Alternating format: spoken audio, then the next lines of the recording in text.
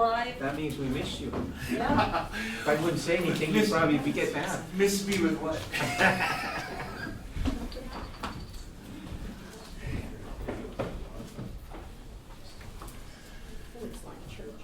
Thanks, Tim. Thanks, Tim. Taking care of us up here, every way possible.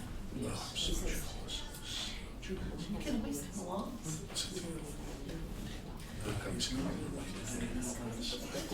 He's thinking that we brought a lawyer. A few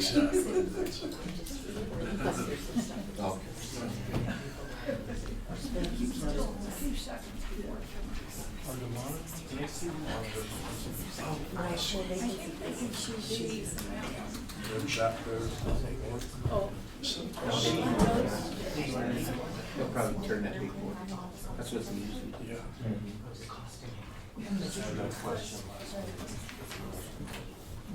No, I can see one. yeah. Yeah, they usually turn that. Gil, are those monitors on back there? Yeah. They're Thank you. Thank you. Thank you. No, thank you. There will be a work session followed by a special meeting of the City of Trinidad, Colorado, on Monday, July 13th at 3:00 p.m. in the City Council chambers at City Hall, 135 North Anima Street, Trinidad, Colorado. Kimberly, can we take a roll call on this? No. Okay. We don't roll call mayor for the work session. Thank The you. work session of the City of Trinidad Council for Monday 13th will now come to order. Our first item is an interview for the single vacancy on the Lodging Tax Advisory Board. We have a citizen interest form from Margaret Hunt. Welcome, Margaret. Please come forward. Thank you. Oh, sorry. Thanks for the. My voice doesn't carry that far anyway. We have suggested questions in the packet. I will open the floor up for council members to proceed with questions. Usually we ask her to do it, like, background. Yeah, if you would like to give us a brief background and why you're interested, that would be helpful to the conversation. All right. Is this on? Yeah. You can hear me okay? Okay. Well, the first job I had out of college was at a convention center.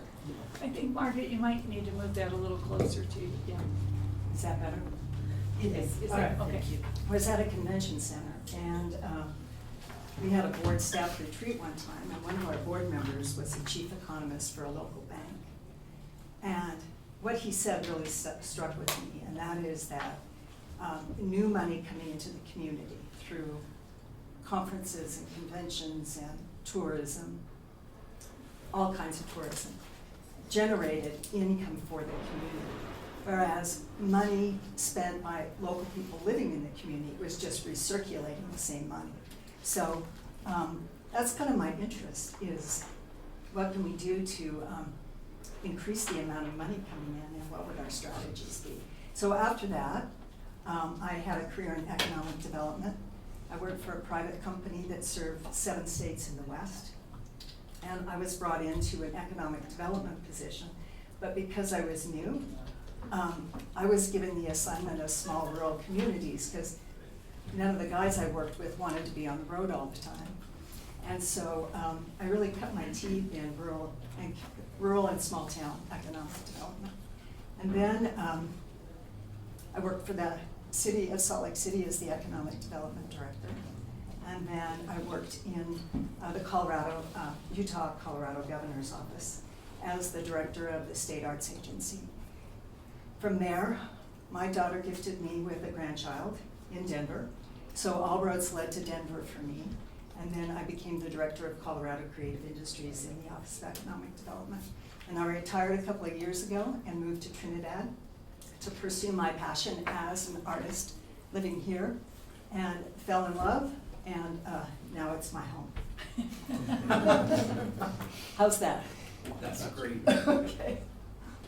Do we open the floor up with any questions? I really appreciate you sharing your background with us. I love all of the stuff that you've done with economic development, and I couldn't agree more with you that it's incredibly important that we bring new dollars to Trinidad. I mean, countries don't survive without an increasing GDP, and what you stated very well was that's also true on a local economic area. It's vitally important that we bring new dollars to this. So I think your background's fantastic.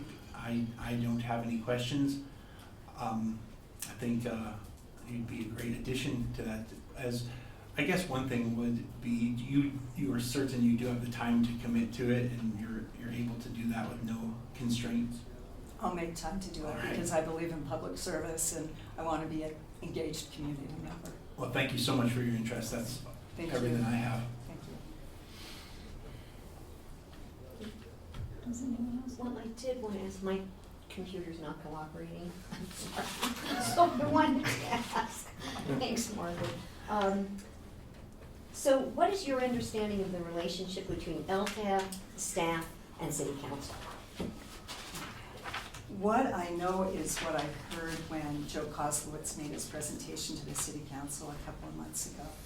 And I understand it is a city-appointed board, and that there is a staff liaison to that board, and that the board serves as an advisory group to the city council. Is that accurate? Okay. Good enough for me. I'm just wondering, you know, the relationship. Yeah, Yeah. that's the way I understand it. Tim? Councilman Peters? I'm very familiar with this woman, and we are so fortunate to have her take her time to join our team and try to help Trinidad, so thank you very much. Thank you. Thank you. That's it. Yeah, I think with your background, it'd be a great advantage for our tourist board to have you on that, so thank you for putting in for it and doing the time. Thank you. Doing the time, that's. It is a lot of time. Do you belong on any other boards that the city has right now? I do not. No. But I am the chair of the Creative District Board, which is a nonprofit organization in the city overseeing the creative districts in Trinidad.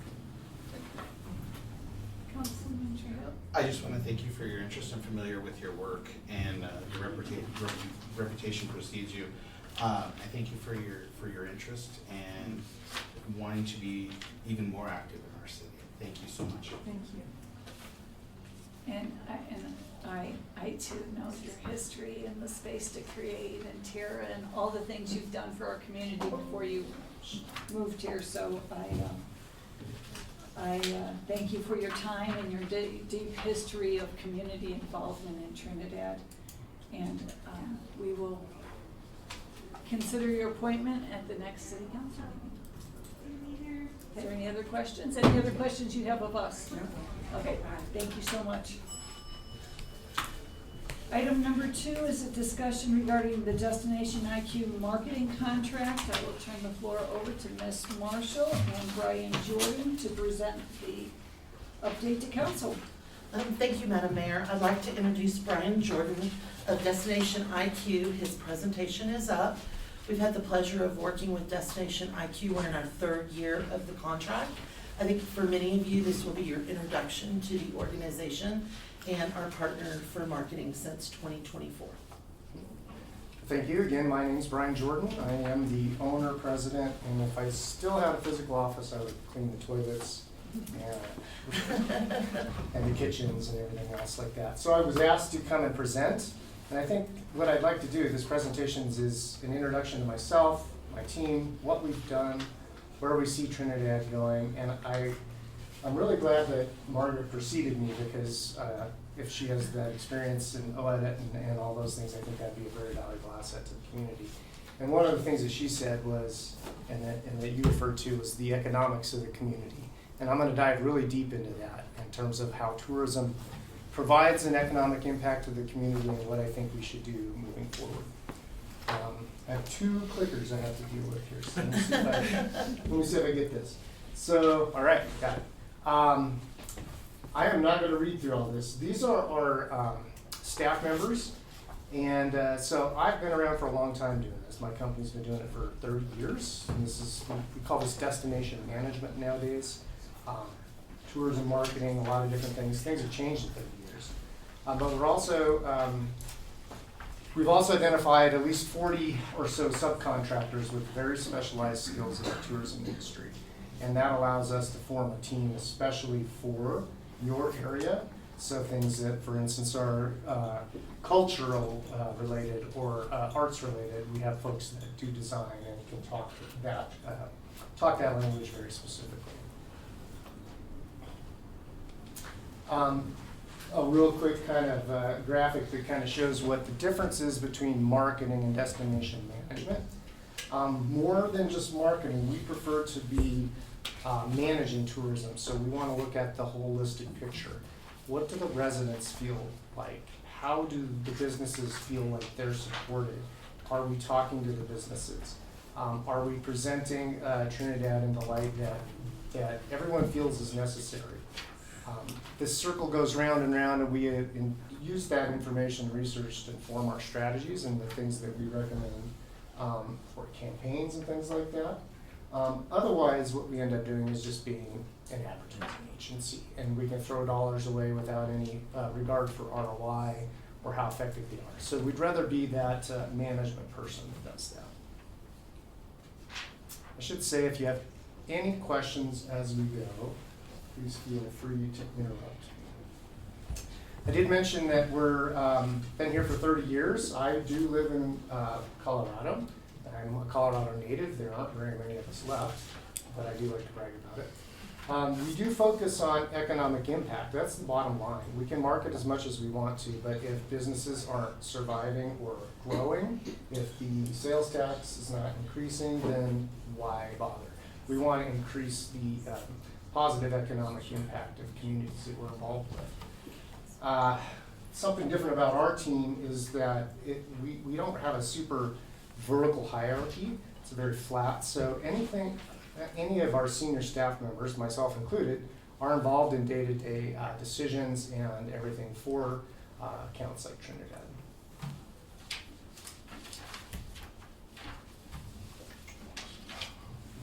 Okay. All right. We tend to be a very client-centric based company, so anything that is related to you, we try to go through one point of contact. So Victor's sitting in the room, he's supposed to be our single point of contact, but Tara's also highly involved. We make sure that anything we recommend, plans, whatever, align with their goals. We recommend year-round marketing and advertising possibilities, ways to fund those through grants. And we do reviews with them well, this year's a quarterly basis, but we would like to get back to a monthly basis, and that was dependent on the budget. We also, of course, with the staff, are able to take on last-minute requests, things that come up at the end. You know, we can pivot and change things really quickly, or move in a completely different direction, but all centered around what the client needs. We do consider Trinidad one of our big wins, and when we talk, this presentation is a lot about economics. I'm putting up a few just quick little funnels here that show, with the strategies that we employ with every other client, the growth that is seen in those areas. So with the Royal Gorge region, for instance, over 15 years, almost double the amount of revenue coming into the county attributed to visitors has happened there. And that hasn't happened consistently across the state of Colorado, or across the country. It depends on this community involvement, this interaction and management of tourism, and then a healthy growth curve. We don't want to grow too fast or too slow, but I think doubling in 15 years is not too bad.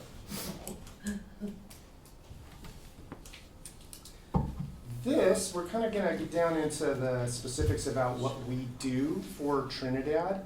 The white characters here represent a fairly decent overview of the types of things that we offer as a company. The yellow shows what we did in 24, 25, and if you peek real close, you'll see just a couple 2026 bullets highlighted. So over the years, the budget that we have available to us to provide these services has gone down. So fewer and fewer things have gone into marketing and promoting and managing things in Trinidad. And that'll be important in a couple slides here when I jump into the economics, and you're going to see what happened. Now for math. So everybody's got coffee. Okay, everybody stay awake. So as Tara mentioned here, we did start in 2024. And what I'd like to go over with you is the lodging tax revenue. Start with that and then compare that to what revenues, budgets were and everything over the course of the year. So we started in 2024. That year, the actual revenue coming into Trinidad from the lodging tax was $364,000, and that's the year we started. Unofficially, and once the audit is complete, the unofficial number for 2025 will be $700,000. Trinidad voted in a doubling of that lodging tax rate to be effective January 1st, so that's why there's that big jump. Now where things get interesting is if we back up a little bit to 2021 and we graph the budgets versus actual, you can see that there was this pattern of decreasing income, decreasing revenue over the years. So when we first onboarded, the actual revenue coming in at 364 did not meet what was budgeted at 500K, and it was worse in 24 than it was in 23. 22 was better, 21. So when we came in on board, we didn't really know these numbers, particularly they weren't really shared with us. So we had to do this deep dive. In fact, I did pretty good a deep dive here just recently to make sure I got all this correct. But as you can see, over the 24 to 25, that we got a bit closer to being in the black, so to speak. So if that 700,000 number in revenue is correct, the estimate after the audit, we're still going to be below the 40,000 or 40,000 below the budget that was for 2025, but we're getting closer. What happened in 2026 that'll come up here is that what this does is reduce your fund balance. So you think about your balance sheet, and these red negative bars are sucking money out of your savings account, basically. We prefer to have 6 to 12 months in of 1 year's expenses in a fund to be in a safe spot. So with talks with Tara and everything, we wanted to try to get that that fund balance back up. And so we drastically reduced the budget in 2026. You'll see that here in just a second. Oh man, I forgot my second button. Sorry. You got it. You guys couldn't see this the whole time, could you? Yes, we see. Yeah, we Oh, can you see it right down here. there? Yeah. Okay, this one's connected to those. Good, all right. So, if everyone's not familiar with these are in the, I guess, I call them statutes, articles, or whatever, for the city ordinance on lodging tax. And it is divided into this pie, so to speak. You know, with 35% of the pie allocated to sustainable tourism and marketing, and the rest go to other things, arts, maintenance, the trolley, that sort of things. Our budget for Destination IQ, all of our marketing, our services we provide come out of that 35% of the total.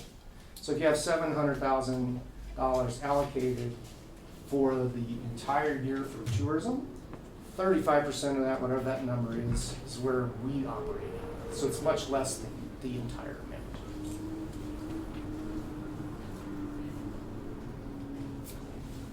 If we dive even deeper, this is showing again the bars. The big bars are the actual revenue for all lodging tax.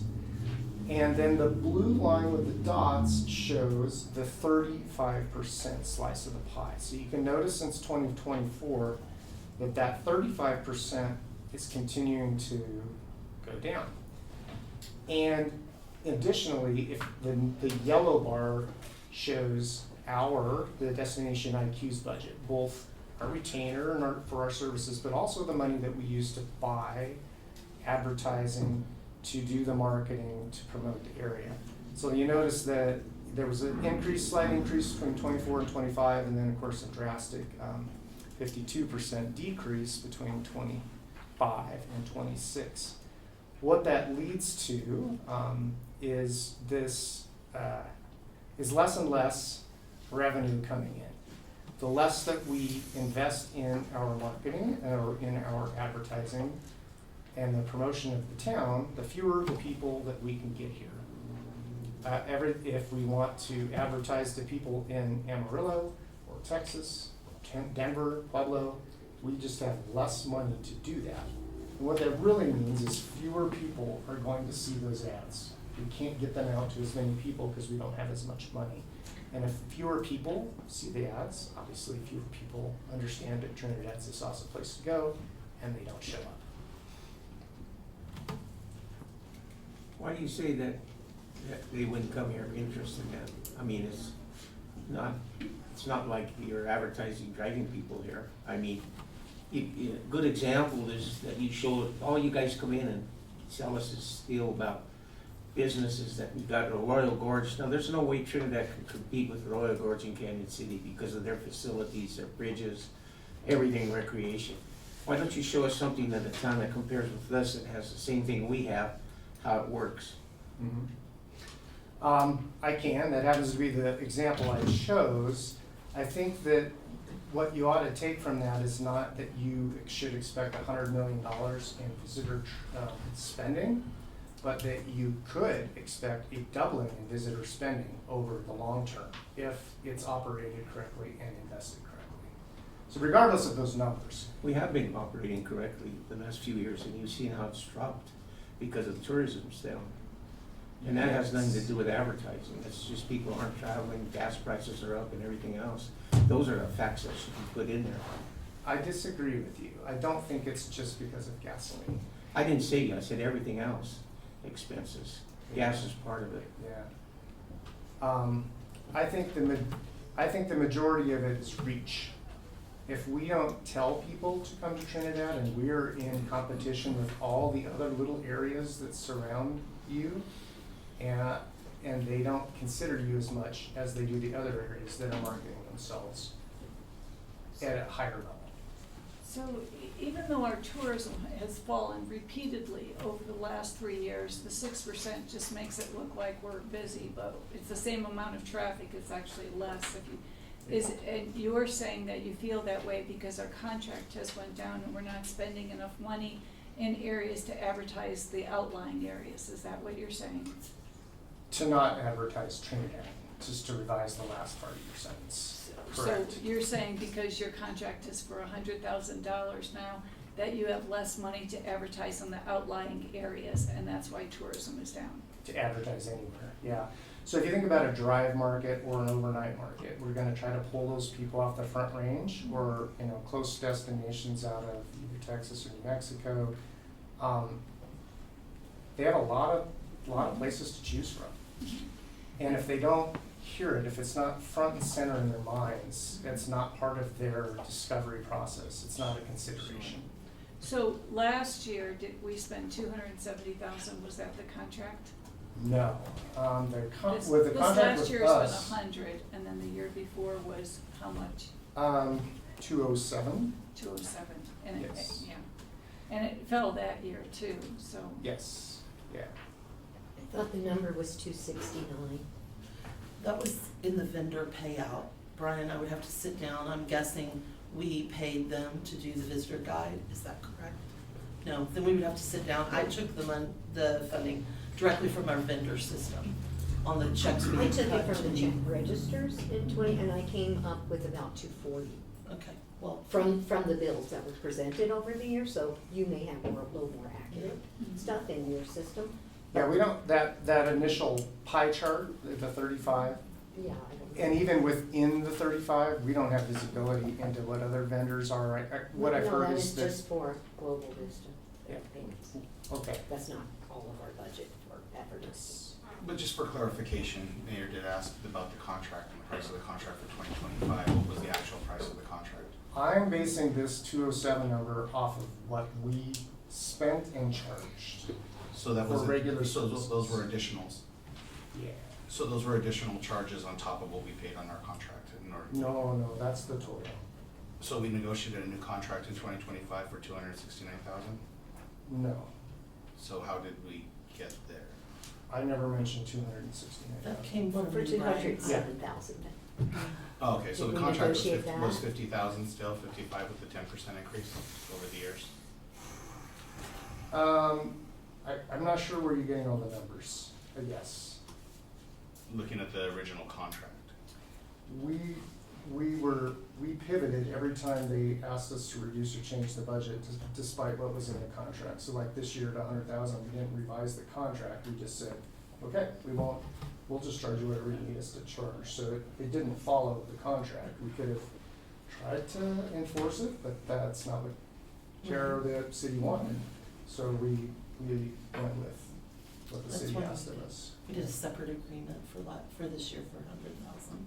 So does that negate the original contract that we went through with the original codicils that were in there that we were supposed to be getting services provided? Well, the services were provided at $100,000. It's just a modification. So a modification of the The original thank contract. you. So Yeah, sure. so we did receive all those services on the original contract plus that at the new price. So we increased our contract. No, it went down to 100,000. From 207, he's saying, I think. Yes. Is that what you're saying? That is what But I'm we're saying. also saying it never amended up to 207. I'm kind of confused. Yeah, well, as am I, apparently. When was Marty here? What years? I don't know, 24 I through wasn't here. 25. Okay. Yeah. We solely dealt with Marty, who worked with the council, and we abided by whatever she asked of us. So if we signed new contracts and what those prices were and whatever she asked us for our contract to be is what we went with. Whether it got a new legal contract or was revised or not. Well, okay. We only know what we see, so I have we saw the original contract and the amendment for this 2026, and that's all we've seen. So if there's some other thing floating around that you and Marty did, we're not privy to that. I have a question, if I may. Yes, go ahead. How many more slides do you have roughly? 1, 2, 3, 4, 5, 6, 7, 8, 9, 10. If That. if it's all right with everybody involved, if we look through the slides, that may give us better context for a more complete discussion. If you don't mind doing those, and then that might help shape conversation and direction. I think it maybe just be more cohesive. That's my Thank you, Sure. Councilman Aaron. input. Sure, do you mean today or like at No, no. a future date? No, yeah. If you want to go through those, then we can have Yeah, good let's just questions. finish it up. What I think some of the slides upcoming may be helpful and informative to the discussion we're having. I think so. I mean, I hope so. That was the intent anyways. All right. Okay, well, Thank you. I'm on the same You're side. good. Okay, so back to this, if I just look at the last 3 years, the percentage of what we are allowed to use for marketing out of the revenue, the budget has gone from 48% to 29%, down to 14%. Despite in 25 and 26, the additional revenue that's coming in. Since we only started in 2024 and the declines, the 2024 was slightly less red than the year before that, if you recall. This, oh boy. Oh, I'm hitting the wrong button, sorry. If you recall this graph, you'll notice that out of 24, we dug out of the hole a little bit. But if you come back here, we're still reducing the amount we spend on direct marketing as a percentage of the revenue from lodging tax.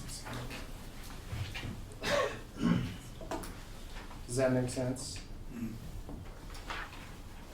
So if 2026 comes in at 700,000, we were allowed 14% of that money to market Trinidad. The year before that, we had 700,000 also unofficial. And we had 30%.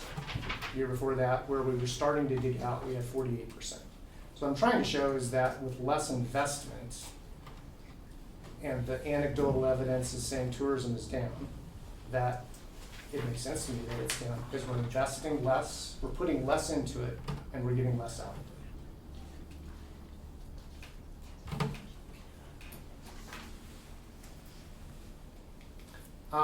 Here's a word-based version of what I just showed you in the graphs. I'm not gonna read it. 2024, 175K budget with those items that we did. 2025, you notice the page got a little bigger, or we did a little bit more. And then 2026, we renegotiated down to 100,000, and there's a lot less stuff on the screen because we can only do so much with 100,000.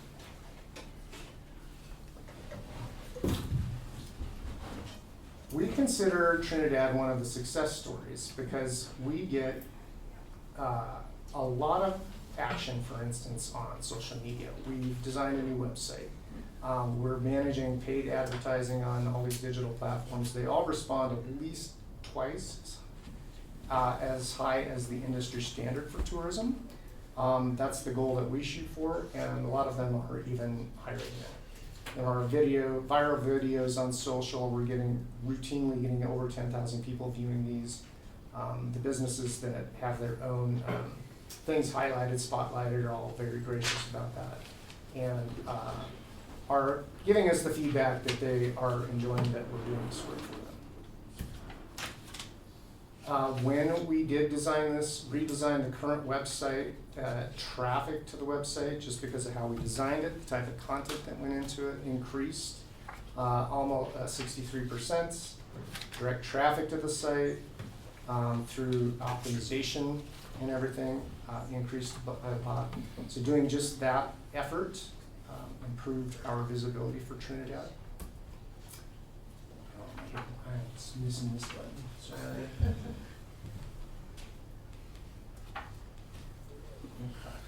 So things like Google search ads are 7 times the average in click-through rate. Paid social are almost 5 times the average click-through rate. Our YouTube ads that we're running are almost 3 times the average viewership, the industry average. So I think Trinidad, in terms of what we're putting out there, is performing really well. What that means is people are really interested in seeing this. We can't push it out more than we are now because we're limited in budget. If we were able to spend twice as much on YouTube, our numbers there, it might still be 2.8, but it just means that twice the number of people are going to see that. Twice the number of people are introduced to Trinidad. Twice the number of people are getting a reminder that they came here once, that they visited, that they liked the area. Overall, either on Facebook, Instagram, we've got over 4 million impressions. That's a big number. It sounds fancy. What that means is they saw an ad was displayed to somebody. I don't necessarily like putting that in there, but I'll make sure I'm honest with you and just say that it's not terribly meaningful statistic. But the engagements are huge. 63,000 engagements. That means someone spent the time to not just read it, to like it, comment it, share it. Those are intention signals. That means that those folks think that this is worth telling their friends and their family about. We have gotten to over 10,000 followers that actively choose and have chosen to opt in on social. I also want to put in here that we have been a part of what I call traditional advertising in the past with Trinidad, not as recently. It was in in all the budgets, 24 through 26, radio, print, billboard. What we can't tell from any of those investments is what they did. With a billboard, we don't know. We know maybe so many thousand people drove by it. They have about 2 seconds at 60 miles an hour to absorb the material that's on that billboard and remember it when they get to their destination. We don't know. We don't know what they did. We can't track it. When I've tried to track it in the past with other clients, we'll put a special URL. Instead of visit Trinidad, it'll be Trinidad vacations or something like that, and 0 people ever type that in. Same thing with print. When I put something in print, I'll have a tracking URL or tracking phone number. We'll get a special phone number. Same thing with radio. When we do that, we get less than a 1% of the folks actually responding to anything. So we don't like to push that unless we have a really big budget and we've got room to put that in there. When we have smaller budgets, I like to go with the things I can track, that are provable, that are successful in other areas and have an high ROI. So that's why I'm putting this slide in here, just to kind of convey that. Going forward, there are some things I think are really important for Trinidad to take tourism to the next level. We do not have access here to a real data platform. So what that is an organization like Placer or Datafy. They take anonymous cell phone data, and they can tell when a cell number drives into the city. We get to draw a little circle on the map and say, show us when someone arrived here, tell us when they left. And if they stayed the night, great. We'll know they stayed the night here. We can do that for events. We can do that for the entire city. We can do that at trailheads. We can do that for anything, but we don't have that data now. If we had that data, we could also figure out where they originated from. Where are our true markets? Where are they truly coming from, where we think they're coming? Are they coming from Amarillo? Are they coming from Pueblo? I don't know that until we do this. It's very expensive. The good thing about somebody like Placer is the license is a citywide municipal license. So the city planners, the folks that have to figure out, is there room for a box store on this, is there enough traffic over here? They could use this platform to figure that out. We can use it to help improve our targeting and our marketing for tourism. Another thing I'd suggest is that we host and we conduct some focus groups. So this would be with business owners, stakeholders, you guys, elected officials, and figure out what Trinidad really wants themselves to look like from a tourism perspective. Without that feedback, we're kind of shooting in the dark without a real informed picture. We like to hear what the residents have to say. We like to hear what the businesses have to say. And that can inform our strategy going forward. Same thing with visitor surveys. If we knew exactly where people were coming from, we would know exactly why they got here. Why did they visit?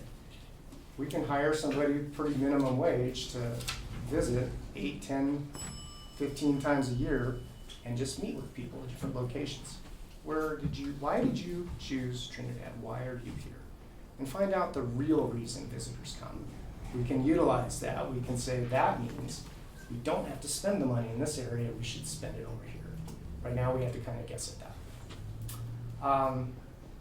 I did concentrate a lot on increased marketing investment. I think that's still important. We're going to need, if you want to increase visitors, we have to increase our marketing investment.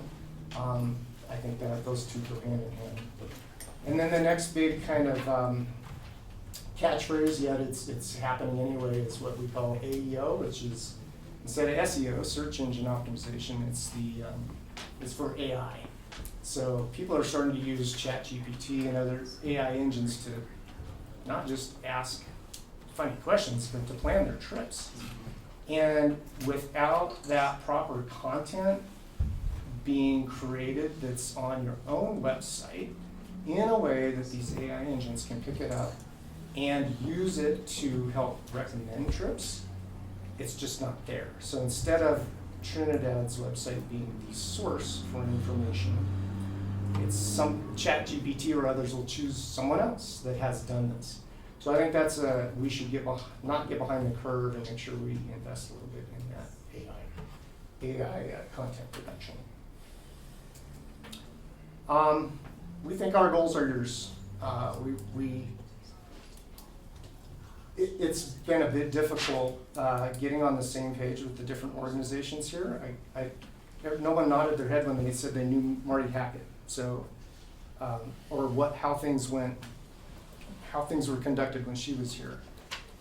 But there's at this, how would you characterize? There's been a lot of change. There's a lot of change, there's a lot of groups. We like to work with everybody. That's not quite happening now. The more we can collaborate, the more we can work with LTAB and more that we work with the city, the better we can inform strategy and we can all move the needle. And once the needle starts to move, the momentum's there. I thought we were meeting with LTAB tomorrow. That's what this was gonna be about, but we're not, so I guess I could skip that slide. By any chance, do you have a copy of all the ads that you have done for us this year? I could get that, yes. I mean, I have seen some lovely ads through Facebook, Mhm. but I don't know why I haven't seen any on YouTube or the other platform. Maybe I'm just not there. So I Well- thought it'd be interesting to see them. One of the biggest reasons would be this. Do you live here? Yes. I don't wanna spend money targeting ads to show to locals who already live here. So when you do see them, it's probably not a mistake, but you're not supposed to see a lot of them. Yeah. It's meant to go to people that are only outside of the area. I'm a little uncomfortable with that, because you're right, it should go outside this area, but you sell to your city of the amenities and the things that are going on about your city for civic pride and other things, and so that is a concern. One of the things that we'd like to do, I guess it should have made my list, was what I call tourism advocacy. Take part of the budget and do some sort of internal PR, I mean internal to the city. Here's what the tourism is doing for you now. Here's the money it brings in. Here is the event that it supports. Here's the grant that you got. And put those ads in the newspaper, put those ads on the radio for the locals only, so that they start supporting tourism, so the council starts to see that the residents are behind it. Tara and Victor do review all the marketing ads and things that we decide to do, so they do see them. Yeah, I'm sure that they do a fabulous job, and so does our board do a fabulous job. I just would like to see them myself. And when you quoted those stats to us, 63,000 impressions, was that over a month, a quarter, a year, or since we started with you? Let's see. Oh, I forgot the button. All right, let me see. Oh, I've gone up instead of down, I'm sorry.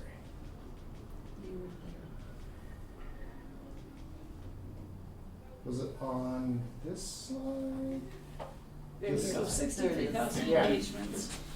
Just in these 3 years, 24 to 26. So in 3 years, we got 20,000 approximately, okay. 60, yeah. What, if you're, I just wanted to see that Canyon City slide. I want to look at those numbers one more Yeah. time, if you didn't mind. I meant to write them down, I didn't. Sure.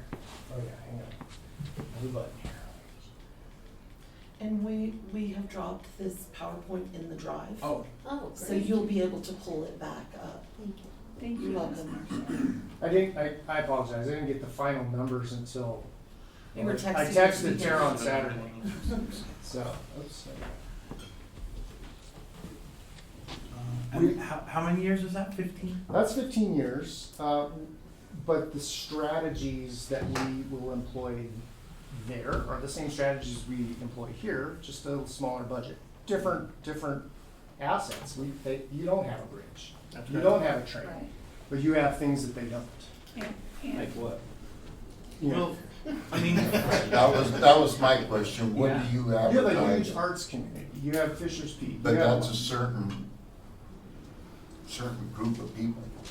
Yes, where- exactly. The bridge is family, everybody. Yeah. Right. I don't see that as a detriment. I see that I as think a I do. positive. well, one thing that, so I just want to say this, and I think it's important to say, I mean, we have a ton of assets in Trinidad. Yes. And you're 100% right when you say they're very niche, right? Like, but we have immediate access to some of the world's largest dinosaur prints. Now they're out east. that only appeals to a certain number of people. We have historic railroads around here, historic mining community, we have architecture. I mean, I could spend, Frank knows, I have a whole list that can take a lot of time. But my point is, until, we had already mentioned with the boards and commissions, it's critical to get new dollars here. But I do think that it's important that we utilize modern technologies to advertise our available assets to people that are interested in that. So when people Google, and I don't think it happens currently, when people Google, hey, where can I visit dinosaur prints, because that's going to be a small population, admittedly. But if we can become the front runner in that, people that are interested in that are interested in the KT boundary. There's only 3 places in the whole world you can see it, and one of them's here. I think it's incredible. Mining history. But my point is, we need some assistance, artificial intelligence, the internet, to unlock bringing people here. I'm not. What I'm saying is you're 100% right, Dan. It's small, it's segmented, but we need to fully utilize every group. So that I'm glad we're having this discussion. In other words, Honestly, when I talk to people about this exact scenario, I'm glad. I want to spread the love. I want to nicheify, if that's a word, everything, because when you put all your eggs in the big attraction basket, in 2013, the Royal Gorge Bridge burned. Okay, the whole 50 out of 54 buildings, 52 burned. The only thing that survived was the bridge itself and one other building, like the outhouse. I don't know. It took them 1.5 years to rebuild that. That was when we were able to say, look, you have to spread this out, because if you don't, you're gonna lose. There was 18 months of them rebuilding that with 0 people showing up to go visit the bridge. It worried the heck out of people. But guess what happened when we did spread it out? We still saw an increase in lodging tax between 2013 and 14. A small one, but it meant that people were still coming for all the other things that they already had to offer. It means that we were spreading that out, and it didn't pigeonhole us into one thing. That's, I guess, having this broad view of all of this years of seeing all this happen allows me to easily say that. If you had a bridge, it'd be great, but you'd still want to spread the love a little Those bit. facts aren't really correct either, because that isn't all tourism with 103 million. Yes, it is. No, it isn't, because their population in Canyon City and Fremont County are enormous. And most of those people are spending money too, so that, you haven't factored that in. No, that So is a that's third-party study from Dean Runyon that the CTO and OEDIT sponsors every single year. I don't think that's a correct figure. And they You do got this people study coming. every single year and publish You visitor got 3 spending for prisons up each there, county you got across people coming Colorado. through there. I'm not connected to the internet, but I could show for Los Animas County what it is. I could bring that up. But I'm not lying about that, I promise. Those numbers, I didn't make them up, and I didn't research them myself. So how can you separate that from the people that live there? You'll have to ask the research firm. That's what that I'm got the saying. data. You guys don't have all the answers, because you keep telling us this, and that's gotta be a big factor in that, Yeah. because that's a big county. I guess when the state of Colorado hires a big research firm and they publish these exact numbers, I will have to trust that the OEDIT office can believe from those numbers as well. And that firm does that for every other state in the country. So I'm kind of okay with those numbers. I have a question on the Royal Gorge region. For 57 million through 103.6 million, is that the over 15 years, or is that Yes. over Yes. 15 years? And that is manned how? Like through hotels and restaurants? How is that money, and how much money was spent to ordinarily increase the tourism or economic development in the Royal Gorge region, which is a huge region? So you're asking what the expenditure is, what the tourism marketing budget is. Yeah, what their budget was to ordinary, and that would be all the outlying areas that's advertising and marketing that area, Yeah. how much money was spent to. The tricky thing with that is I can tell you what we spent, Mhm. what the county gave us. Mhm. But with the bridge and with the train, they actually have bigger budgets than the Oh, county yeah. does. I'm not privy to how much they spend. I hear anecdotal stuff that like, last year, the train, the owner of the train spent like $1 million, Mhm. which is about 3 times what the county spent. Mhm. I don't remember what the bridge spent. They would share it with me. The train is not very cooperative in sharing budgets or anything else. But yeah, if you were to just arbitrarily say $1 million per year, that's probably close to accurate. But you guys are suddenly collecting 700,000. You're not far off. The thing with the budget that the county of Fremont gives us is that it's not 35 part of a 35% of the pie. It's 100% of the pie, and we can direct all the funds to marketing and advertising. And so if I wanted to see all the ads completely that have been put out, would that be, how would I do that? Is that somewhere on I'd the have portal? to, it would be a bit of a process, but I'll show you, oh, God, I'm going the wrong way again, Brian, sorry. could Down that is be- up. Could that be accessed through Visit Trinidad Colorado Facebook page? No, because you won't be able to see any of the paid ads there, or Okay. Instagram ads. Yeah, cause I actually did spend a little time going back on there to see if I could see them all. What I've seen is great, I don't wanna behoove anything, I just wanna see the volume of the stuff that's been put out there. Here's the key thing, we know we've produced about 500 pieces of content, and that will include ads or articles or whatever. So if I get it to you, it means my staff will have to go find all those and put them in a document that has 500 things. I can do that if you want.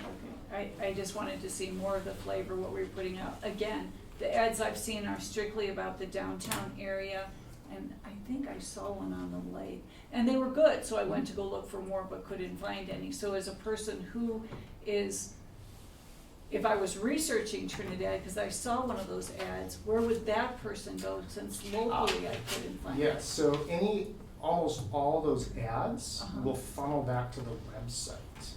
So that's where everything's at. So if you are on Facebook and you saw an ad, a sponsored post for instance, it's going to direct you, pay learn more, it's gonna take you back to the website. That's where, but it won't be in the Trinidad's Facebook page because it's an ad. It's kind of strange how they do that. We could repost them, but it generally dilutes what we're doing, and we don't like doing that. Does anyone else have any questions you'd like to ask? Well, I just, so you had said, so 2026 was the big year there. And we had 700,000 in tourism revenues, you're saying? This year we're looking at. That's an I'm sorry, estimated number. 2025. Yes. Right. Okay.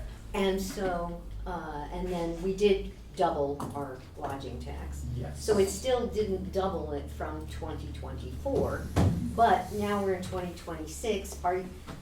Honestly, in 7 months, because we haven't spent as much money, in 7 months, it drops off that sharply? I don't know, I'm asking. Well, Because it seems the like way maybe- lodging tax revenues work, typically what you get is several months behind when it happened. So if in Q2 they spend the night during the summer, you're not gonna see the payment until the end of Q3. So we're setting in July.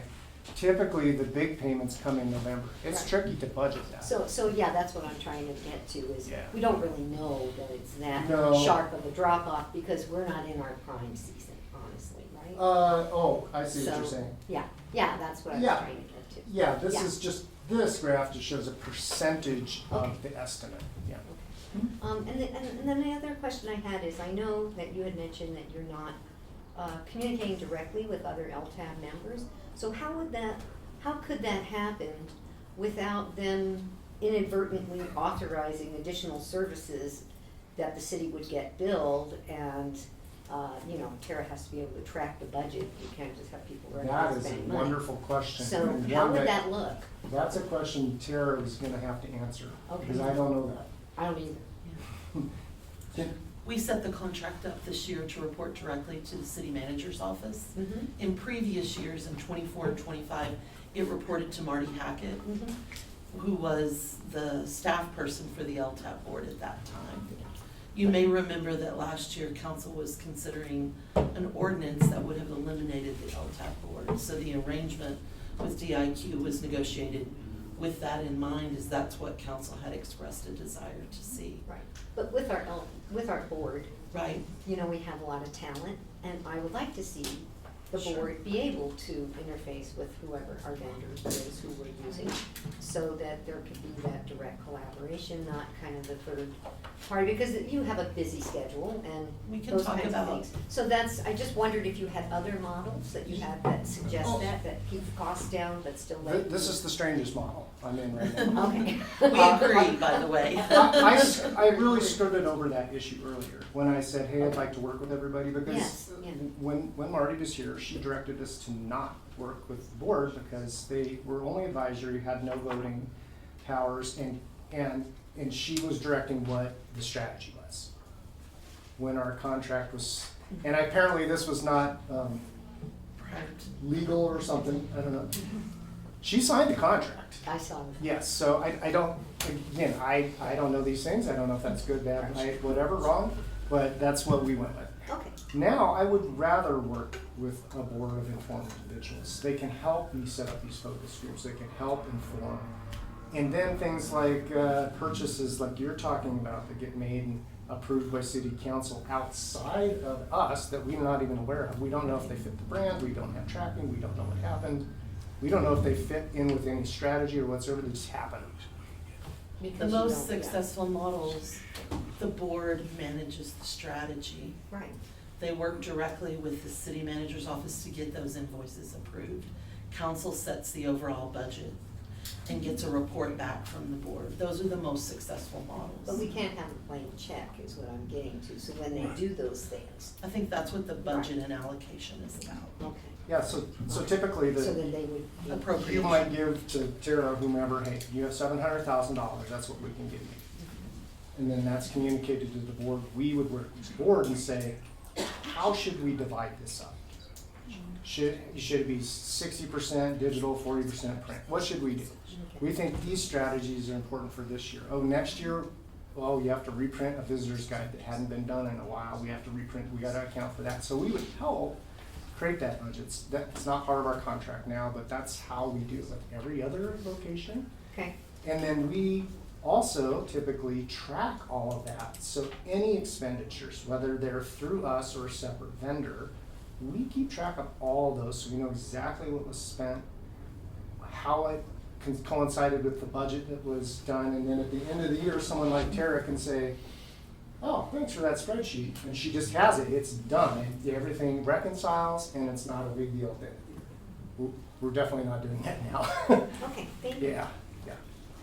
Thank you. So I think the next step, council, is LTAB will be delivering a budget to the city manager's office per the charter by August 1st. And then we'll start to collaborate together with LTAB in putting something in front of you. The budget's due to you on October 1. But we will be coming in August to talk about which direction LTAB and council want to go to with marketing. Okay? So that will come back on a second work session of August. I have a question, if I may. Obviously, you can't manage what you can't measure. That's true of any system you want to control. And so you mentioned that, I think it was Placer. Yeah. So that's anonymous phone data, basically. Yeah. But you can reliably tell where that phone originated from, or Yeah. it usually works, how long it was in Trinidad. Is there any other information you can get, like if it's, Spending. that's what I was gonna ask. Yes. What sort of spending information? So we can tell what zip code they came from, and we get fancier and fancier as I talk, but we could actually track an ad that we run online. We know so-and-so clicked it, they planned their trip, then that platform knows that that person came to town because their cell phone number is associated with all this data. Now, it's anonymous, so we don't know their names and we don't know how much money they made. But then we can tell how much money they spent, though. And we could actually have a real accurate ROI. That ad cost us $100, and on average, every single person that saw that ad spent $250. The ROI was 50 to 1. We'll know that, but it's expensive. That Placer's expensive. How much is Placer? It depends on your population. If I had to guess, it's going to cost around 40 grand a year. It's a lot. But that information's also available, the login, for lack of a better word, is also available to who? Anybody who's an organization who licensed it. So the city would license it. You guys are the ones that can use it. They actually have to add us on in a separate licensing fee and agreement that we're allowed to use your data. That's how Placer works. I'd like to make a note that the City of Trinidad's Tourism Board, a handful of years or less, did this with Marty through a grant program in the City of Trinidad, and there's a report on geo-mapping or fencing. Yeah, I we did, remember and they did bring it to council at the time, but. Be interesting to see the comparison. Yeah, I could be wrong, but I feel like it was such a emergent technology, at least for here. When I'm sure it's not emergent, Well, but for here it may have been, and I felt like it was underutilized potentially. the thing that happens is it's just really difficult to understand. You have to really understand how the data is collected in order to create the filters and the maps and the reports to give you meaningful information. But something that was of interest to me, and I was going to ask you if it could specifically do this, and I think that it can, but I'd like to hear from you. So we had Santa Fe Trail Days, which was really well attended, and from so many people's perspective, just excellent. If the weather would have cooperated and had been less than gale force windstorms, I think it'd been better. But then we also have the Blues Fest coming up. So could you make a real, you would be able to tell how much the town population changed for how many days potentially, and you could assign actual real dollars spent in town through this data. You could. Tricky thing I'm not sure how spread out Santa Fe Days was, right? Like, was it everywhere, or was it just in the park? It's pretty centralized. So if it's just right in the park, absolutely. We can tell how many people went in the park and how many people left the park. But you can also say how many of those people who were in the park stayed in Trinidad overnight. It gets even trickier when you talk about families, because everybody's got a phone. So a family of 4 people and the 2 kids in the back seat, you get 4 phones. So we have to figure out of that trip that came, there's 1 trip of 4 people. So that gets a little tricky. But just if you start thinking about all the details, that's why sometimes when you see these reports like it wasn't utilized or maybe it was new data, it's probably because of how it was set up and just a lack of understanding. Well, they're going to turn this over to you and just say, here you go, we'll give you some training. It would be up to us as a consultant to help really set it up for you, make you or inform you, and help you understand. Otherwise, you're just drowning in data. Yeah, so the state of Colorado has purchased these before on behalf of every rural community in the state. And once a year, they'll say, we'll give you a report, once a year. And I'll set in on this report with my clients, and I'll say, wait a second, you're telling me 100,000 people were on the street that weekend? I said, have you ever been to West Cliff? I said, there's no way. They said they'd still be there. They couldn't get out.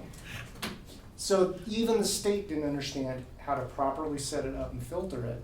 They knew it was important, but they didn't understand. I had to get with the CTO of the company for them to explain that to me. So just one final question, if I may, Mayor.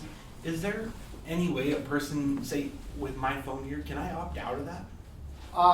Apple is heading that direction. So because Apple's privacy stuff. Say, like, if I turn off location or... every little thing that you ever do with that phone, you've opted into it. So you use Google Maps, yeah, you use anything. You use Life 360 with your family. Does your kids out in the week? Where's he? He's partying out there. All of those sell that information back. It's really hard to get out of that. Thank you so much for your presentation Thank you. today, and I feel like what you're trying to say is that you have enjoyed having this contract and you think that we should increase it. I think that's a great summary. Thank you.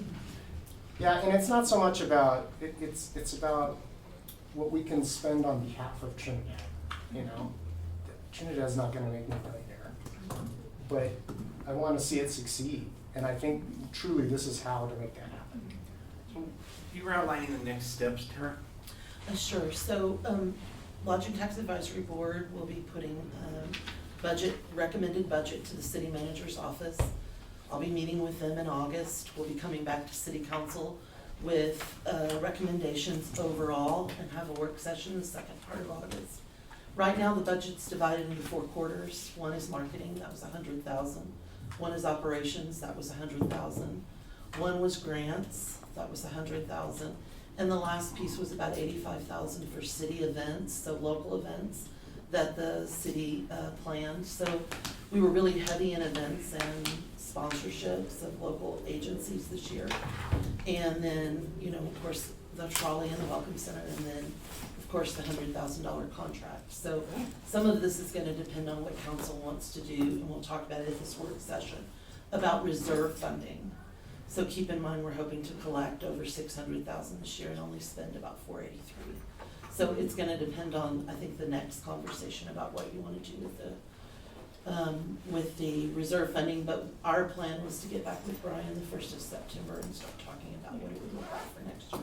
Thank you, Ms. Marshall, and Okay, thank you, thank you. Mr. Jordan. Thank you, appreciate your time. Thank you for coming. Any other questions, just, I'm available.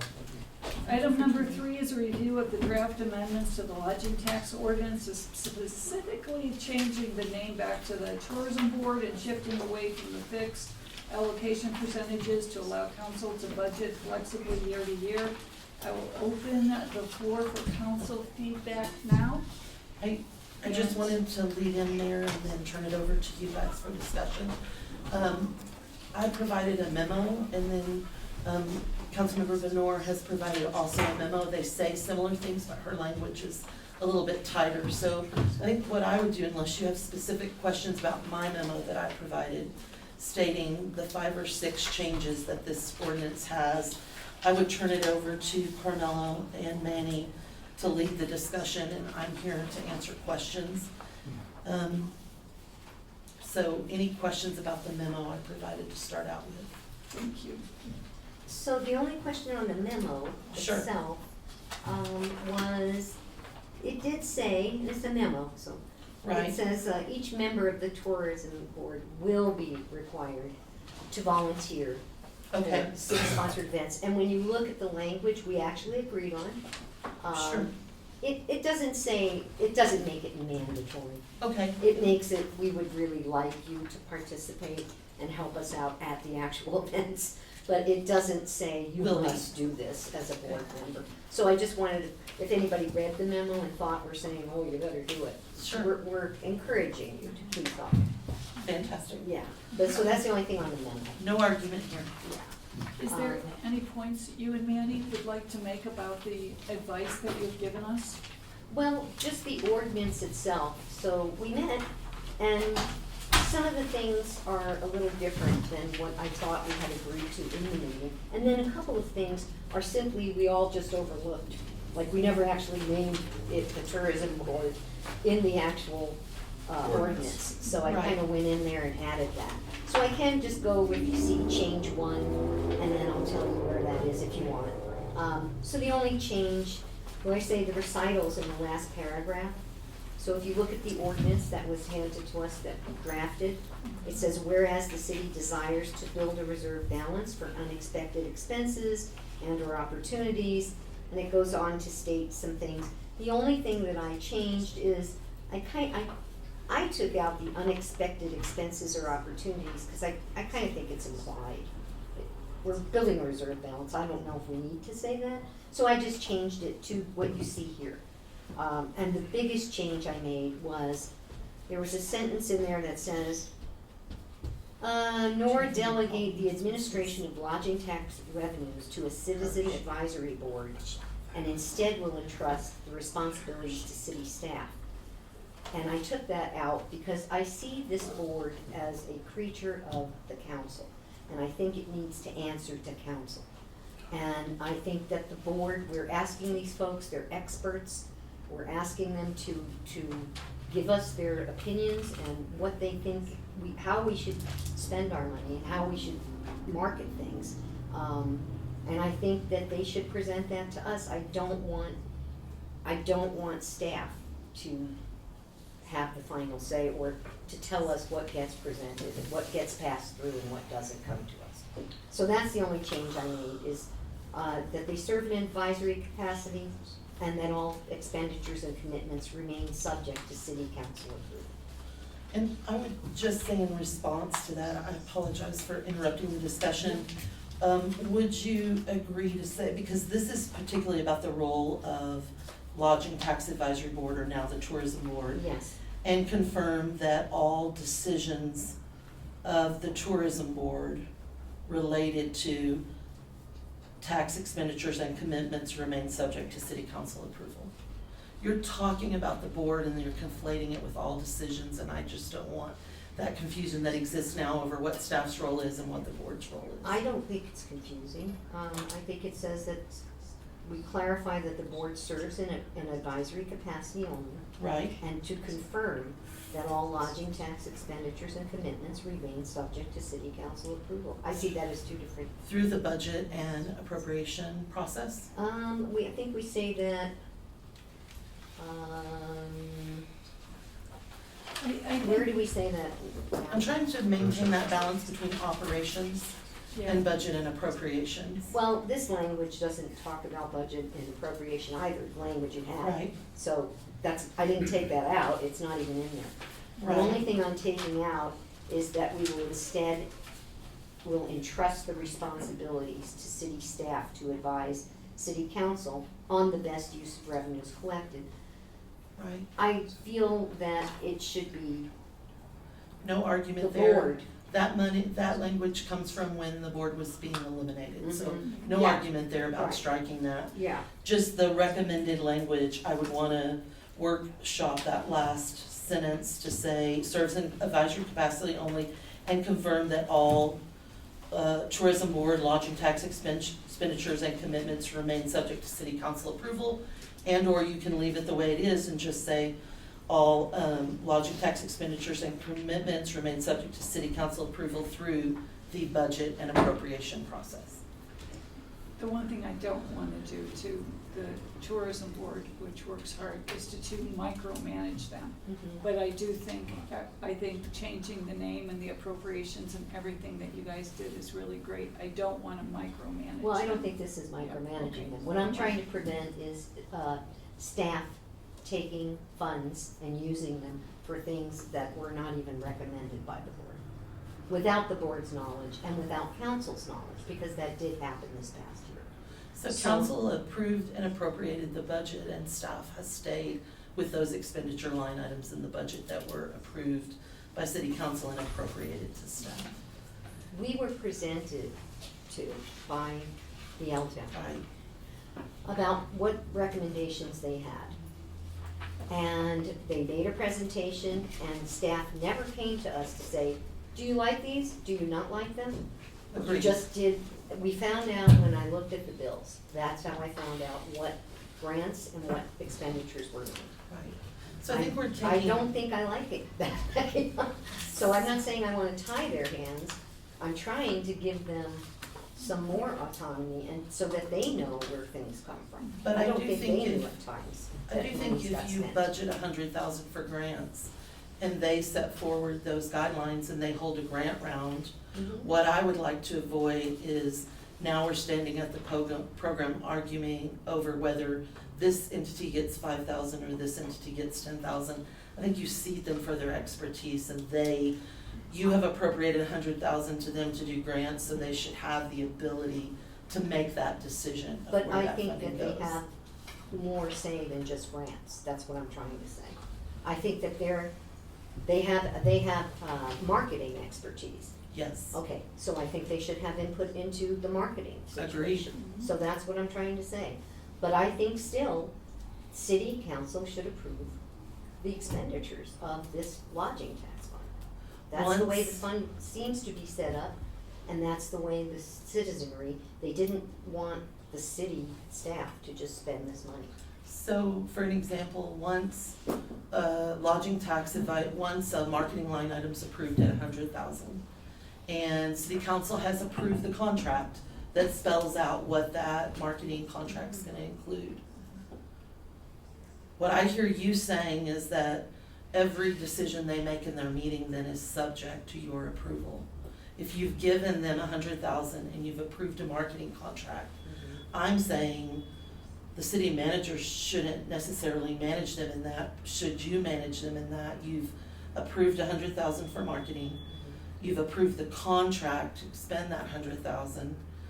For their expertise, shouldn't they be able to work directly with the marketing company? Yes, Okay, But they great, were then not. we're saying the same Right. thing. they were not able to work with the marketing company last year. This year was a one-off because of the way budget was approved and set up, but what I'm reading here that you've put forward is that every lodging tax expenditure and commitment is subject to city council approval. I'm saying the budget and appropriation should be subject to you, but and contracts, certainly commitments. But once those commitments and that budget's approved and allocated, should Lodging Tax Advisory Board be able to expend that funding? And do you think that changes them from advisory if you say yes? No, I think that still makes them advisory. Okay, But, perfect. my goal, if you have better language, maybe Attorney Downs has some better language here. My goal is just that funds are not spent by city staff without the knowledge of the council or the board. That is my goal. Okay.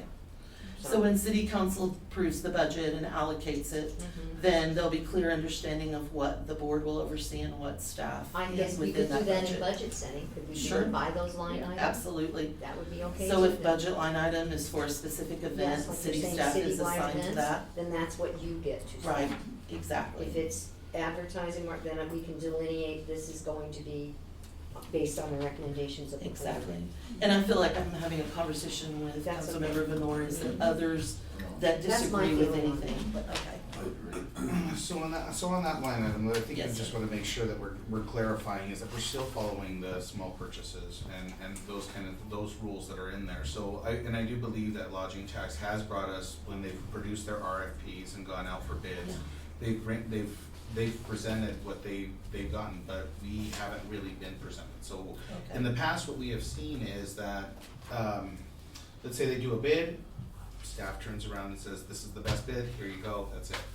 So we never got to choose or hear what LTAB's true recommendation was for the things that they wanna do. So I think that's what we're trying to do, is find that right verbiage that says that we still have the option to look, because we may not wanna go with the lowest bid.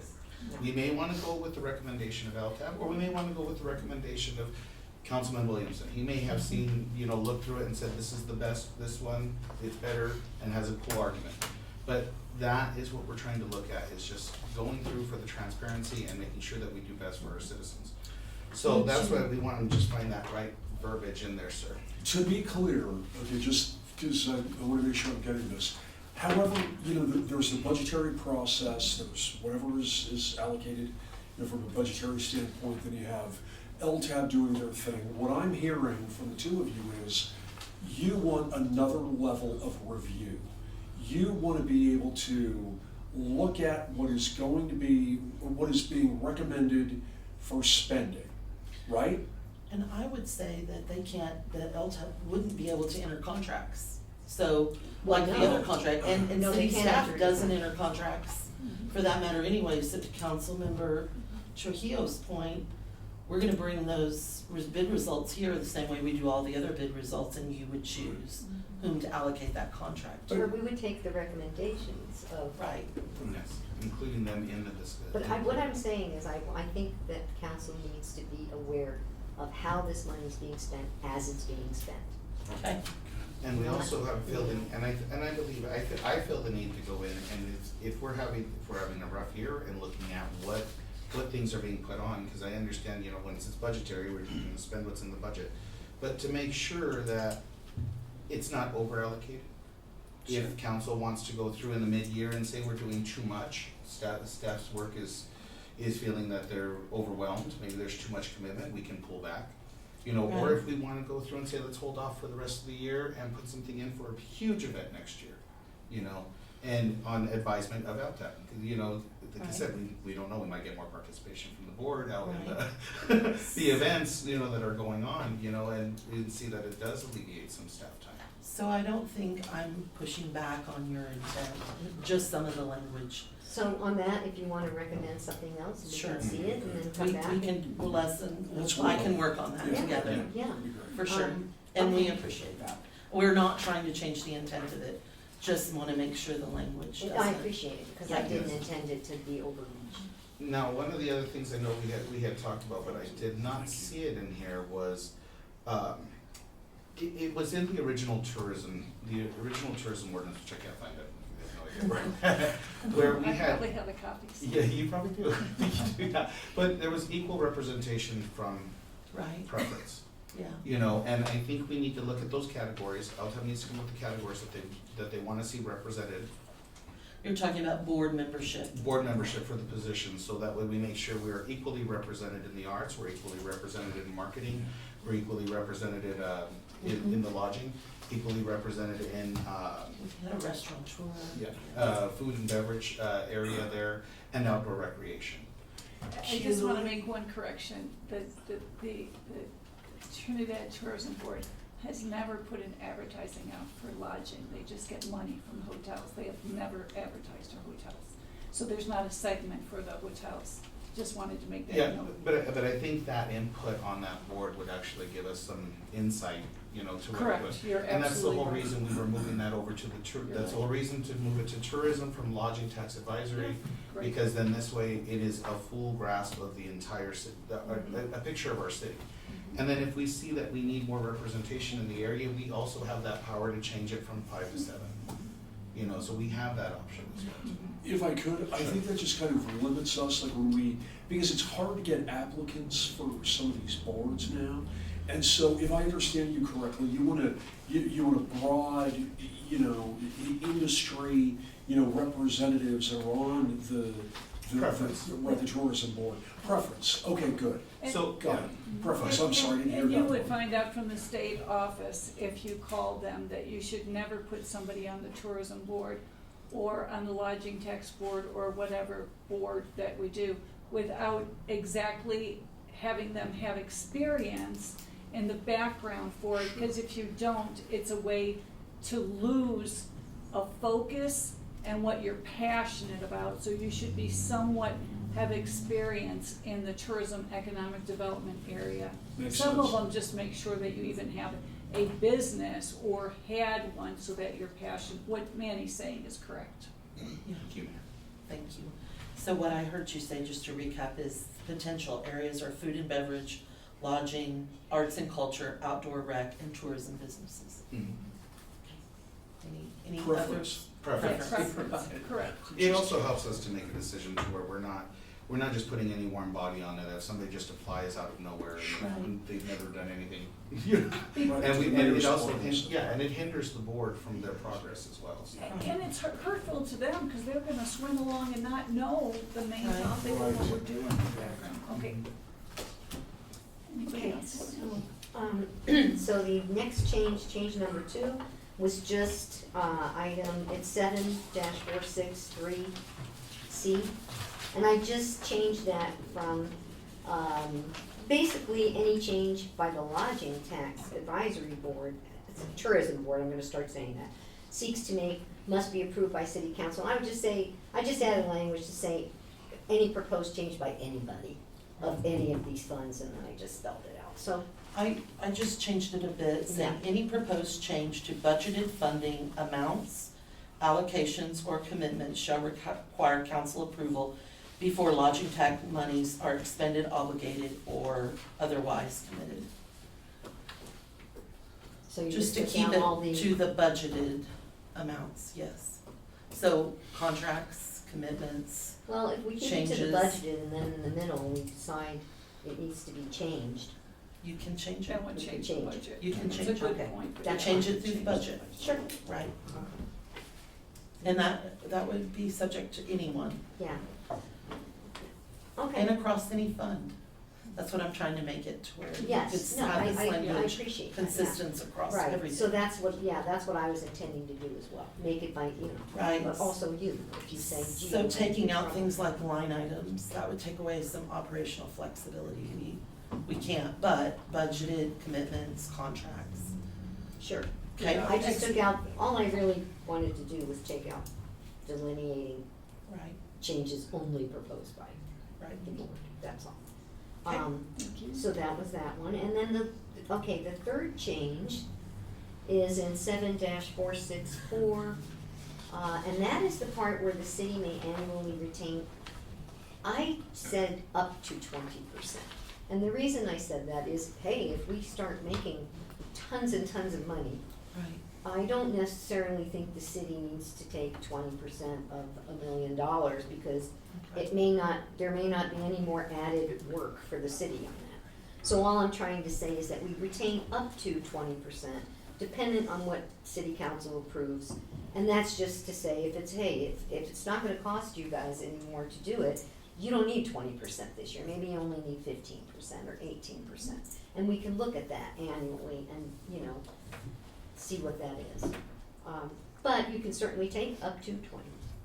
It's gonna depend on each budget year and that will But I- happen but through the but if budget it- process. Right, but I just felt, if we grow into this great tourism destination that we wanna be, and we're making lots of money, And Well, we're a great place to come. Yeah. Okay, what else you so, got? and the last change, One last thing on Oh. change 3 that I like and I wanna compliment is it's the only place we left operational money to be spent. yes, So there was a lot of in the past operational money that was spent up and down all those percentage categories, and we've removed that. So the bulk of the fund, 80% of the fund or more, will go into tourism-related expenses. Only 20% can go up to, doesn't have to be, up to for operational clerical expenses, so. And that would include the trolley, the welcome center, things like that. So I like that. thank you. Yeah. I think we agreed to that anyway, and I think it was just a little word change. The last thing I did, the only other item, was that I actually made the formal change to the name. Because we never, in the actual, It's not in the ordinance, we never ordinance. addressed it. So I just said, there is established a tourism board formerly known as the Lodging Tax Advisory Board, da-da-da. And then if you could cover participation in supported events, that wasn't on your form, but it No, is it's in the, not. it is in the ordinance, please. Yeah, and that is because we really could have used a lot of help with Santa Fe Trail days. So we want to, as a council, start encouraging our board members to be a little more, maybe step up and help us a little bit at events and volunteer for a little shift, 4 hours here or there. Especially any events that you folks come and tell us, hey, this is what we wanna do this year. So that's just to encourage participation. We thought that would be a good thing to do. But we did not intend to say, yeah, you better do it. Yeah. Just we'll give you dirty looks and stuff. We So could- that's what that's all We I have. could encourage a Yes. volunteer base for the tourism board. Yes, That's a yes, different subject. yes. If I may, everyone knows that we have trouble, perennially speaking, filling boards. And when you overlay the need to have people that are qualified to fill these boards, if we start adding, and I see the point that we're trying to do, it's a great idea, but if we start overlaying responsibilities, I think we're potentially disenfranchising super qualified people from applying for the boards. I think we should, in my opinion, I don't think we should add requirements. That's my I mean, I don't know how the rest of you feel, but I think they're already giving a lot of their time, and to add requirements, we may, be removing participation, not increasing it. But that is only for this board. This is not for all boards and commissions. Okay, but even for this board, it's a critically important board. I would rather not see that myself. Are you talking about the volunteer time? The volunteer part. He Yeah. means the volunteer part, I think. You Yeah. mean the volunteer part Oh, for I being think we part should of just the board. stop. Yeah, I think we shouldn't add requirements to. Well, it's not a They're requirement. volunteer. All requirements to volunteer. Oh, I thought you meant for the actual It's still, qualifications. it's Yeah. still Yeah. For potentially the chilling, volunteer. is all I mean. Oh, okay. It's up to you guys. So you might wanna remove that part. You want to That'd take be- that out? That was something Mhm. staff. I think that's what, Council thought And was a you good think idea. remove? Okay, Karen, in the past, okay. it's always been a requirement for people who have experience to get on a tourist board. When did that change? The Lodging Tax Advisory Board changed in February of 2023. But that's And, not what and you're they haven't changed, I mean, They took that that. was, taking that out? It still recommends, but it doesn't. Because It I doesn't didn't think, require- I thought it was required. Mhm. They changed It was, I think, too hard to get representatives from all those various industries. So I think that's when it became like a recommendation, a preference, not a requirement. It was just hard to do. But then it If hurts your memory serves. board because you have Yeah, people that right. aren't experienced. Right, yeah. But I think what Aaron was saying is the, yeah, we didn't want that Right. new requirement. I think it's, Yeah. we shouldn't make any Think that- participation compulsory, because we're chilling people from getting on there, and, I mean, it takes a certain amount of expertise, and we don't want to limit that. I think Well, did you read the actual language? It doesn't say they have to stand at a gate. Right. Okay. No, I mean, it Well, does say they they can kind participate of- in other ways. They kind of are volunteering by showing up for Yeah. the meetings and Well, scheduling just- the that's- events. they are. That's my point, I think we can leave it at Yeah. that. I saw that Tim wanted to remove it, but I didn't hear from this side. What do you think, Councilman? I'd like the Peters? volunteer members to concentrate on what they volunteered for and not go, oh, I gotta do this. I agree with Rather that. than focus on their expertise. Okay. And I'm glad they put expertise. Well, and I think also too, so just one other thing, I just want clarification on this, so here's an example that we had thought about. If the lodging tax board decides that they wanna hold an event, do you put that pressure on city staff, or do you put that pressure on the board, on who has to be there to man it? So what you're saying is if there is something like, it wouldn't be the Blues Fest or the Santa Fe Trail Festival, but it would be if the board themselves decided that they wanted to put on a balloon fest, There you go. then they would volunteer be on the balloon fest committee, is what you're saying. Yeah, that's kind of what I'm just trying to figure, delineate, if it is a board if it's a board created event, you know, we really can't really force that on city staff. Oh, yeah, surely not. You know, cause it's a creation of that board, so is there a piece of verbiage we could, I don't even So- know the words for Well, that. we but- could, it's getting, I didn't mean to interrupt, sir, I'm sorry. It's a little specific, right? Like if your board though Board has an created. event that is like your board's event, that you guys gotta volunteer, okay? How is that for, I'm kidding. Yeah. And the wording is bad, but some. Yeah. The only advisory board that has something about creating an event is the Arts and Culture Advisory Board. And it does say that given of a budget availability, they should do an event every year. And we've never really given them the budget to plan and do that type of event. But just to your discussion, that's the only one where I've seen an event actually required or discussed in an ordinance. So I think what we could do, if people were comfortable, if we wanted to just say, hey, if you create the event, then we expect you to step up a bit. And it doesn't say you have to be there, there's other verbiage here. You could just take out Yeah. the part where it just says reasonable efforts to attend and participate in city-sponsored. You could take out city-sponsored and city-supported. You can, and just say in activities recommended by the board. So that you don't make it broad. It's not the city put on these things and now you have to come and volunteer for them. It's, Or it could be just something that's implied, that it's just an understanding. well, of it the- is just important. Implied with just the board, I don't even know, I'm even thinking now, do we even need the verbiage on it to understand that you create it, you run it?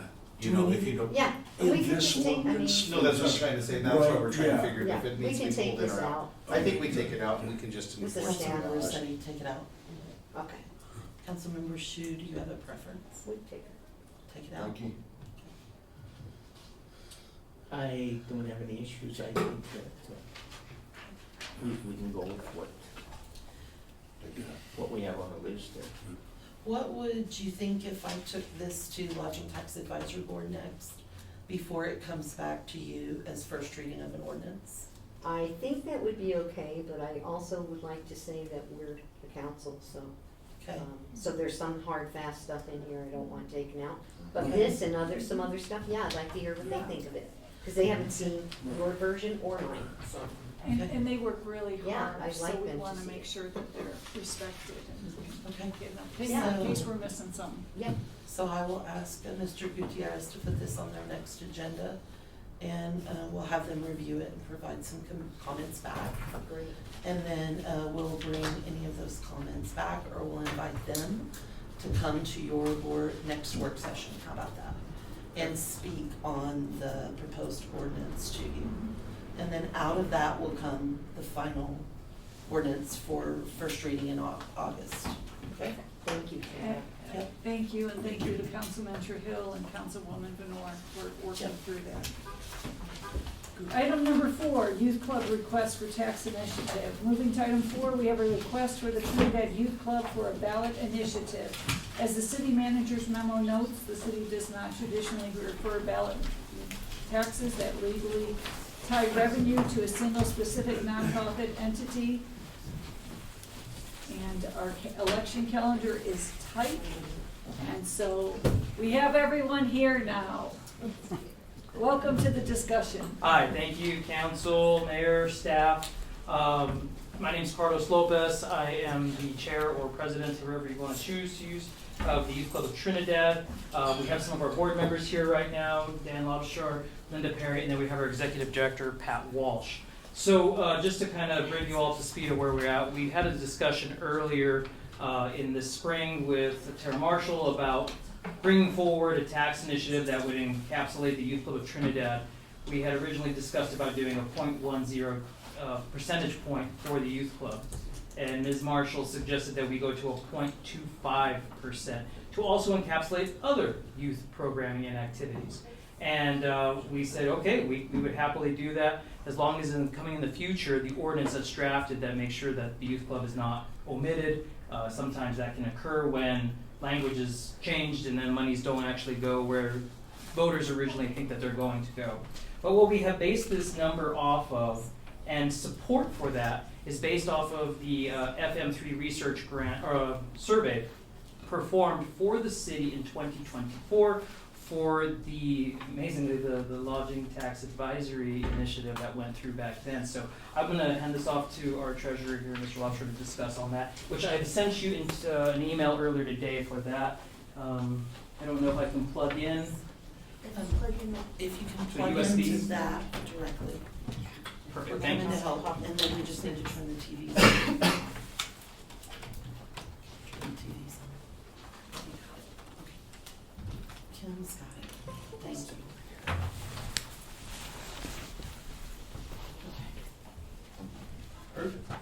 So yeah, as Carlos gave some background information, a survey was put on by FM3 Research in 2024 for the city.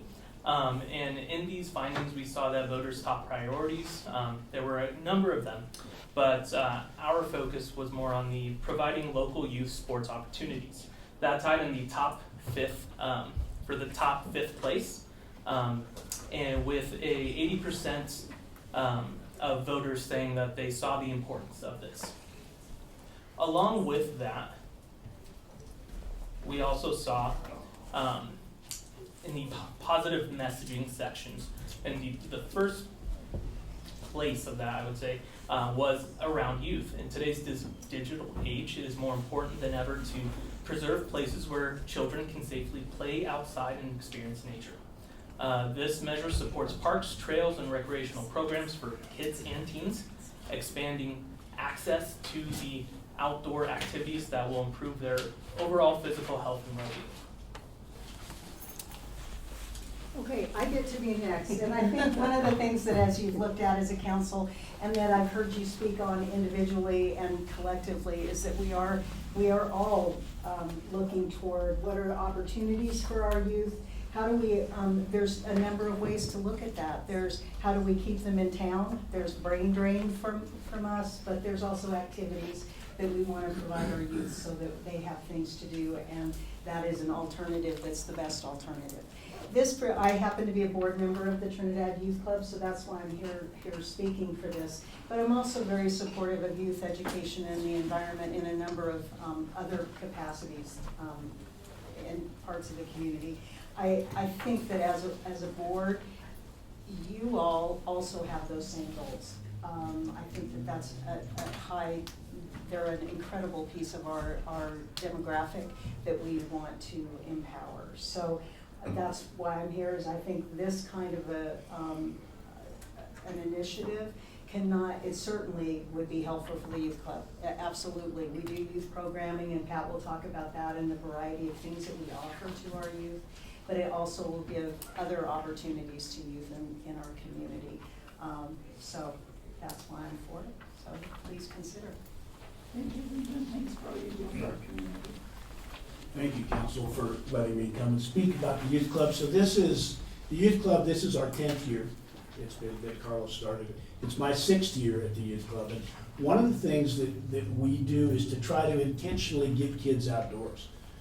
You've got such a great, and that's my background. I was a park ranger for 18 years, 6 years with Colorado, 12 with Utah, and then have been doing kids and outdoor programs for the last 25 years. And understanding that you've got such a great outdoor environment here, getting kids outdoors, getting them off their electronic devices is key to our programming. We have 44 kids on our roster right now. We serve about between 350 and 400 kids in our summer camp program. We do 8 weeks of summer camp. This year has been a challenge with the fires going on and the heat dome, but we're still getting kids outdoors. We were up in the watershed today. They were learning about beavers, the importance of beavers to your watershed, how they're a keystone species, and they actually got to go up and look at the beaver dams and see how that helps as a keystone species and what it does for our watershed. So we're doing the education piece. We're also getting them out riding bikes and hiking, and managing those outdoor programs this year with the fire and the heat dome has been a challenge. It's also a challenge with working with kids that are coming from low-income families. The families are struggling with the high cost of gas and high cost of food. It's been a challenge, but we're still getting them out. The other pieces to our program is the after-school stuff that we do. We serve, again, kids come for 2,200 visits to the youth club each year. We serve kids from 5 years old up to under 18. Most of our kids range in about 8 years of age to about 13, when some of them, their families age off of CCAP support. And so getting support and helping us continue our programming would be a benefit. And we're going to do whatever we can. So Thank you, Pat. Thanks for all you do for our youth. You do tremendous. thank you. So just to kind of circle back, we started working on language for the tax initiative, and what we did was we crafted it so that way it would be taper-proof and it wouldn't have to be debruced later. That way if there is extra money, it would be able to come in. Now, after speaking with Ms. Marshall, she stated she would like to see if the council is in accord and would like to pursue this to see what it would be like, because it will cost some money. It will. I'm not going to knock that. It's going to take legal counsel and other things going into this, and plus putting it onto the ballot, which is going to be $12,000 plus or minus, depending on what the actual number comes to. But I think this still just demonstrates an investment in our community based off of things that people, voters, just 2 years ago, I know it's 2 years, but that's the most recent data that we have from an empirical survey that demonstrates that this is what people were wanting to put money towards, our youth, our future.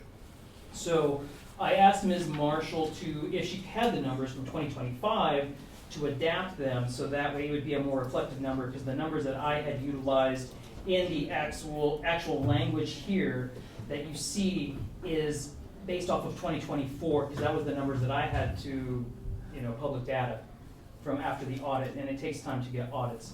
So that's where we have it, but we have it listed in here in the language to, go towards kids for a variety of things, including those extra sporting activities, but not limited to your typical ones. Maybe there might be a pickleball class for kids, or something else that I'm not even thinking about right now. Maybe we can incorporate the disc golf courses that are here in the community, get kids doing something like that, or ultimate frisbee might be a new thing, or even bring back soccer, which right now World Cup people are watching. So anyway, we would love to hear your input. We appreciate the time from Ms. Marshall, and we're here. Okay, let's open it up for discussion. Can you highlight the required timeline of doing Sure. it? Absolutely, and there's a couple of considerations. One would be 15,000 is the approximate cost based on last year's election, so I would need direction on who's paying that. As well as, we had 3 other organizations that came forward for ballot initiatives, but this is the only one that produced language and that I received a council member request to put on the work session.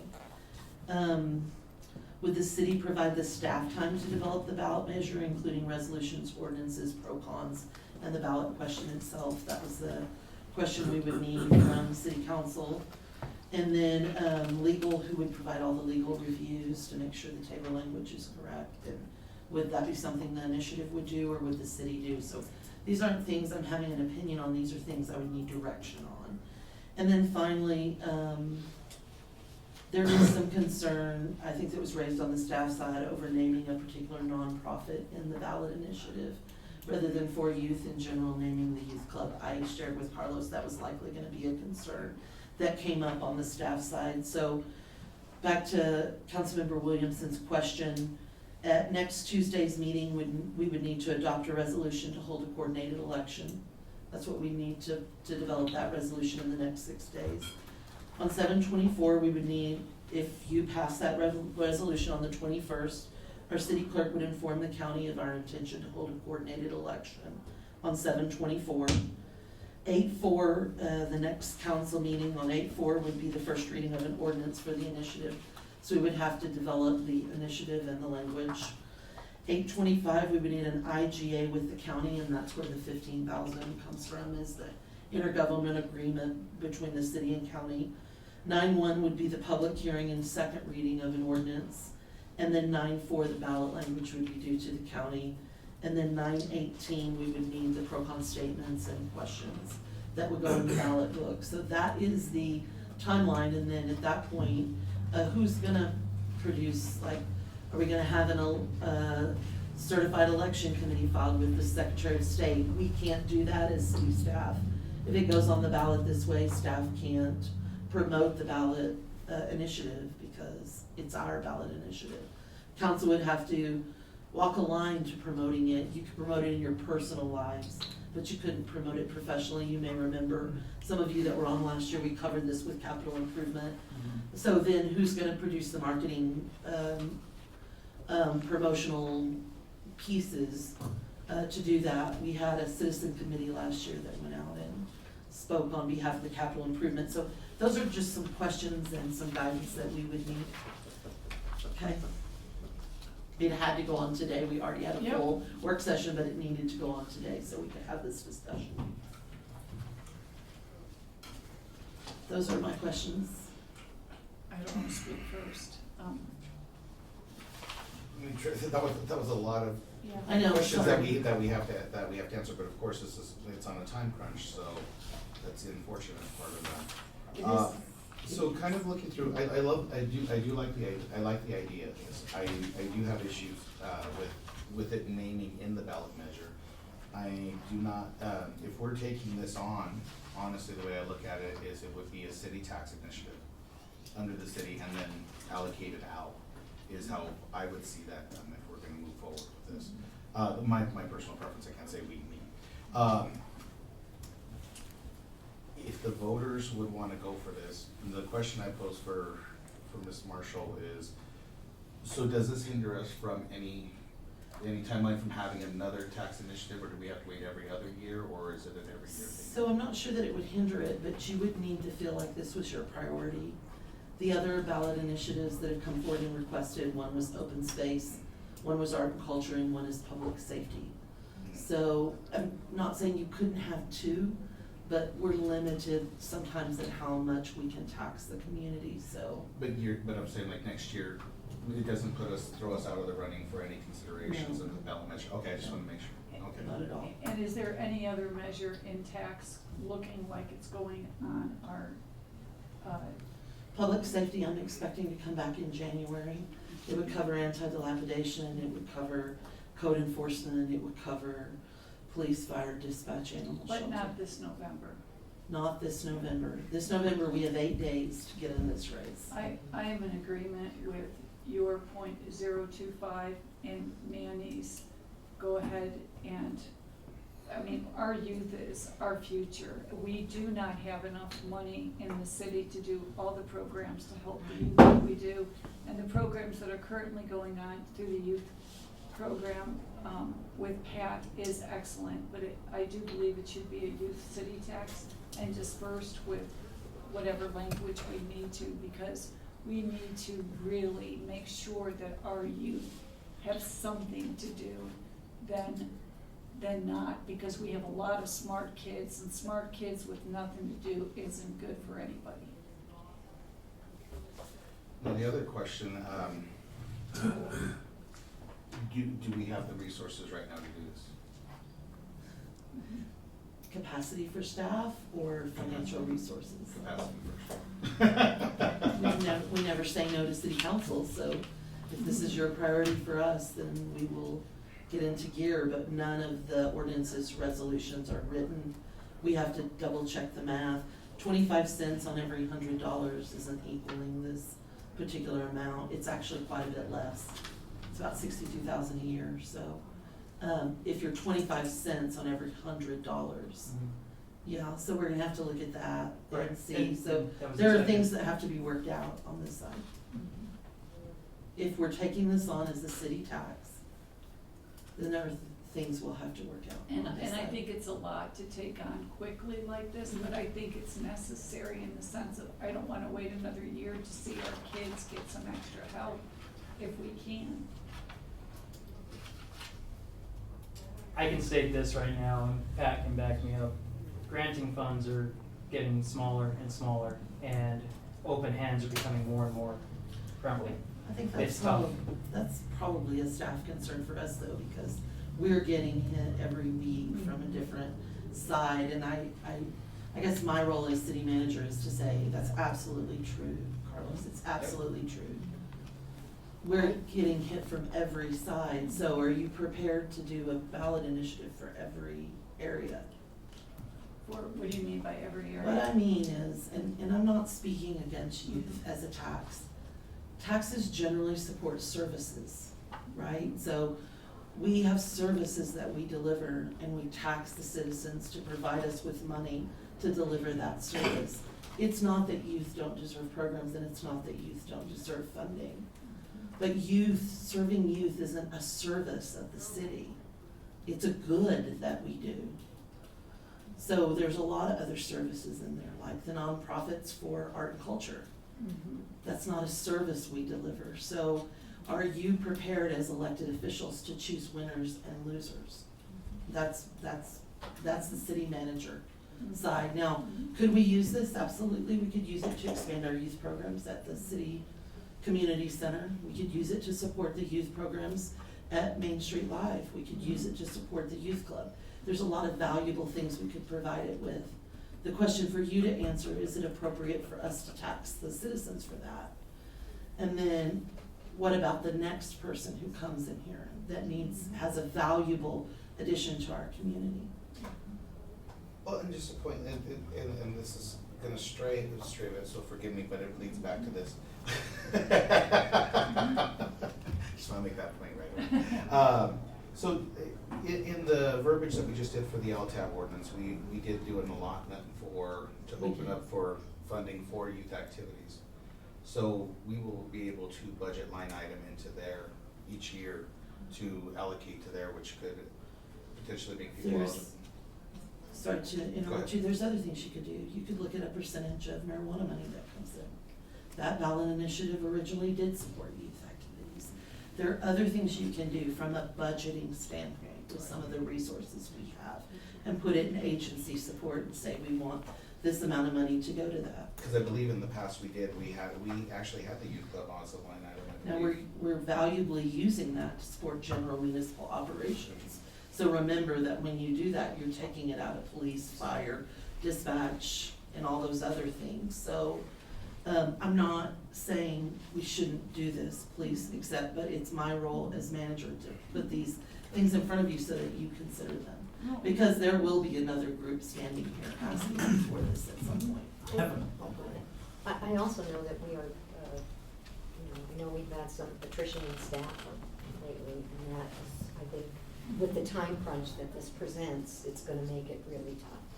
Because we're down somebody in our city clerk's office right now. We are. Yeah, and so that, I mean, this is such an aggressive timeline as well. But I do know that we did, and we didn't talk about it because it was something we all agreed on, in the ordinance, we did put a specific item for youth in the LTAB ordinance for events. So we can use that, and then, you know, I don't know. It's a lot to take in right now. Make a decision, I know we have to. I think obviously everybody up here, everybody in the room thinks that youth are critically important and worth being invested in. And ultimately, it would be Trinidad voting on this to provide it for themselves, right? So, but I mean, to your point, Tara, every single tax that is voted on makes the next subsequent tax that much harder. And at some point, we are going to have some critical need that's almost going to be labeled a necessity. So I think obviously we need to be very, very careful what we take, right?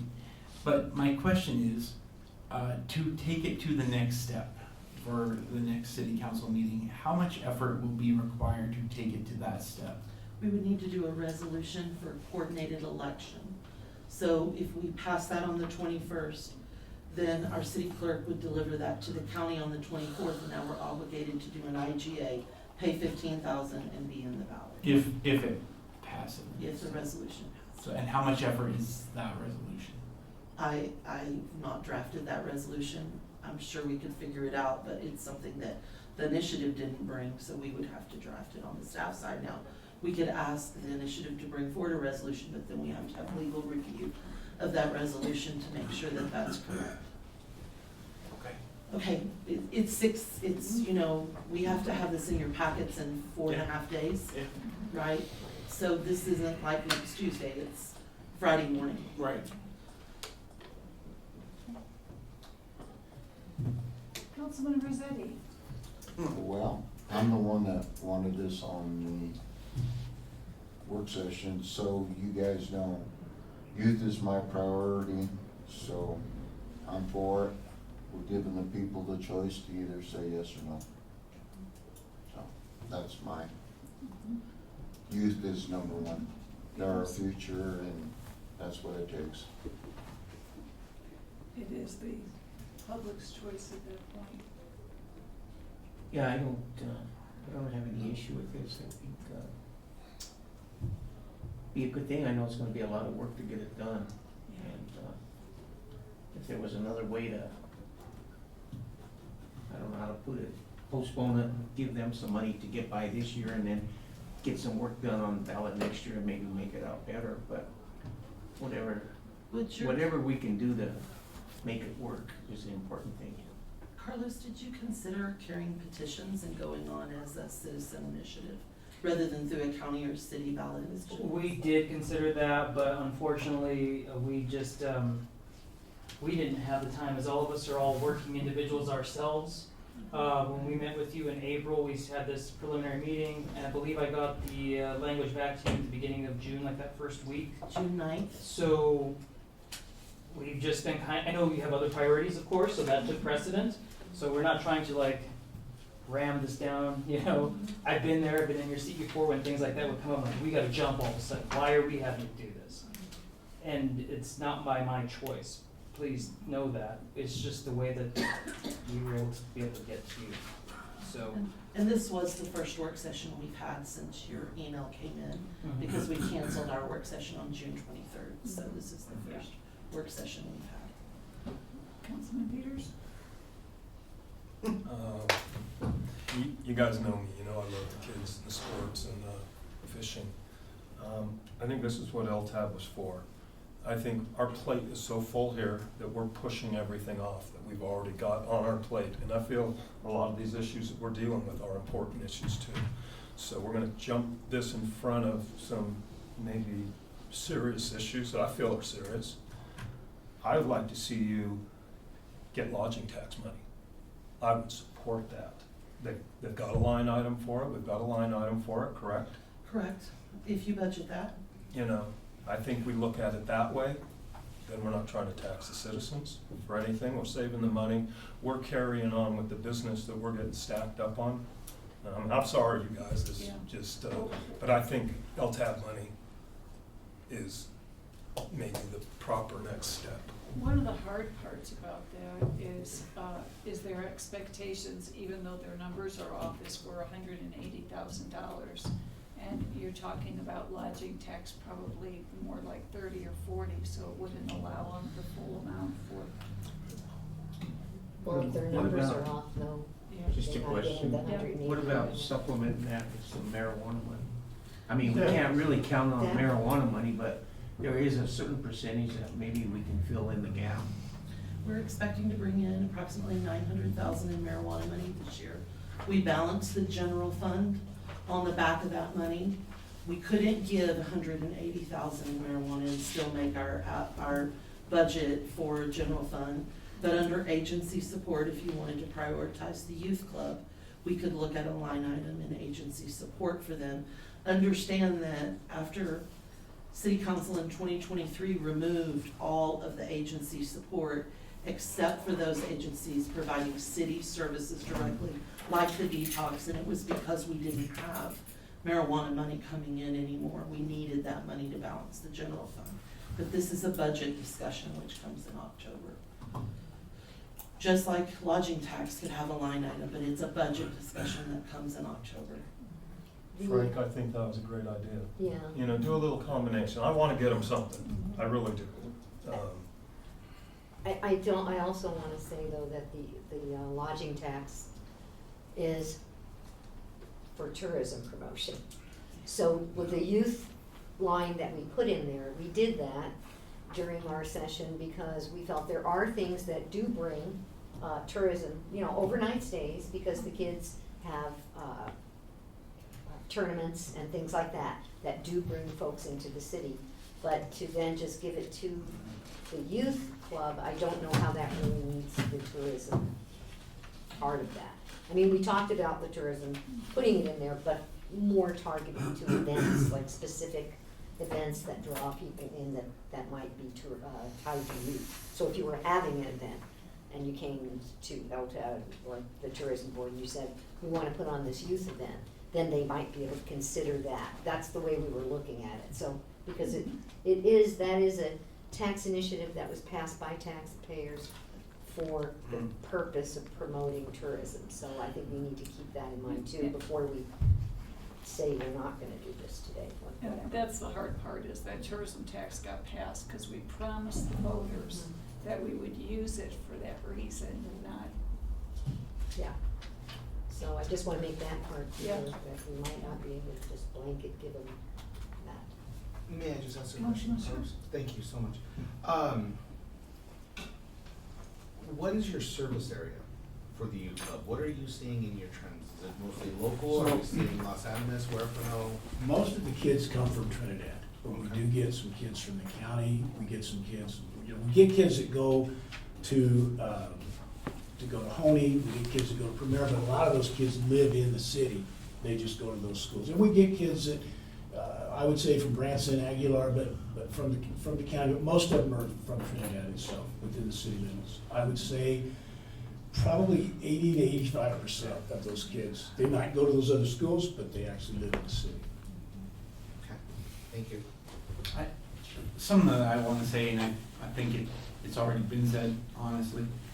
What Councilman Rossetti said is absolutely true. I mean, we need to support our youth here, absolutely, but ultimately, I hate that expression, it's just odd to me, but it works. LTAP dollars is to generate heads in beds. I mean, that's what we really need to be looking at with LTAP dollars. So I think the caution about, hey, before we say we can use LTAP, we really need to make sure we can use LTAP, because I think it's disingenuous to the representation that we made.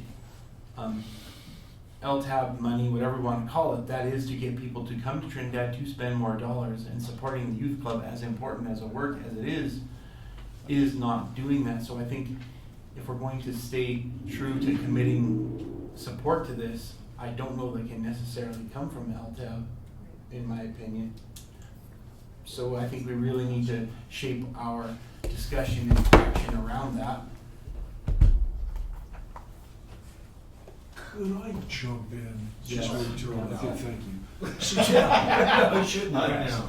So, It always gives us an easy out. I don't know, but Tara just handed me a red line version of the city lodging tax fund with a proposed added language that would be in 746 paragraph 2C. There would be an addition that would say, or offer community enrichment to residents as part of the lodging, the tourism ordinance. You may want to read it all. Youth activities, all of C. Youth activities and events to promote tourism or visitor activities or offer community enrichment to residents. Thank you, that helps in context. That's what was voted on? That is No, what a proposed addition. That's what you just looked Gotcha. at. But could I just say one thing, please, and I'm sorry to weigh in kind of late. The logistics of this are just kind of a nightmare. And it ideally would need a lot, and this is ideally, a lot of discussion and a lot of direction and a lot of things that would need to be decided by council. So first of all, if we're not going to have a tax increase that's going to benefit one entity specifically, which I think is not a good idea, right? Because that's kind of a perpetual tax increase for one thing, with all due respect to the wonderful youth club for Trinidad. What we are doing, and reading from this proposed ballot language, is all expenditures needed to operate, maintain, ensure, and provide staff that operate year-round, including during the summer for children ages 5 to 18, provided by a local nonprofit, and then it mentions there the youth club. But then this would be for the purpose of youth sports programs, including but not limited to youth football, volleyball, basketball, baseball, soccer, and other non-traditional sports programs, and the costs incurred with said programs, including staff, event space, promotion, and uniforms. I mean, that's huge, and that would be very difficult to do, and to do this so quickly. I'm not trying to direct you guys, but this would be very difficult to do. I think it's a much better idea, just as a practical matter, to be able to try as a temporary measure to the points of council members Shue, Peters, kind of Williamson, but to find the money, if you can, to support this year, and then work on the possibility of a tax initiative later. Just my recommendation. Thank you. Carlos, ultimately, how much money does the youth club need? Well, we do an average on the year. We would like, because a lot of the underserved kids' families are suffering with the prices going up, we've lost a lot of kids. They're not bringing them. The kids are just staying home. They're latchkey kids, and they're sitting on their devices. And that's because parents had to make a choice. Do I put gas in my car, do I buy my groceries, or do I send my kids to youth club? And we've kept our fees low. We haven't raised our fees for 5 years. That's what I was gonna ask you. What are your fees? Our fees are $25 a day, or $13.50 for our after-school programs when the kids come after school. And then we further do a fee reduction through the Susie Lopez fee reduction program, that if they say we can't make it, we'll take a third off those fees. Okay? Just because they've got to make a choice between gas and groceries. And it's really impacted.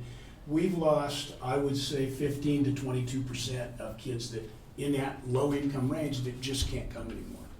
Their parents, they can't afford it. And that's just this year because of gas going up and food and groceries going up. So, But as for, to answer your question, I think for our annual budget, I think we're about what was it last year? We've, because of that loss and reduction of kids, we've probably lost $30,000 to $45,000, somewhere in that range, of revenue that would come in through partial fees. Did that answer your question? I believe so. May I ask a question, Mayor? Absolutely. What, I believe someone said it's 45 children enrolled currently, something like that? We have 45 individual bodies on our roster. They don't come every day. Okay, so 45 on the roster, and I know you said in summer it would peak higher than that. What is it peak? So we had 75 kids on our roster last year. So that just gives you an initial that some of those kids, and some of them move away. You know, parents leave the city or leave the area, but they're just not attending as many times, and our numbers have gone down. I think one of the concerns about adding a tax is if parents are already having to pull back because of gas and groceries and things like that, adding a tax on that just means that other things will have to be left behind as well. I guess my sense is, can we solve this and grow your program without having to do so through a tax initiative is my question. We thought about that, but considering how many financial constraints the city is currently having, we have not been able to come and ask for resources as we have in the past. And even then, we're already in a great MOU with the city for the building. We recently had to start paying our own utilities because of financial constraints, so we took that on. We got a grant from NEEP, and then lo and behold, NEEP told us, sorry, we don't have enough money. You were awarded, but we can't help you as we had originally intended. So that further demonstrated to us that we had to come for another type of a steady flow of resources coming in. And that this is the initiative that we thought would be something that would always at least secure something. Now, we're still always going to go after more funds. If we can bring on more kids again and get back those 30 kids that we lost last summer, then so be it. And again, that Susie Lopez Scholarship Fund is one of those mechanisms that we have to try to offset to help our families. Because it's not just the kids that are coming. The families have a safe and secure place knowing that their kids can go out and get, you know, alternative educational foundations during different times of the year when they can say, my kid's gonna be there, they're gonna be safe. And then after work, I go pick them up and, hey, what did you do extra today? Oh, we went and saw beavers, you know? I mean, things that you don't typically get in regular school trips. Sorry, Carlos. No problem. You said get back the 30 that you lost last summer. So was it lost in the summer of 2026 or lost in the summer of 2025? Well, it's the summer of 2026 right now, so according to Pat, we had 75 active members coming. Now this year we're at 45. Okay, right. So, okay. And then, well, that's probably not a fair question. Although, what is the annual operating budget that you're working with outside of the supplementary that you're looking for? Outside of the supplementary, I don't. 186,000. 186. So, I mean, okay, 186.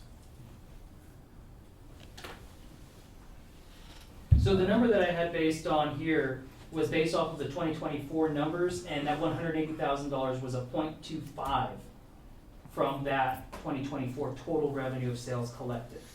And then, of course, that would get broken up. 0.15 would go to the city for sports programs. The other 0.10 would go to the youth club.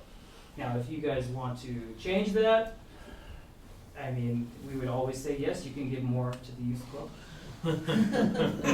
I would not, force your hand, but, I mean, ultimately, we gotta pay for our kids. We pay for everybody else to have something in this town, and I don't remember the last time we paid for something for our kids, where we invested in them. I grew up playing football, up there at the Southside Field, and basketball and baseball, and I don't see that happening. And now that I have a little one, I wanna make sure that he has programming when he gets older, because otherwise, what am I gonna do with my little one? There's so many people that come to us at our business that ask for money to help for club level sports, because we don't have that here, and they drive to Pueblo. So we're forcing our families to go somewhere else so their kids have activities. I would like to see that changed. And I think that you all have the time, and yes, it is a pain. Every time we push something on staff, it's a pain. but will have rewards later for our youth. And that's where the rubber meets the road.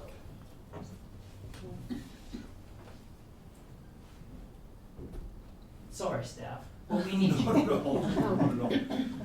What would We have it, done other things for Jay Chimino real quick. That Yes, was it's good. true, it's true. Jay, Karen, Yes. how is our funding done for our sports activity through the city? So it's done through budget process. Just to give you an idea, the girls volleyball program, we budget $3,000 for that. So we're actually gonna be asking for a little bit more money to expand and do some soccer and maybe some girls softball, but just to give you an idea of how we stretch the dollars on our side. $3,000 for the whole girls volleyball season. I think baseball is maybe all the different levels, 9,000 we budget for that. I looked specifically when we were looking at this, so of course we could use more revenue for those programs, there's no doubt about it. We're about to have a discussion in a minute about increasing water rates, and we're gonna have to have a discussion about other utility rates, so I'm trying to be concerned a little bit on the community side and just ask if, maybe it's not even if this is the tax, but is this the year? What percentage of the marijuana tax, I mean, you were expecting how much? We were expecting 900,000 this year, we were falling a little bit short after What, the first couple of quarters, but we'll have that out in August. what commitments do we have to that? We have the detox, 100%. we have the detox, with the jail. We have the co-responder unit from the police department. We've got a little bit of demolition money in there that we're using for ADO to go out and demo houses. And we have 2,500, which we use for 2 very small programs during the holiday season. So that's all we've got that we're committing through agency dollars right now. And that total roughly would be? Sure, I Don't wanna don't make have to you do it all the math and roughly. everything, sorry about that. Plus 2,500. Roughly 142,500 of the 900 is committed in marijuana funding. The rest goes to balance the general fund. So roughly speaking, what amount would we have if we wanted to do something with the, no, I mean, just. Depends on how much tax revenue we get Well, I to mean, balance the general fund. that's the point too, but if Right. you're figuring on that, I mean, we could, maybe a rough estimate. We're gonna come to you also because we've gotta start setting aside a fleet replacement fund this next year. So we were gonna ask for some marijuana funding for that. That's that fire truck discussion we had the other day. So, I can't give you a percentage, Councilmember Shu, without sitting down with some numbers. Oh, okay, well, I But- don't expect you, I just was kind of curious if we had something. Right, this year, I don't know until I'd have to go look, sir, and see. So it's not a no, it's an I don't know, I'm just not prepared Yeah, to I answer that understand what right you're now. saying, yeah. I have a question. So you mentioned that it would be onerous for you to walk up to petitions around. What does that timeline look like if citizens did do that? And I don't even know what It that's was- like. I mean, it's can due- somebody do it for them, on behalf of them? What It's is that due like? Monday, the 3rd of August, and it's too late to pull those petitions for this year's election. So they can't walk them around either? I think you would have had to start that in June. Okay, Right. so it's not like, okay. So if we don't put it on the ballot for this year, it waits till next year as a city initiative. Let me guys ask you a direct question. What, can you operate the rest of the year with what you have? Some of that depends on some of the grants that we've written and we haven't heard from, so, yeah, that depends. Yeah, we're trying to find a way maybe to supplement, and like I say, maybe next year would be a better situation and give us more time to get stuff for you guys to. Sure, I can understand that. We did recently receive a C-Corps grant, which is Southeastern Colorado Opioid Relief, for $75,000, which is great. That's The great. only thing is though, is it's reimbursed. We have to spend the money first and then send them an invoice to get reimbursed for that. So interestingly, I'm sure in Denver, other places up north, people have the cash flow where they can backfill that, and other places in southeastern Colorado, they're a little bit more hand to mouth. And that's where we find challenges, and we're so glad to be a recipient of that grant, but we gotta pay first and then to get it back. So that's where we're finding some of these challenges now from a lot of granting benefactors. So you're too small to spend that much money without Assistance. affecting your. So, again, last year we approached the county for this. It did not go through. We're trying here now. So if you're feeling like there's a sense of urgency, for us, this has been a long time coming and worked on. So I understand how you feel, but we've been kind of working at this for quite some time. Can you, you mentioned, Manager Marshall, that the numbers don't add up, and I don't quite understand why. Can you tell us how that? Sure, so just real quick, it looks like it's $6,250 based on 25 cents on 100 spent.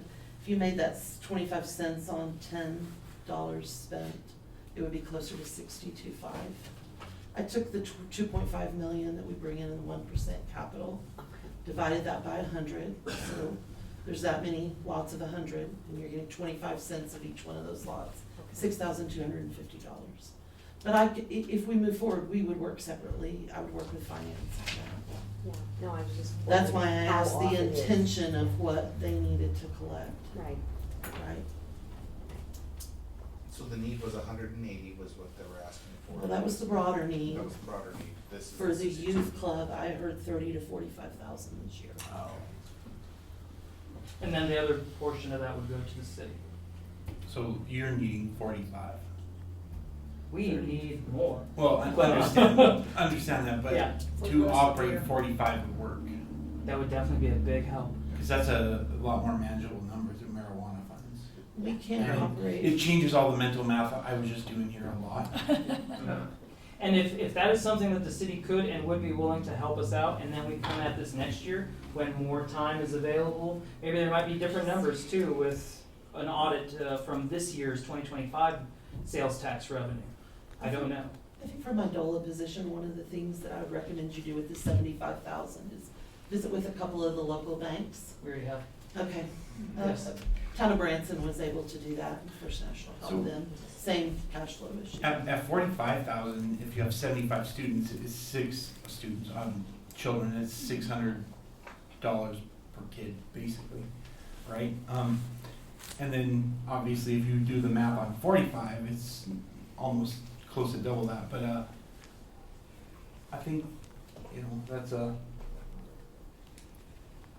what price do you put on a human life, right? I mean, Exactly. So if it's something we can do, the 45K is a lot more tenable than the 180.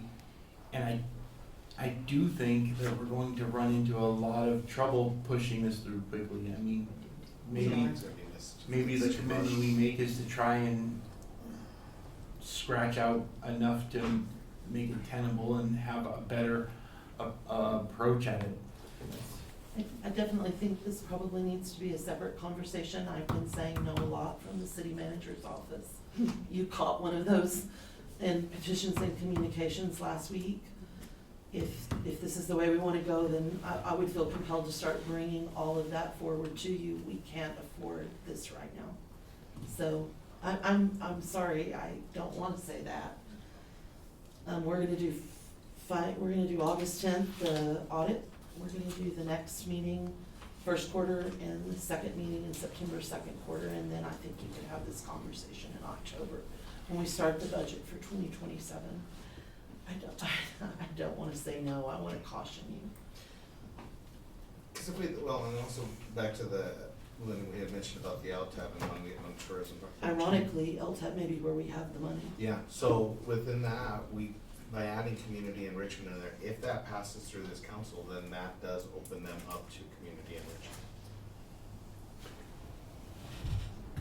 Not to be difficult, but I thought during that discussion, community enrichment was specifically geared towards the addition of, like, if people come to town and enjoy a park, that's community enrichment, that also is cumulative to increase, visitation of Trinidad. It's hard to make the leap, and not that I don't think it's important, but it's hard to make the leap that the local after-school program is adding to community visitation. So with the way that we looked at it, that I looked at it, and I think that we've always considered that a portion of that money should be returned back into the community for wear and tear. Because we have tourists that come in, we have the extra traffic, all of that, it does create wear and tear on our community, so that is kind of your give back to your community to allowing tourism in. Because most of the time, if they would have known we were gonna get 10,000 people a day, the streets are torn up, the things are done, and then you take none of that revenue out to replace any of that or to give back to your community, then what was the point of passing the tax? But we do have a line item in here for, I think, beautification or something. And I know that when we met, we talked about community enrichment, we all love that term. But I really don't see how it fits tourism. I don't know if we're stretching that by doing that personally. And just to come back to Councilmember Williamson, you're right, it may not happen fast, and it's not a no, I can bring you numbers. I would need to bring about 3 other requests that I've said no to in front of you as well. The marijuana is not happening, because the fact that the marijuana, we committed 100% of those funds to the general fund to make sure that we're stable. So if we go through and try to pull out of there, so we're trying to look at the other avenues without, unfortunately, it's a gray area. You know, but in order to help the kids, that's what we're kind of looking at. Do we fish into the gray area for the kids, or do we not? You know, at this moment in time, because we're looking at this moment in time. You know, trying to figure out how to stabilize them. You know, Trinidad Community Foundation, maybe there's a possibility there, but is there a way for us to help them with grant money on supporting it to look for that? But it's just digging and digging and digging and digging in order to avoid development. You know, it's like, so we just have to make that decision, and that is our call as a council. To make that, to concede on that one notion and say, we'll allow this one time, we'll consider it next year, may not pass next year, da-da-da-da-da. But it's within our power to adjust that budget, those funds, those ordinances. So if we wanna adjust it for a one-time thing, we can. If we don't wanna adjust it all, we can. You know, if we don't wanna give them anything, we can. So we just gotta remember, how far do you wanna reach for this? Cause I don't know. I'm getting lost in the conversation, and I think with their time, they kind of wanted, well, we're not gonna make a decision here, you know, this was an open discussion, so. Can I ask one more question if I may? I'm sorry, Carlos, this is not intended to put you on the spot. We're on the spot. Right. Yeah, we're here. We're all on the spot, but you mentioned that you approached the county last year about the same thing. How come we waited till April to initiate it, and then admittedly, I know we had a few limitations ourselves for available space, but why wasn't it sooner brought forward? So this coming spring, we were trying to just get a meeting. Get what? Get a meeting. Mm. It was tough. I mean, there was a lot going on this first quarter, and I had been, you know, emailing and calling, and then finally, with the help of someone on the dais, we got a meeting.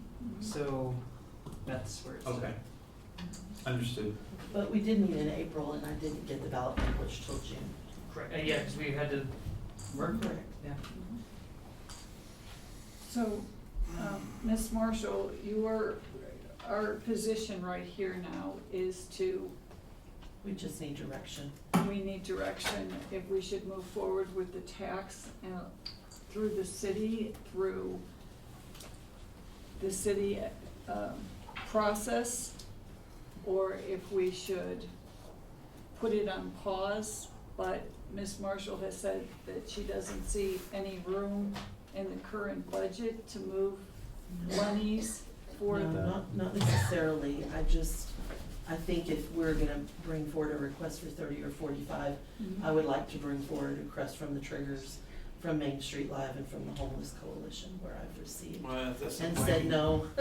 You open the floodgate and You everything do. pours in. So I don't know how to not bring them forward as well for a request for this Right. year's budget.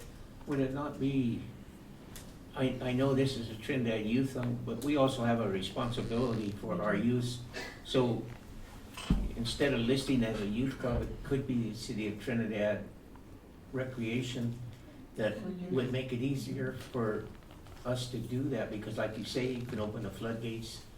But if it's done through the city of Trinidad, and we should do it, I mean, no matter what, because it's a responsibility, the kids are also citizens, and that's what we're here to represent, so if we can work something out like that, maybe that would be, and for this year, and then bide our time and see what we can do next year. I mean, You're saying things could get better, or things could get worse, but, right now, if we could get them by this year, then we should be, And the way I prefer to do that, if you wanna do that, is on your meeting. If you're saying no to the ballot initiative for this year, then on your meeting, we would do a resolution to, provide the youth club with whatever amount you tell me in the resolution from out of general fund taxes. That's how we would propose to do it. I think that would give us direction. Or the other choice would be to move forward with the youth running through the city of Trinidad so they can see if the public will support that. Is that what you're saying? Are you saying it's either yes or no to the ballot initiatives, what we have to have today? Yeah, right. But if you're telling me no to the ballot initiative, but you'd like a resolution on a council meeting to give, as what I heard Councilmember Hsu say, to give a donation to the youth club for a specific amount of money, I'm saying I'd prefer to do that as a resolution on a council agenda. Oh, not at this. This has no decision. This is just a special, this is just a regular work session. That is how you have done before, like approving the resolution for the fire truck. So can we take a straw poll? Is that where we are? I think we're there. Yeah, aren't we? yeah. Councilman Williamson, I'm kidding, Mayor, you call it everybody. Sorry. So the question is, would we move forward to support a tax through the city of Trinidad for the youth with different language put in there? Or would we move forward to do nothing? Or would we move forward to instruct our city manager to find funds to give the youth center that she said she doesn't know where she's gonna get it from? How about we At start? this point, though, we're making a decision if we do that. Yeah. Yeah, I need So- direction on what you want on the next agenda. Yeah. Do you want nothing? Do you want a resolution for a coordinated election? Or do you want a resolution to provide money to the youth club? Yeah. It's that simple. Unequivocally, I think that the youth of Trinidad deserve and need help, but nothing, in my opinion, nothing positive will come from rushing this.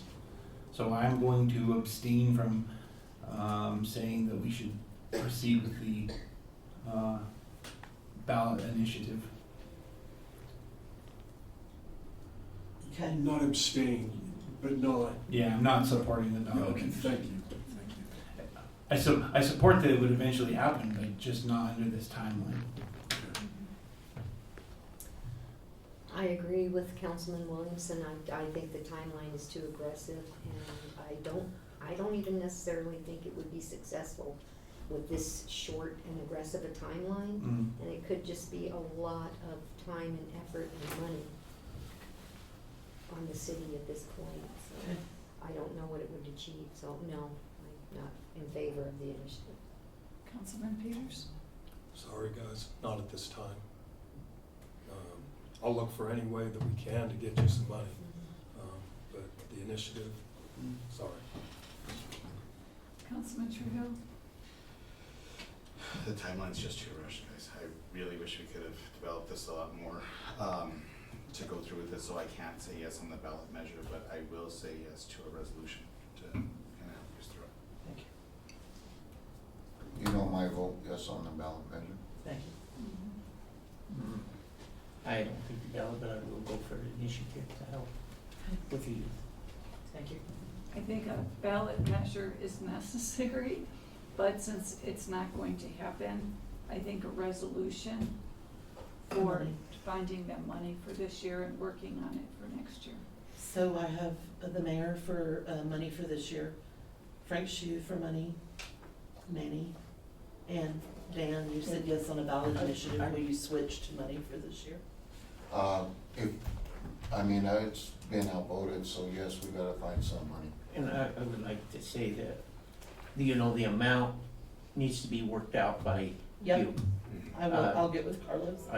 Whatever we can do to make it affordable for the city, that would be fair for them and us. Thank you. I think Clarify, yes on the initiative, or no on the initiative, yes Yes. on the. Thank you.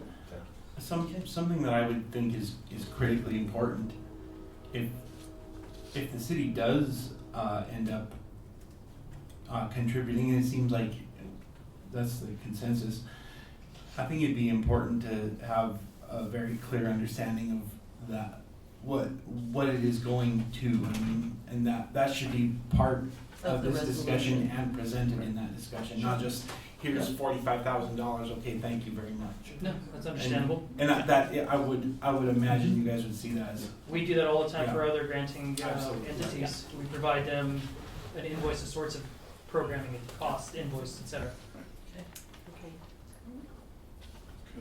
Okay. Thank you very Thank much. you I all, appreciate all your that time. was really Thank you. intense, but it's just because everybody in the room knows how important it is. It's We're just understandable. trying to figure out the logistics. We understand that. Yes, but thank you for still being supportive. Yeah. Thank you. Thank you, thank you. The youth are well represented. Thank you all. Item number 5, discussion of additional water restrictions and water rate increase.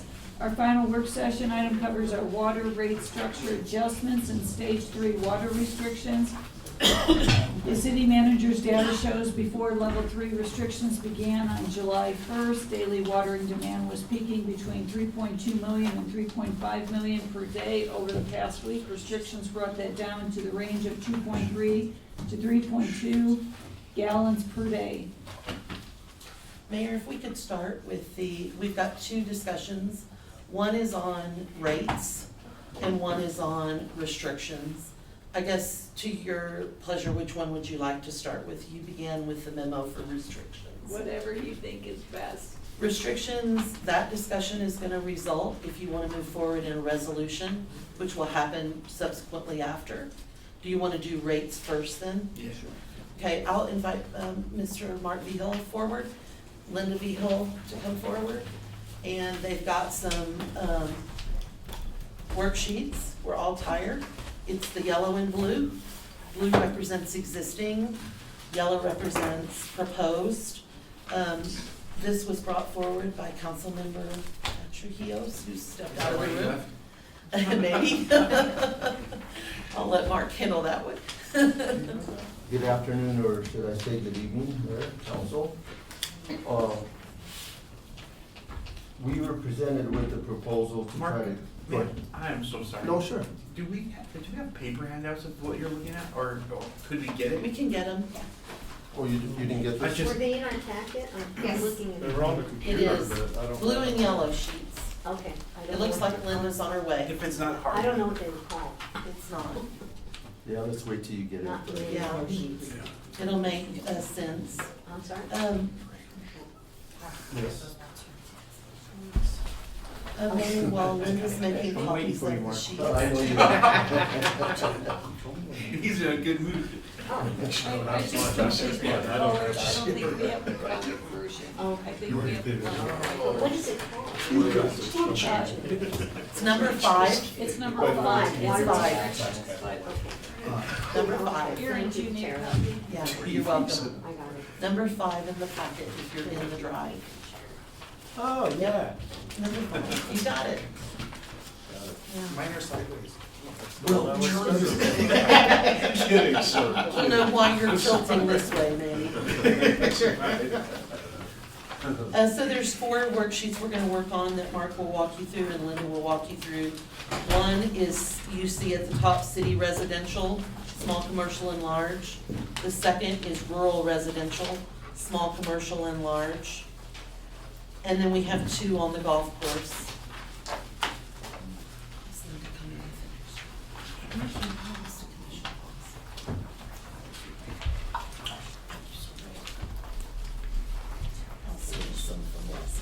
I don't think we have the color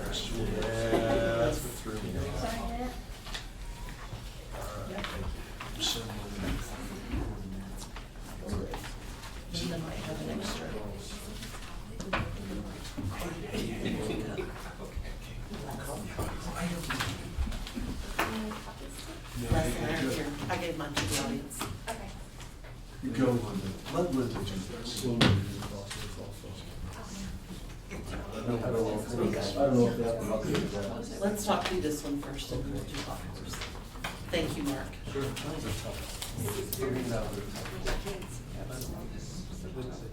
Okay, guys, the blue is existing. So just to walk you through the first one on city, just to give you an example, do you see where it says 7,500 gallons? And next to that, it says 2677, that's what it currently is. The minimum is 7,500 gallons at 2677.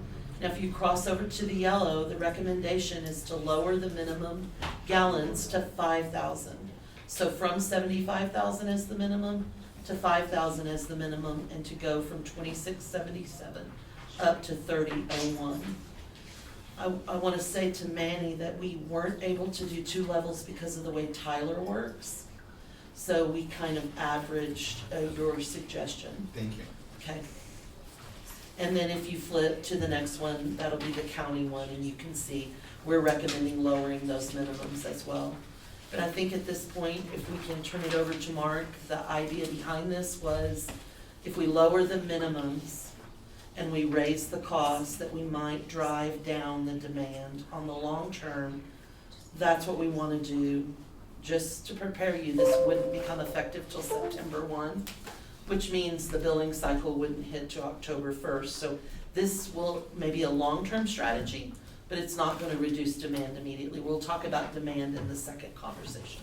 Okay, thank you, Mr. Deagle. Sure, and the reason we came up with 5,000 gallons, we talked to Glenna, she was here earlier, our billings manager. I asked her, basically, what is the average demand in the winter when there's no irrigation? She said usually 4,000 to 5,000 gallons a month. So Is what that we're per looking home? at, what? Is that per home? Per home, Yeah. just the average. Just verify. So what we're trying to do is keep the low income people on fixed incomes with that in mind, so we don't affect them. So the average is about 4,000 to 5,000, so we dropped the minimum to 5,000. That way, they're not greatly affected. The cost went from $26.77 to $30.01 a month, which was an increase of $3.24. So the whole goal was kind of keep them in mind without greatly affecting our lower income individuals that do not use a large amount of water. After the 5,000 gallon, if once you cross the 5,000 gallons, then you pay $7. The cost is right below on the bottom. Then you pay $7.14 per 1,000 gallons thereafter. So each individual or each household would be able to regulate basically what their utility rate's gonna be. You know you're gonna pay $30.01 for up to 5,000 gallons. If you choose to go above and beyond the 5,000 gallons a month, you know you're gonna pay an additional $7.14 per 1,000. So everybody will control their own water rate, and it's easy to figure out what your bill would be based on how much water you use. They can look at their current bill to see how much water they're using now and know basically what it's gonna cost them or know what they're gonna have to cut back.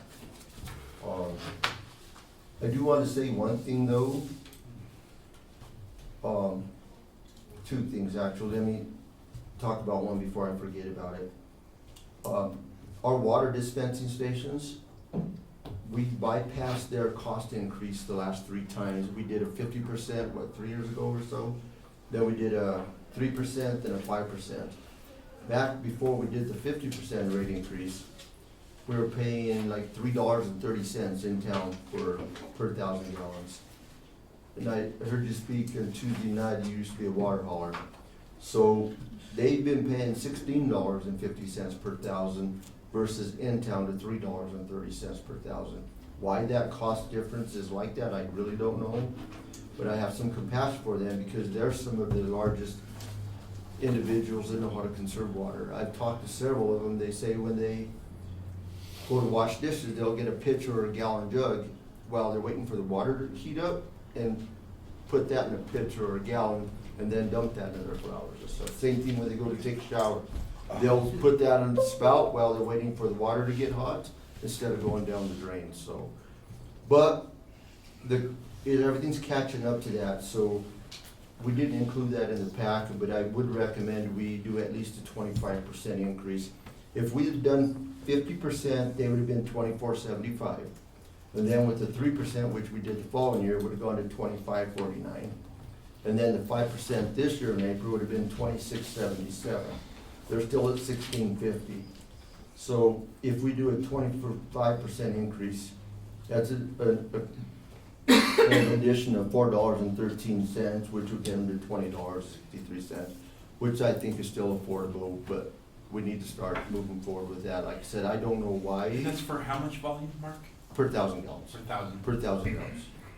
So we need to adjust that also at this time. I bypassed them, I should say, council's approved to bypass them the last 3 increases, but I think we need to do something now. I wished I knew why it was such a large gap. I don't know, but we need to continue with that. We don't want it to catch up. And also going back, still in the audience, I'm gonna take advantage of the situation. If Mr. Tony Haas will come forward, please.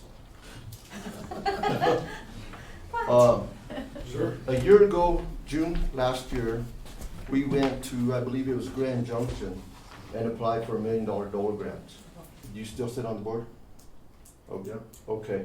So we applied, so you know I'm not giving you, I'm telling you the truth. We applied for $1 million Dole grant, and the board, Tony didn't, but the board literally pounded us. I think I've spoken to council about this last night, of why our water rates are so low. You know, we were asking for $1 million Dole grant. We ended up getting $750,000 out of that to go toward the old Sopers water line project. And they honestly, not Mr. Haas, but they pounded it into us, why shouldn't your customers be they be paying for this? You know, your rural customers is the one they really pounded us for. You know, shouldn't they be paying double? And I said, they are. In fact, we just did a rate increase of 50% at that time. And if you would please explain how the board looks at this when we go for grants and how important rate increases or rates are. I'd love to take advantage of the situation, you being in the audience. $42 million is the amount of requests that we received. We had 13 million to disperse. That was the primary reason for the cutbacks. You're lucky you got any money at all, and I mean, it was really tough. We had to narrow that back and cut back on everybody. I was so happy that you got the 750,000. The other, there was a lot of them that didn't get any. The And county it didn't was- get any? No, the county didn't get any, and I'm on that board, okay? But I understand it was safety and health and urgency that needed to be, and we recognize the urgency of what you were wanting to do. Tell them what Phil Dornkamp told you today about the Madrid well. Yes, so we're looking at, on a different chapter, we're looking to, in the near future, build a supplemental water treatment plant up in Madrid, where we have our old cement reservoirs, pull water out of a well near the river, use that as raw water storage. And our pipeline transmission line comes running right through there. So if anything happens to the pipeline between North Lake and Madrid, we could still service all of Trinidad by using that. Phil Dornkamp did call me and say that they would have interest in helping financially support that plan if we decide to move forward with that, so. We see the urgency. Thank you. So is But- that sufficient? But if you would like to know as far as how our rates affect availability of getting funding as a board member? I don't understand where that came from, the rates for the funding. Yeah, I don't remember which board member, but he was pounded us pretty hard. Yeah, I don't either. I don't remember who that was. It was Tim. Yes, that's who it was. From, Commissioner from, what is he, Steamboat Springs area. Oh, Tim Redden. Thank you. Yeah, yeah. Redden. So with that being said, with the Jansen tank needing to be replaced or rehab, that one got eliminated because that's on federal land. I'm working on that right now. Also, the south side tank needing to be replaced. We're gonna need additional funding. So when you go after funding, it's like borrowing on a house or on a car. They look at what you can afford, you know, whether they decide whether to give you that funding or not. But also, one last thing, the medium water rate statewide is $60.61. So even with this proposed rate increase, we're still well under that. Per thousand or? No, just the medium water rate statewide, what the average water bill is per customer. Utility costs. Okay, understood. So the median water rate statewide right now is $60.61. So And what even is with- ours here in Trinidad? Well, right now, if you look at this proposal, I think we're around 2677, and, well, we can tell you, it was 2677. Oh, you're saying that's the median, base rate? Correct, Okay, That's the most understood. amount. yeah. Yeah. So even with our proposal, we'd still be well under that. And the funding agencies look at this when awarding you funding, so. Such as DOLA, State Revolving Fund, USDA. Though, you know, I don't think we're asking for a lot, we're just trying to provide, we started out this year, if you remember last year, $1 million in the red. And now we're in stage 3, I know we didn't get the revenue we had planned on, so we're probably even under that. So it accomplishes 2 things, it helps us recoup some funding to support the water department. And it also promotes water conservation. So if people want to use large amount of water, it's going to come at a cost, and they're going to be aware of that moving forward. So, but we do need to keep the individuals on fixed incomes in mind. That's why we did the $5,000 minimum and kept the cost minimal. So if you go over that, that's where you're going to start to pay extra. But that's controllable. That DOLA board is a lot like this board. Everybody has diverse opinions. You'll go behind those closed doors and you'll arrive at a decision, and that's when the debate happens, right? And it happens behind closed doors. So you're lucky you got the $750,000. I know we are. I know we are. I feel fortunate for that. So, and we still need additional. Thanks for letting me take advantage of being in the audience. Thank you, Commissioner Haas. Yes. Any questions on this water rate proposal? There was one thing I wanted to highlight on the rural residential, which is the county customers. Yeah, if you look at the right side, the blue, it says rural residential is $595 per thousand. Right here. Small commercial it's at the bottom at $595 per thousand, and large commercial $714 per thousand. So, you know, on the staff side, we're not perfect, but we try. When you did your rate increase on March 1, they should have all gone to $714. And when we sat down with Glenna and Linda and Mark and I, Glenna runs utility billing, which is why we've made that a manager position and brought her up into the discussions. And we discovered that large commercial was changed to $714 in Tyler, but small commercial and rural residential was not. So the decision for you to make today is, do you want to jump them all up to double $714, which would make them $1428? I think that might be a fairly large jump it would make. Or do you want to make the rural residential $595 times 2, which would be, It's 1128. thank you, $1190. And do you want to make small commercial $1190 and then leave large commercial to be $1428? Do you see what we did there? We doubled them. Yeah. And So that's per thousand additional. yeah. So right here, rural residential and small commercial are at $595 per thousand. They should have been $714. The same as large commercial, but we missed that in that last resolution, but that's where they should have been. And if we go with this proposal, they would all be $714 currently, but they'd all go to $1428, equal to what's in the city, but we're paying in the city. You can see they're all $357. Unless you When you decide- say make the decision, you mean set for hearing and all that coming up? We've got to bring an Yeah. ordinance forward. Okay. So I was concerned about going from $595 per thousand all the way to $1428 per thousand, and I wanted to flag it for you. Yeah, We're happy to do that, But if we go $11.90, which is doubling it per thousand, that still gives a modest rate increase. So we would need guidance from you on that. It's just something we missed in the last resolution. They should have been there.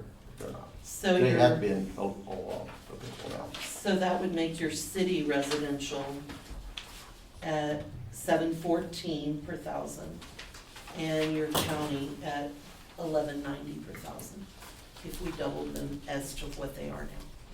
Can I add something more? yes. I'd like to add something as well. Most drinking water systems with their water rates, they basically establish just a monthly rate. There's no gallon minimum that they allow. So it's a flat rate, and then anything over, so you're basically saying $50 a month. And then whatever amount of water you use, you're charged for that at another rate. So we do allow with the gallon, the minimum gallon allowance of 7,500 right now. And that, of course, is for 5/8 through 1 inch meter. Your larger meters, and I think I have all of that on the worksheet of what we allow. This one being rural, but the city and rural would follow the same amount.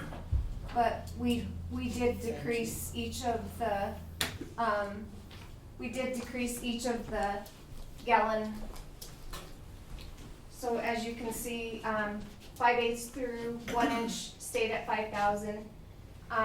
Currently 7,500, so if you follow. And then 1.5 inch meter is 13,125. We dropped it down to 8,750, and so on.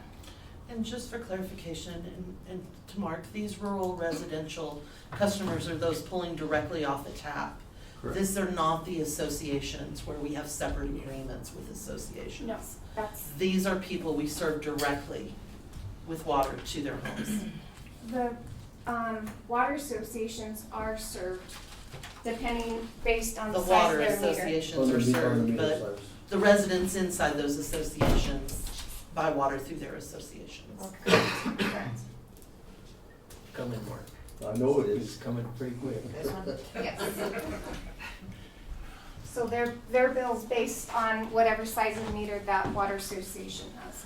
And then governed, of course, through that particular water association, how they charge their water. Okay, so are you ready, Mayor, to ask questions?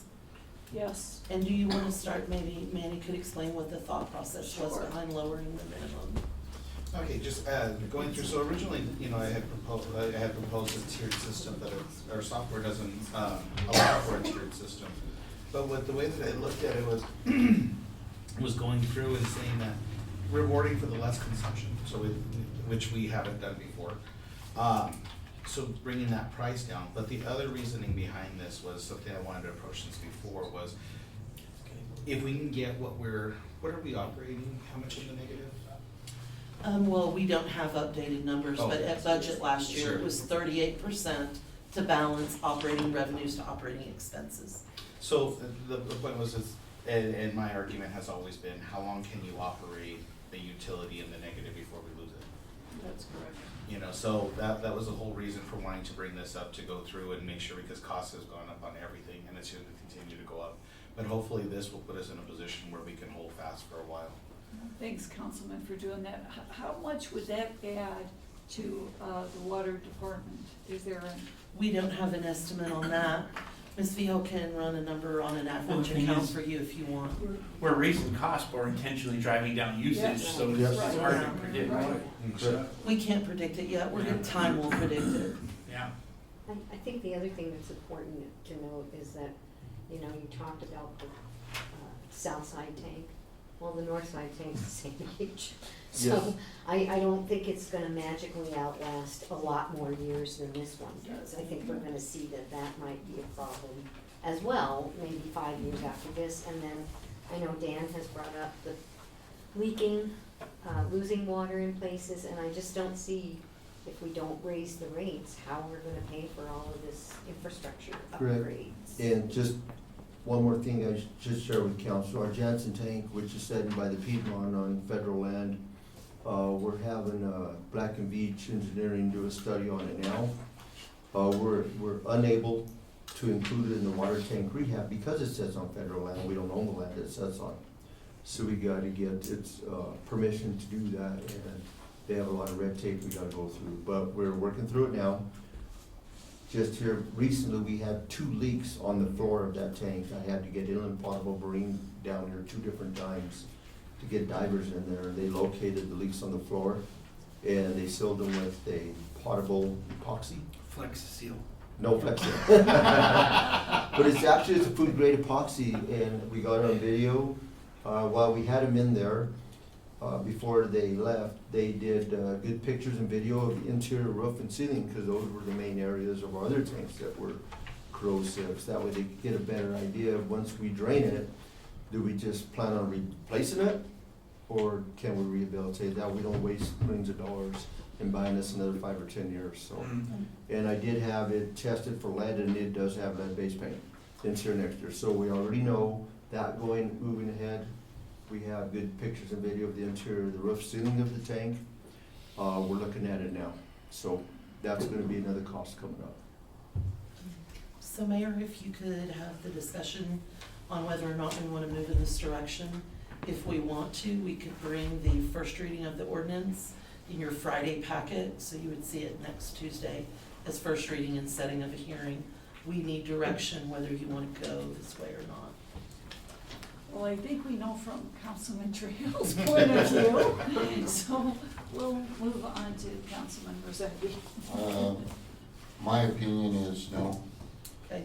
We raised the rates in March, we're gonna raise them again next year. I know they're $1.5 million in the hole, they didn't get that way overnight. It's been mismanaged for years, what limit on the citizens.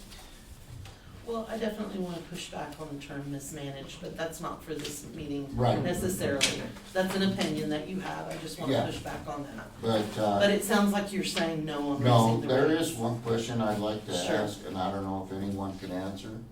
How much water comes out of the treatment plant? And how much water is billed in the city of Trinidad? We do have that, we should be able to. We have Because I've always been told we lose a lot of water on that water line coming down from North Lake. We used to, we had a leak underneath I-25 or that old Soapers Road. All that section's been replaced, and our demand went down greatly. We knew we had a leak there in the Best Western Field parking lot. We had Western Civil there digging for us one time. It was so deep, we couldn't even reach it with the excavator. So we went ahead and piped it like a leach line, so to speak, into a storm drain, knowing that we had a leak there.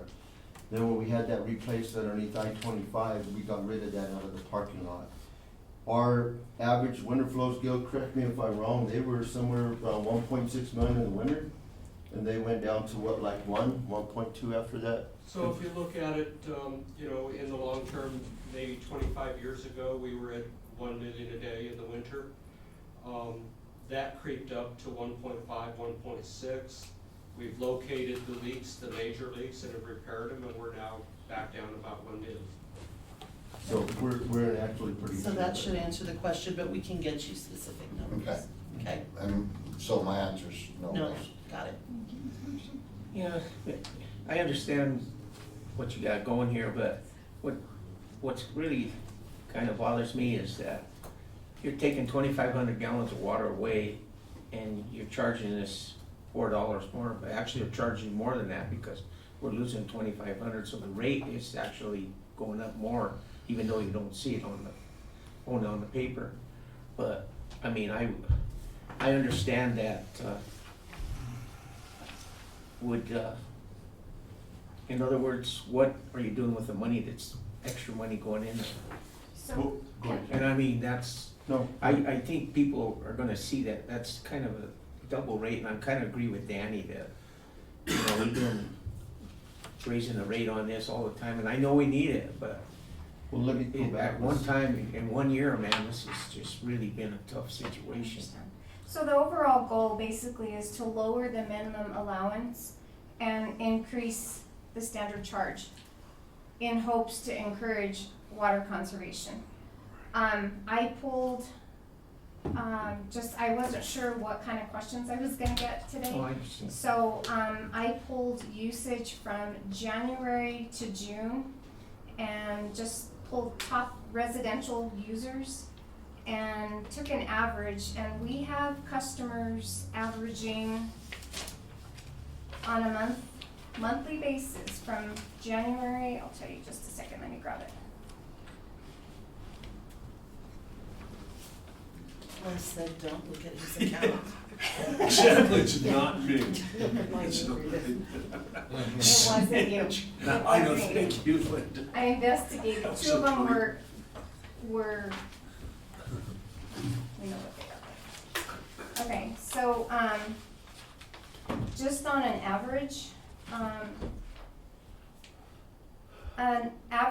the lowest one on here averaged 745 gallons a month.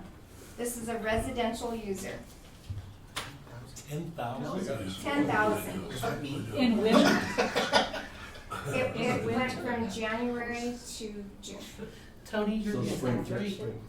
You're getting 10,000 average a 3,000. month, or, Well, it took, I took basically the read from January all the way to June, and then I averaged, so yes. If you looked at it on That's a residential. a residential user, yes. And what's the average residential? Did you do that? what is average I mean, what residential is, what in would Trinidad like be that? basically? Typically, and Glenna's not here to answer that, but I'm thinking around 5,000, that's why we picked the Well, that's- 5,000, That's during the winter. Yeah. Glenna pulled 5,000 in the winter because we thought that would cover washing your clothes, your dishes, Oh, yeah. cooking, using regular water.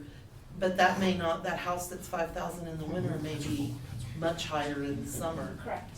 Yeah, But getting back to your question, thank you, Linda. and I said this before at a council meeting, in 1976, the customer gave me a copy of their water bill. The water bill at that point in time was $6.18 a month, in 1976. Back then, it was 48 years ago. Before we did the 50% rate increase, it was $16.50. It only went up $10.32 in like 48 years.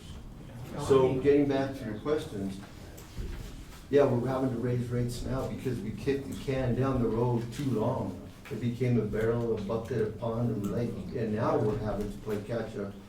The cost of materials skyrocketed, and we can't afford it. So yes, we are raising rates now, and we need to continue to do so because we're so far behind from what's happened in the past. But in the meantime, we have to, our primary goal is to provide safe drinking water to all of our customers. That is our primary goal. You know, a lot of reading the paper and on the news, and not particularly which one or not, because I'm not listening, but you see a lot of time the government goes in and redoes all their water systems for these little towns. Why are we not really trying to do that, to fix that? Because especially with the water tank and, And At the Terry dam. could correct me if I'm wrong, but we are, that's, like I said, I just had $5.45 million of funding for the water tank rehab, but there's limited funding. None of that came out of our funds, Right. Councilmember Shu, it was all from either of them. yeah, I understand that, but are we Yeah. still pursuing, I mean, Oh, yeah. I think we really need to work on that, and because I mean, some of these towns are getting $30-40 million to do their whole water systems. And I think that should be a priority of the government to help us. It is, but it's depending on the funding available, but we're currently talking to USDA, we're driven to look for funding so that it's not having to come, I don't wanna say taxpayers, because the taxpayers don't pay for our water, it's our customers, our water users. One of the things that's gonna happen with USDA is to give us the money. That'll be part grant and part loan, is they're gonna come forward and say, here's what you have to set your rates at, and it will be much higher. So there is a trade-off to that, but just back to the poll, it sounds like Councilmember Shu's with, Councilmember Rossetti is a no for this right here. I was gonna ask another question, and I don't know if it's pertaining to this, but you were talking about the dam at Madrid, I mean, reservoir at Madrid. Correct, Madrid reservoirs, correct. Yeah, we have Is that feasible? So I mean, what- that's, Yeah, it's so been a long time since that's been used. Gil and I talked about this, and yeah, we have those cement reservoirs. Correct me if I'm wrong, Gil, but we treated the water at the water treatment plant, piped it into Madrid, then we stored it in those open reservoirs. And then from there, it hit our pipeline, we rechlorinated there to disinfect it, send it to town. There's another reservoir on top of Southside Right. Hill up there. Well, those became unsanitary, did away with open reservoirs, and Right. that's what we had to build That's why I was tanks and put asking. in. So, but those reservoirs are there, our transmission line runs right through there. So we thought about drilling a well next to the river. We own the property that borders the west end of Trinidad State Park, from the Madrid Reservoir all the way to Highway 12. We drill a well there next to the river. We're pulling clear water out of that because the well's acting as a filtration. Put that raw water into the cement reservoirs up there in Madrid and use that as raw water storage like we do Monument Lake and North Lake. Build a water treatment plant right there where we could pull that water out of the reservoirs, treat it, and send it right back into the pipeline into town to our 5 million gallon water storage tank in Jansen, where we could utilize that. So that's being looked at our engineering right now also, so through our master plan. So yeah, these are things that we have been talking about, we're trying to get in the works, in the plan. Gil and I will be working when that's built, but at least we wanna see the ball rolling when we leave and, have plans for these things to happen, so. But that's part of our goal. Thank you. Thank you. Councilman Peters? I studied all this morning, thinking this was to discourage usage and protect our resources. It is. I thought that's what all this was about. Now I'm looking and it's just a price increase. We just increased them a couple months ago, right?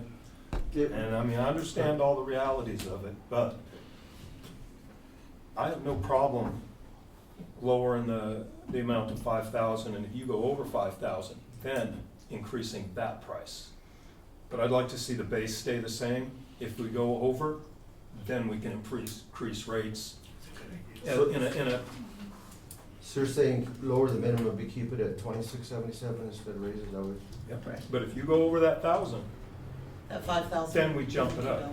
I thought we were really trying to conserve We the are. water was the whole issue over this. That's a good suggestion. And That's that's, a good one. No, that's what we're here for. If we did that, okay, there's that. And you just told us that anything we do here doesn't save us any water in Not the short immediately. run. Not immediately. Well, it may in the winter. This wouldn't take effect till September 1st. So people are still watering. We don't shut the golf course off till probably mid-October. So people are still watering through September. We have 84 degrees in October, so it would still help. Just not right now, but it would still help. So Councilmember Peters. I'm good with the minimums. You're The good change with- on the minimums, keep them the same, but I'd have to study it and have a conversation. But if it's $7.14 for an Yeah. extra 1,000, make it 25. We could do Per that. 1,000. We're Nope. trying to conserve water. We are. We're trying to do a long term, because, hey, wait a minute, for $7, use an extra 1,000, I'll throw $7 out, that's cheaper than a beer. I know it is. Okay, so that's, I would want to make it somewhat little punitive. that was my suggestion as well, but not $25 Well, I for mean, thousands, but anyway. Well, that these we are would just our maybe raise up the proposals. County, 714 council to come up make with up their own that numbers. difference that we What were would you gonna think do about with the 30-year $10? one. I would be fine with $10 or $12. I mean, Per thousand. I'm just saying. For the extra. I would be okay with it. And we'd have to adjust accordingly for the rural, it would be double $10. whatever in town is. May I also add Yes. that the county residents, that the water haulers and stuff, I don't think they should be hit that hard. That- They're already driving their trucks, their trailers, picking up water going, and you're right. I don't What disagree said with you, yes, that's a council decision, but And we that need to do something. doesn't cost us, the city, as much to deliver that water. We've Correct. got one thing, we don't gotta go to their houses, we don't have water lines and that. So just the fact that I've been there and I know there's people in the county are very conservative. So I know that, So Okay. instead of a 25% increase, would you think a 10 or 15% or zero, increase? whatever. What is your whatever. thought?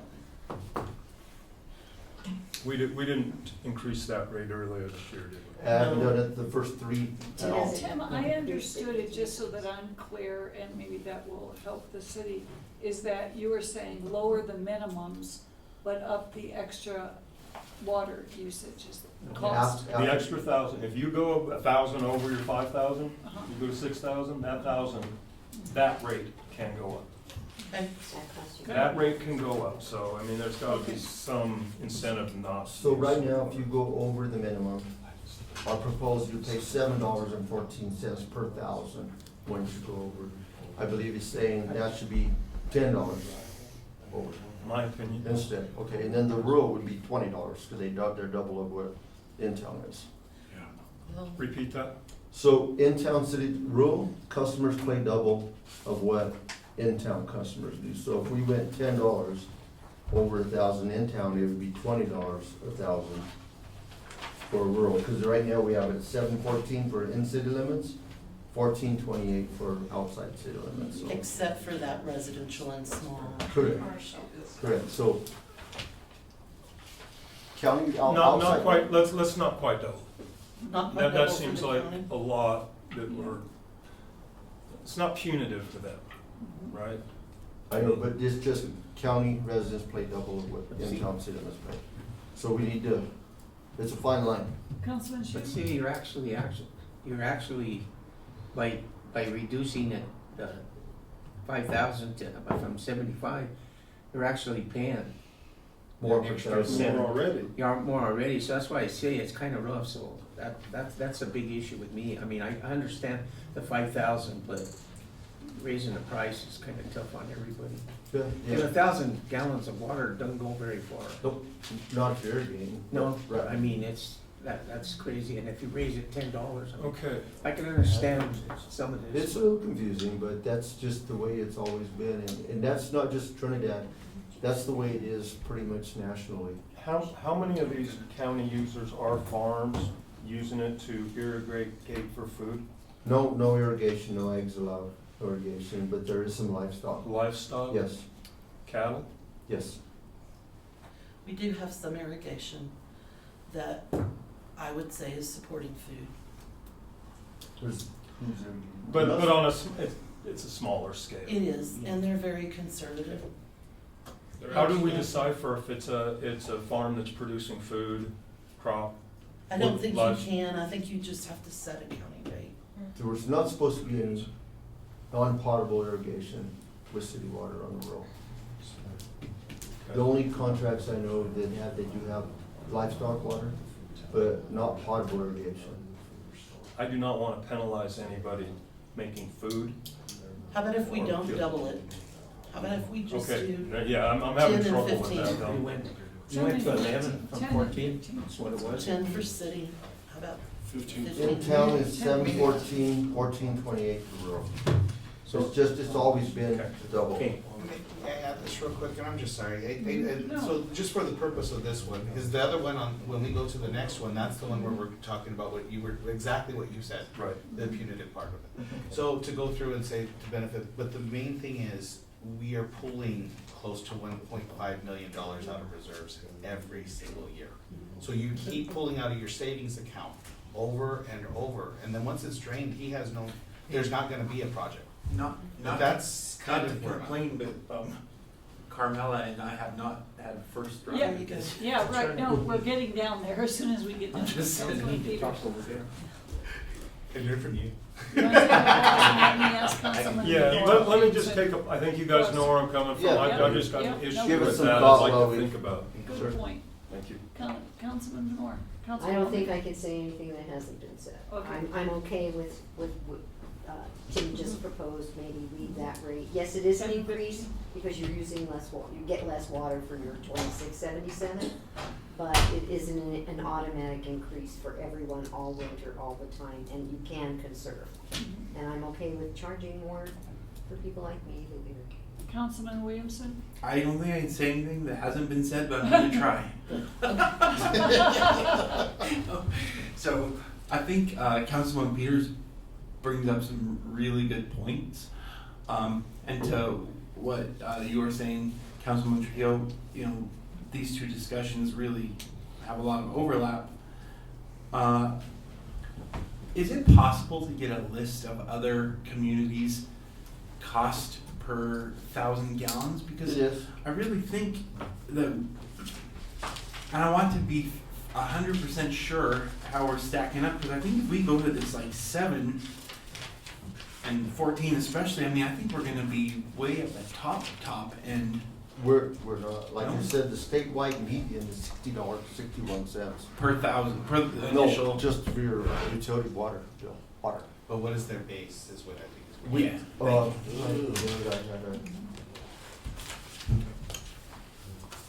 I see what you're saying, probably, Mark. You're saying just to have the privilege of having water, you're paying $60. $60.61 statewide median. So water I bill. guess to make it easier, I would really like to see, as concrete as we can, other rates, because I mean that is a good comparison if it's not too much work. Then also, obviously, and I know you guys know this, but the cost per gallon, that is the literal cost per gallon. So we're going from 0.0036 to 0.006. Right. So that's a legitimate cost. So even with when we bring down the minimum, raise the price, that's where it puts us. But I do like the idea of, let's make the extra money, if you will, for people that exceed the minimums. I think that was a great idea Tim had. But something that I want to bring up, and I think obviously you guys are well aware of this, and you've alluded to it, but it's something that we need to consider. We're pulling in excess of $1 million every year to supplement our budget. We really don't know where we're headed with this, because we're going to penalize excessive water usage, so people will, by nature, lower their less. water usage potentially. The problem is we have a certain amount of fixed expense every single year, because it's not like you're gonna shorten your pipeline miles, you're not gonna shorten the number of meters, you still need a certain number of man hours, we're gonna develop leaks that require overtime. So we're not guaranteed to fix our shortfall. We need to be really conscientious of this. It's a tough situation, obviously. Yes, our infrastructure of the water is over 100 years old. Yeah. We need to actually ramp up water line replacement, or we're not gonna have water in the near future. My point is, as unpopular as it is, I think we at least need to not limit ourselves and go forward with the idea of a rate increase. I mean, it's the dollars. We can't continue to pull in excess of $1 million every year. So I think we need to look at it. Myself. So what we've heard, that it seems to be the general consensus, is to lower the minimums and keep the rates the same for those minimums. And then create extra charge on any 1,000 gallons over the minimum. So both on city and rural, we would keep the price the same, but we would lower the minimum for that price. That is already a rate increase, as Frank suggested. And then for the additional gallons over the minimum, we would come up with a per gallon charge. And water, again, to Tim's point, I think it's important to know water haulers are already basically 4 times, so. And then come back to the water haulers, which we haven't raised in the past couple But of times. they're already so high. We can keep them the same, Okay. we can raise them minimally, but we would need guidance from you on that so we can put that in the ordinance. But I would like to recommend one thing though, moving forward, that we keep the cost per 1,000 over the minimum, double on the rural as a city, because if you look at the normal rates, it's double before you go over the 1,000. So you need that structure. So if you look at the city and then the rural, they pay so how fair is it for the people that are meeting their minimum to pay double of rural of what's in town, but once you go over the 1,000, you don't? So, Yeah. you see what I'm saying? Yeah. You actually step down if we can do that. Yeah, let's just use more now, we pay less than what we're paying You're for up to incentivized to use. Well, they wouldn't be paying So, less. if you don't want, that's why we kept it affordable at 714 and then 1428 for the rural, If you go to 10 in town, then it should go to 20 on the road, which is excessive. So try to kind of find a fine line in there to where you're fair to the customers, but yet. Or we don't do the double. And I'm not saying that. Mark's recommending you stay with the double, but we would need guidance from you on that. Yeah, like, just looking it up, I mean, it's kind of, it's easy to find, there's quite a few with the cities. North Glen's 4,000 gallons for $31. I'm just thinking over here. Okay. You know, and there's some other Yes, ones there, you know, so. Look at them then. Yeah, Mark, I mean, can I make a point here? yes. It doesn't matter what the rates are in other communities whatsoever. What we have to do is deal with us and our water supply. I don't care what North Glen, Denver, Pueblo charges on their water. It's what we can charge to get by, to survive. And comparing rates with somebody else, that makes no sense. Well, May I add to that? I agree with what you just said, because other places have wells, they don't have the pipe it. Every community's different, their costs are different, what it costs them to get water to the tap.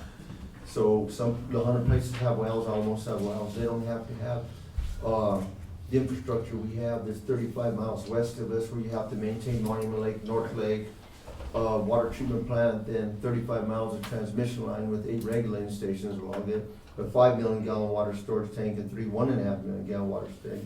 And then everything in town, and then another 30 miles east to the Army base to maintain.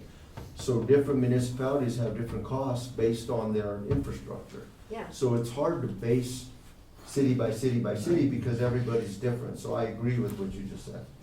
So keep in mind, the city of Trinidad's infrastructure is like taking care of a system from Trinidad to Colorado City, if you flip it, with the town in between. It's just we're going east to west, but if you ran it north south, think of it that way. You and That's how Frank- large our infrastructure is. You and Frank just agreed we should stop there. Okay, let's stop there. Once again, back to the consensus, so we can. One more question. I've got one more point, and it goes right along with Frank's. Maybe we can compare per capita income as well, and services. If you're gonna compare us to Glenwood Springs, You Pueblo, can't. you Right, can't you do it. can't do it. Per capita income comes into play here. That's what the state's missing on their median incomes. You know, It's so been I've heard argued this over for and over years, again. and it's like, no, we can't. Well, this state median is going, taking the Breckenridges and the Aguilars and taking the median. It's not that's not an average. That's the median. So it's taking the high and the low, and that's where that median's coming from. That's not an average. If we don't have any more questions for Mr. Vigil, can we get consensus on which way to go? We still have one more item. Okay. Councilman Trujillo, you'll start since this was yours and we're. Yeah, We so need like, consensus on well, it's- the rate structure and the hauling, please. okay, on the hauling, I believe they are paying too much of it. I hate to say it. So don't raise that. That's where I'm at on Okay. that one. And then Hauling. the rate increase, I'm gonna stick firm with the numbers that staff put together, cause it seemed to put us where we need to be. That's what I'm saying, but I also wanna thank council for, this meeting has been awesome in interaction, so thank you for that, for having such a good discussion in it, so. I Okay. just wanna thank everybody. Your For not making me too hard. consensus on the Yeah, I just said what staff recommended. Okay, good, thank you. Water haulers, no. Okay. What Tim said, lower anything over double. Do we double the county? I'd say 1.5, not double. 15. Okay, and no on haulers, and follow Tim's model. Yes. Okay, Mr. Chu? Kind of the same. I but not to raise the rates Yeah. at the Okay. minimum. Leave it where it's at, and then if they're over 1,000, then work out a fair.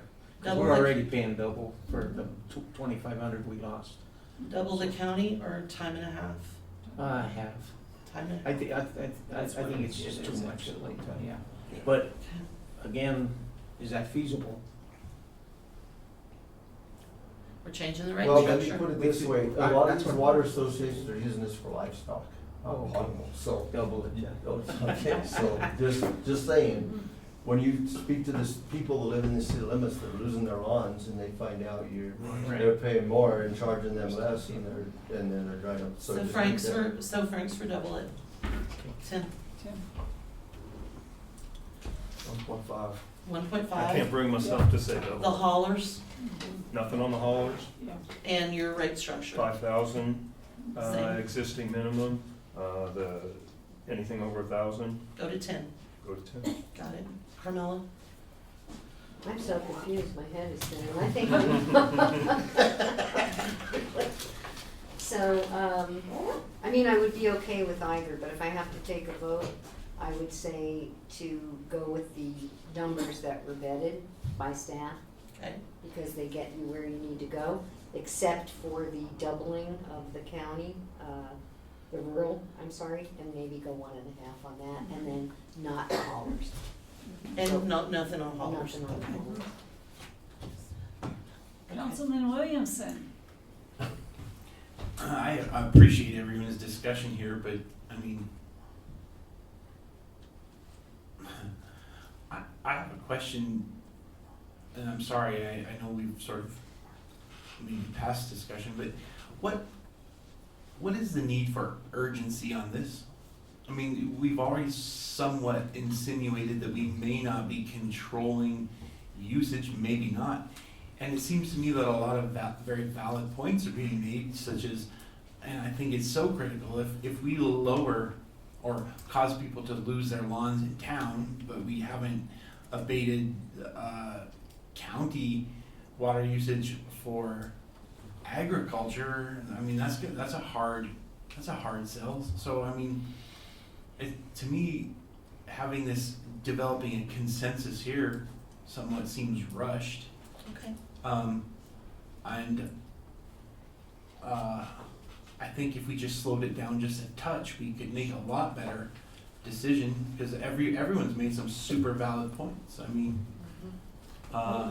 Then would you all support moving to restrictions and we bring this back? forced to, yeah, that's what I'd like to see.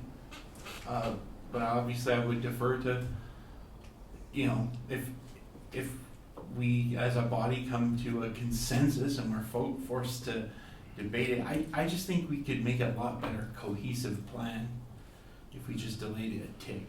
We start our outreach and meetings with water associations in August, so why don't we bring this back? And after that? sincerely, I appreciate all the work that everybody's done on this, but I think it was just better that we implement change once and do it rather than opposed to try and, you know, put the underwater flex seal on. We do that when we have to. Yeah. Back around, Mayor, do you wanna give an opinion before we go back around? I appreciate what Aaron said. As we go around, I would do the lowering of the water for the base. Okay. Appreciate all the work that Manny and everybody in the city did on this. And with the amounts that were vetted. Okay. Amounts that were vetted. Okay, do we wanna move forward with this on the next meeting, or do we wanna us to come back after we meet with water associations? It will go on the next agenda if you want it to. It can go two ways. It can go as an emergency ordinance, which makes it effective immediately, or it can go on a reading, which makes it effective September 1. What's going to be on the next agenda? Or- I'm asking, do you want this ordinance for changes of rates on the next agenda? So it can come as an emergency and be effective immediately. It can come as a reading, or as you've suggested, it doesn't come on the next agenda. We meet with water associations and we come back in August. If I could please, I don't think we've really talked about this necessarily as an emergency ordinance because of the delay in implementation, right, until September when it would actually be effective. It could be an emergency ordinance that was effective immediately, but it doesn't have to be. But I would just like to say, it's been a very good conversation. To Councilman Williamson's point, I understand like the thought, you know, of talking about this more, but there has been a pretty valuable consensus with respect to. So what does the consensus put us at? I'm sorry. Yeah. I think the consensus, well, maybe Tara could better state it, but the $5,000 rate, and then every 1,000 gallons people use above that, they pay the extra $10. Actually, we have a tie. Everybody agrees that we lower the minimum, that's agreed upon. Everybody agrees the haulers don't raise, and it looks like the county would be 1.5 rather than double. Where it's split is that 3 of you say go with what staff has presented as rates, and 3 of you say use Tim's method of holding the base and raising it on the extra gallons. So, Aaron said put it off, so he's Well, kind of the setup. If I may, if forced between those two, and it's not in, I mean, I would say let's go as written then, because it's vetted. But I say why not delay it just a skosh, and if there's a better opportunity, I mean, but are we gonna delay it because of the water meetings that she's talking about? Because what more information do we hope to gain by delaying it? well, That's but what we hope to gain by it is we're in a very, I mean, Mark, please tell me if I'm wrong. I don't mind that.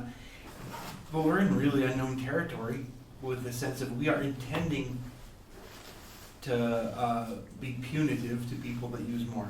And if we're intending to be punitive to people that use more, the natural result is we will use less. Unless we take a well-rationed, reasoned approach, we might actually be hurting ourselves to the. I think the reason that we're pushing this forward is when Gil first called, we were at 3.2 million gallons a day. Okay, we instituted stage 3 restrictions. Yeah. This is the next conversation. We have stabilized at 2.8, 10 days in. So we were at 2.8 million gallons, so we've reduced it 400,000 gallons. It's not enough. We need to get down to 2.2 or below million gallons a day.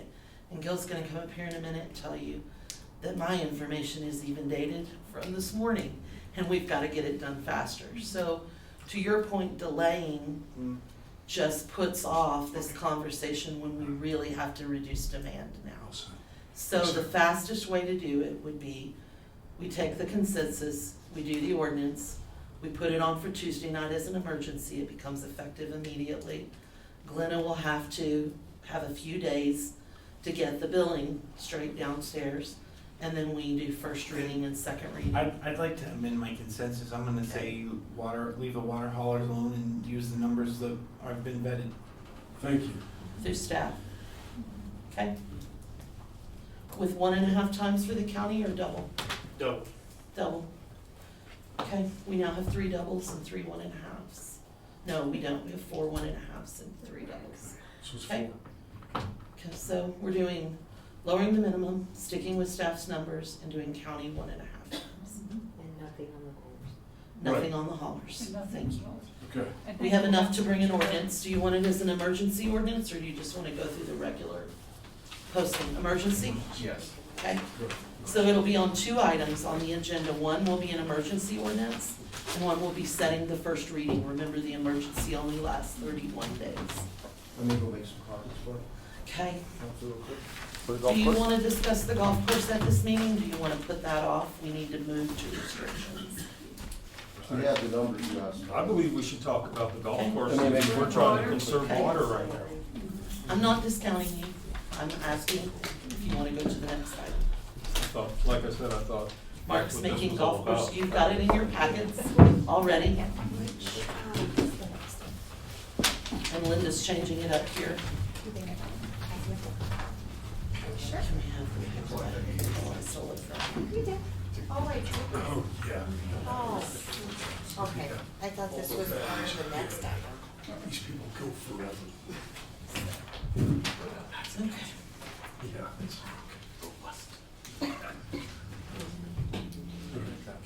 I'm testing for evidence.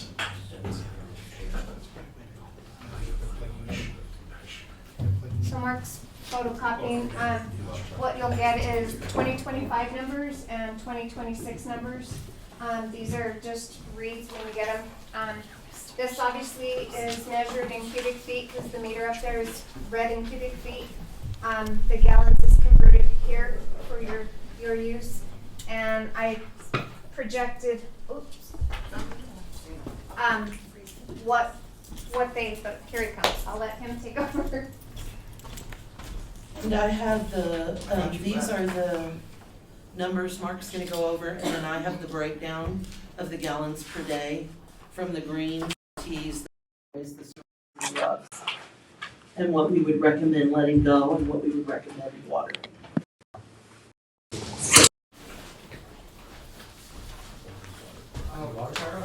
Ms. Marshall, can I say something before we Please, move into come on this? up.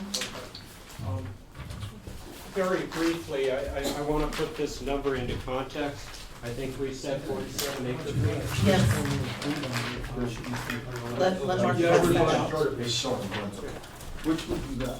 25 or 20? You have it already? He's got one. Okay, we have it right there. Go ahead.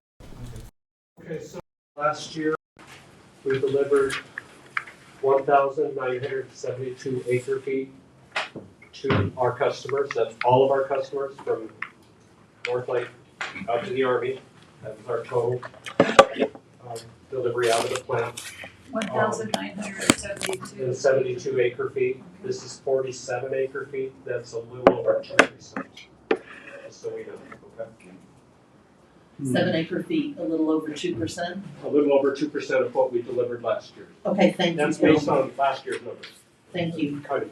You said 47 again? Well, that's what that says. Oh, okay. Yeah, okay. 2% of what we delivered last year.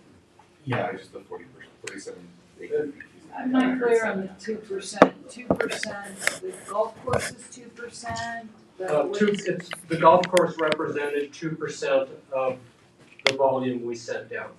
Okay. I don't know why it's so hot in here, I'm sorry. They fixed the air conditioning this week.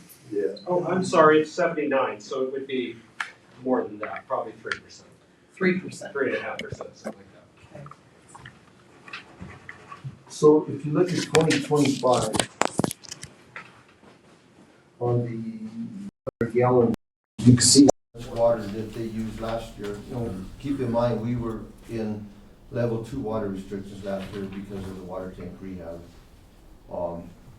But there was uncollected total revenue of $88,024.40. We have, the water department has always provided water to the golf course and never collected any revenue from that. The water department does not own the golf course, City of Trinidad does. But it's always come as lost revenue to us, and it's potable water, so. It's something that's been asked a couple different times, so this is the first time I believe it's ever actually been brought to council to look at. When you say potable water. Drinking water. Drinking water. Treated water, that Okay, leaves a water treated treatment water. plant that Okay. comes out of your faucet. Unfortunately, there's no way to irrigate it. We'd have to drill a well either up there, down by the river, and pump it up there to use non-potable water. But this is the same water that comes out of your tap at your house that we do not collect out and never have. Unfortunately, as we stated this past year, the water department budget was more than $1 million in the red. And it like Councilman Betty said, in the past, the rate's never gone up to keep up with inflation. And now we're forced to have to play catch up at a mile pace to make it affordable for consumers, so. It might be interesting to note that the reason why the clubhouse got that water for free in the old act was because of whoever owned the golf club course at the time. If the course itself wasn't taken care of, it would revert back to the owners of the clubhouse. But that changed as soon as the city of Trinidad bought the clubhouse. It's possible. The thought behind all this too is if we charged the golf association for the water, it would drive costs up and the golf course would shut down. So the city's always provided water free of charge. I do know that Kid Carson Park, Southside Park, Victoria Square, Colorado Islands have never been charged for water. We installed meters the past 2 years, and we are now charging for that water also. It's just been, the other thing too is when we do our water audits, we get, like you asked, unaccounted for water, and it's been huge demands. Every tap on the city's pipeline should be metered whether you charge or not. That way it don't show up as water loss, unaccounted for water. So we've installed meters. The cemeteries didn't have meters. We've installed meters in all the cemeteries last year, meters in all the parks. And we've started charging public works for the water on the parks. You know, that's one possibility we can do with the golf course. You know, that's the same as we do with our parks. That's a general fund charge, so we'd Right. be charging the general fund. Which is where we're charging our parks now, so. But, you know, there's no reason for the water department to take that big of a hit every year like we've been doing every year, especially when we're in the red. But, so that's just something council could consider, see if you can come up with a reasonable, assessment. It's close to 10% of our overage. Yes, it's a lot of water. It is, but, Kit Carson Park is 7,346,000 gallons a year. Wow. A year. That's Golf course more is than- 3 million, so 7 million versus 3 million. Chimino Park is 4.5 million. We are the largest water consumer. So the golf course takes more water than, no, takes less water, the golf course takes less water than our two main parks, well, not Central, but. Central is on a well.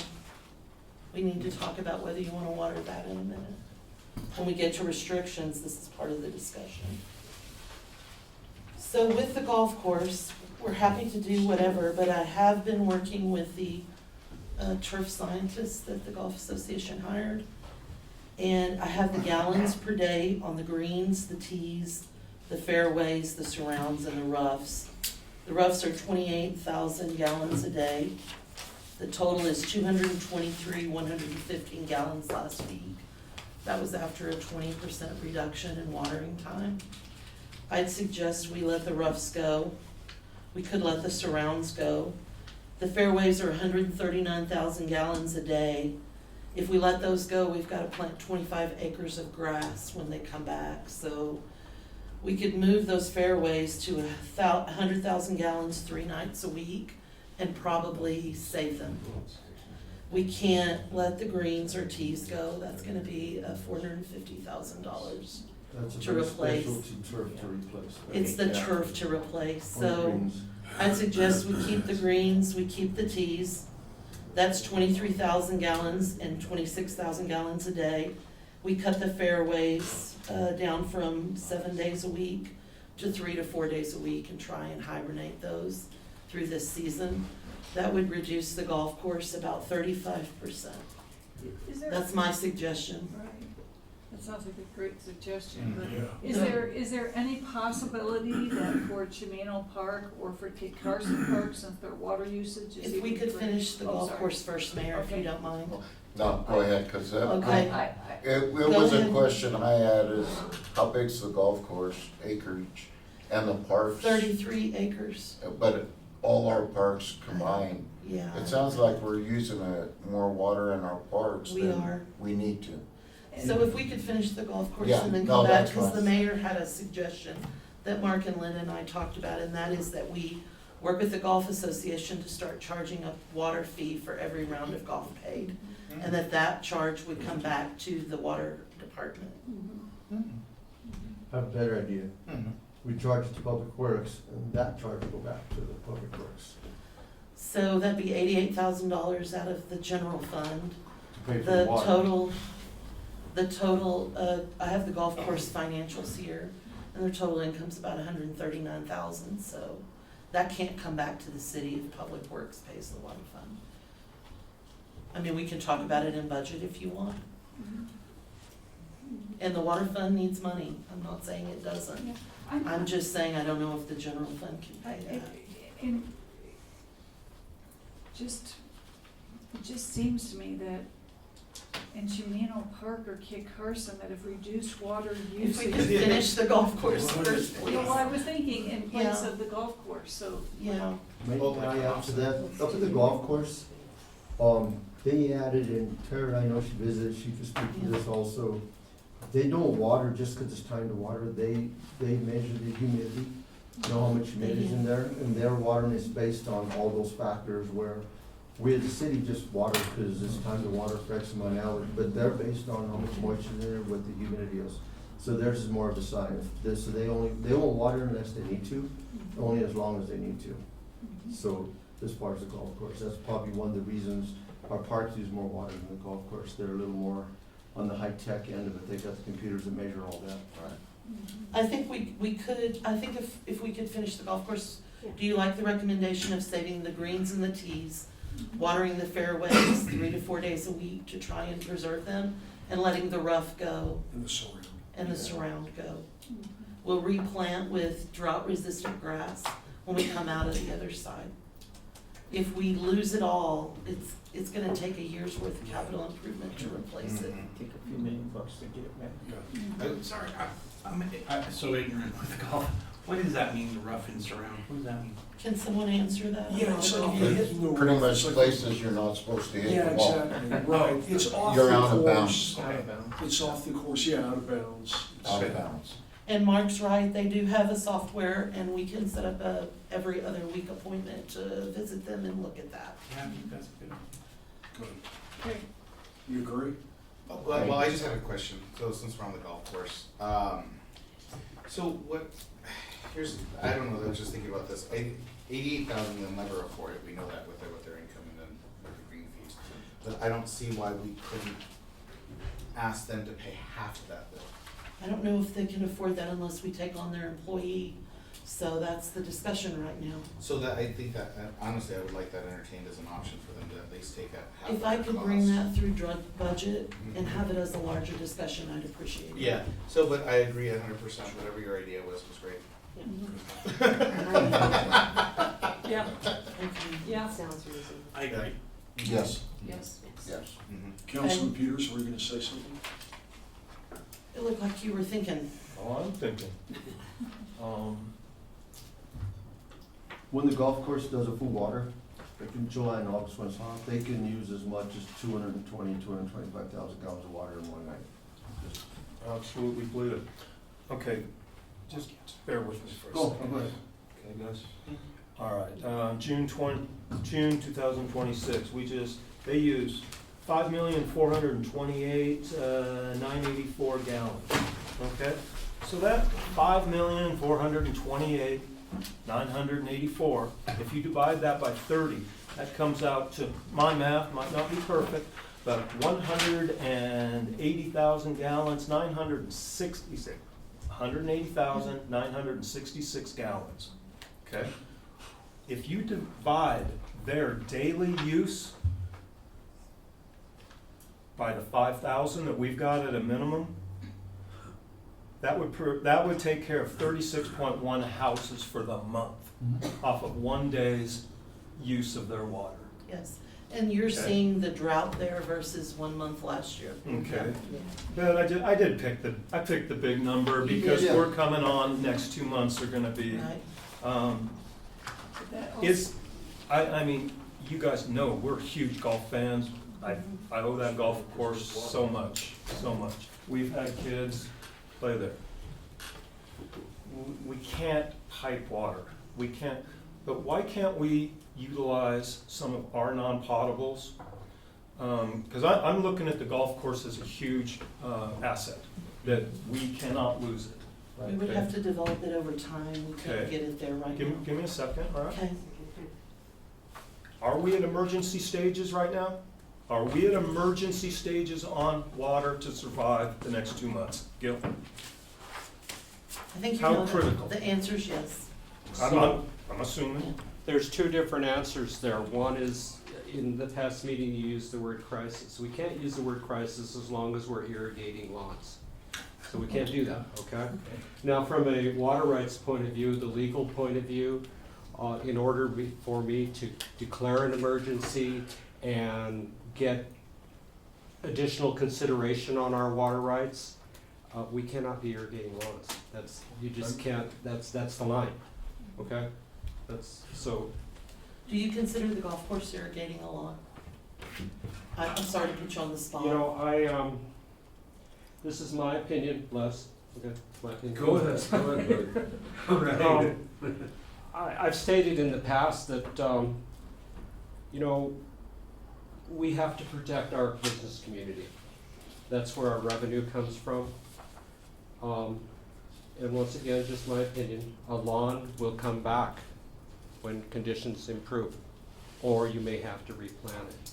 If you start losing jobs, that job might not come back. That's my opinion. Okay. So, Thank you, Gil. thanks, Gil. So I had a suggestion that I ran by a few of us, that if we're in critical stages, why couldn't we put some frac tanks out? Get some big county trucks, some kind of cooperation, put the frac tanks on the thing, run the greens, run the greens off the water that we have, the greens and the tee boxes, which are the absolutely most critical areas of the golf course. But then we augment that with, I'm talking 2 months until we get into some rain. Frac tanks, roll out. I mean, that saves the city a lot of money for residential. So we're not gonna go into critical stages. Will it cost money? Yeah. But if we get much worse, why wouldn't we do that? There's gonna be some logistical issues. Yeah, well, we shut them down in October because of freezing temperatures. Mm-hmm. They have a tank that they'll go get from our potable dispensing station just to keep the greens alive. But that's not a lot of water, that's just enough later in the season to do that. But yeah, you're talking a bigger picture, so it's possible. I mean, I'm talking for right now, the next couple months. But you are reducing it now by going to 3 days, You are, so it won't yes. be that high, so there's a difference there. Good point. If it went critical, it would be an option. If it went critical, it'd be an option. Because you have to save the asset. Mhm. You gotta save the asset and the jobs. And then I think the water's more important for residential people to be able to do their dishes and the businesses to do their dishes and, normal life, so. Okay, that was a tangent. I had a thought on it. In the water department, what's the balance in their bank account? I didn't bring What's the financial info. Approximately? We're gonna be bringing that to you in the next couple of weeks Most through the important budget figure process. is that we lose about $1.38 million on water department every year. We couldn't estimate where we are right now until we Okay. see where we are. All right, Because we are going to aggressively drive down revenue. okay, I'm good. So it sounds like we're protecting greens and tees, and we're moving fairways to 3 to 4 days a week. Okay. Yes. Just one real quick. Did you say something about there's a potential to dig a well up there? We have to look at the cost. There is, But yeah. there is a spring up there. I know. But I There's, don't know if you can. if you look, when you're coming from Walmart on I-25, Right. before you get off, you look up on that shoulder, there's water seepage off that area. The spring was a water Year leak. round. Huh? Yeah. So, was the water. it's a matter of going in the right spot and hitting water and how deep you gotta go to get it. Yeah. So that's the way to go. I think it'd be the way to go. Maybe we should look into that as a possibility. So there's two possibilities we want to investigate, that's one. The second is to work with the church. We understand as of today that we have a well Two. in, 2 wells, but one that we could rehabilitate pretty easily in the field, and we could water Chimino Yeah, you and can City take Hall care of grass all off that of area. that. Yeah. So Yeah, that's I our think long-term, that's gonna be pretty Recertified by quick. the state, but- That'll be a project for this With coming 2 wells months. there in the old Catholic field, and the old water shop has a well in it also. Yeah. Right next to the church. Isn't there one on Rico, but it's private? Yes. Yeah. So can we move, do you think, into Yes. restrictions now? Yes. And I'd like to have, you'll leave that off if you're Yes. comfortable. Yeah. I do want to talk a little bit about the well since it was brought up. First of all, because Commissioner Haas is here, the county has acquired water rights. The county is our partner in this water community.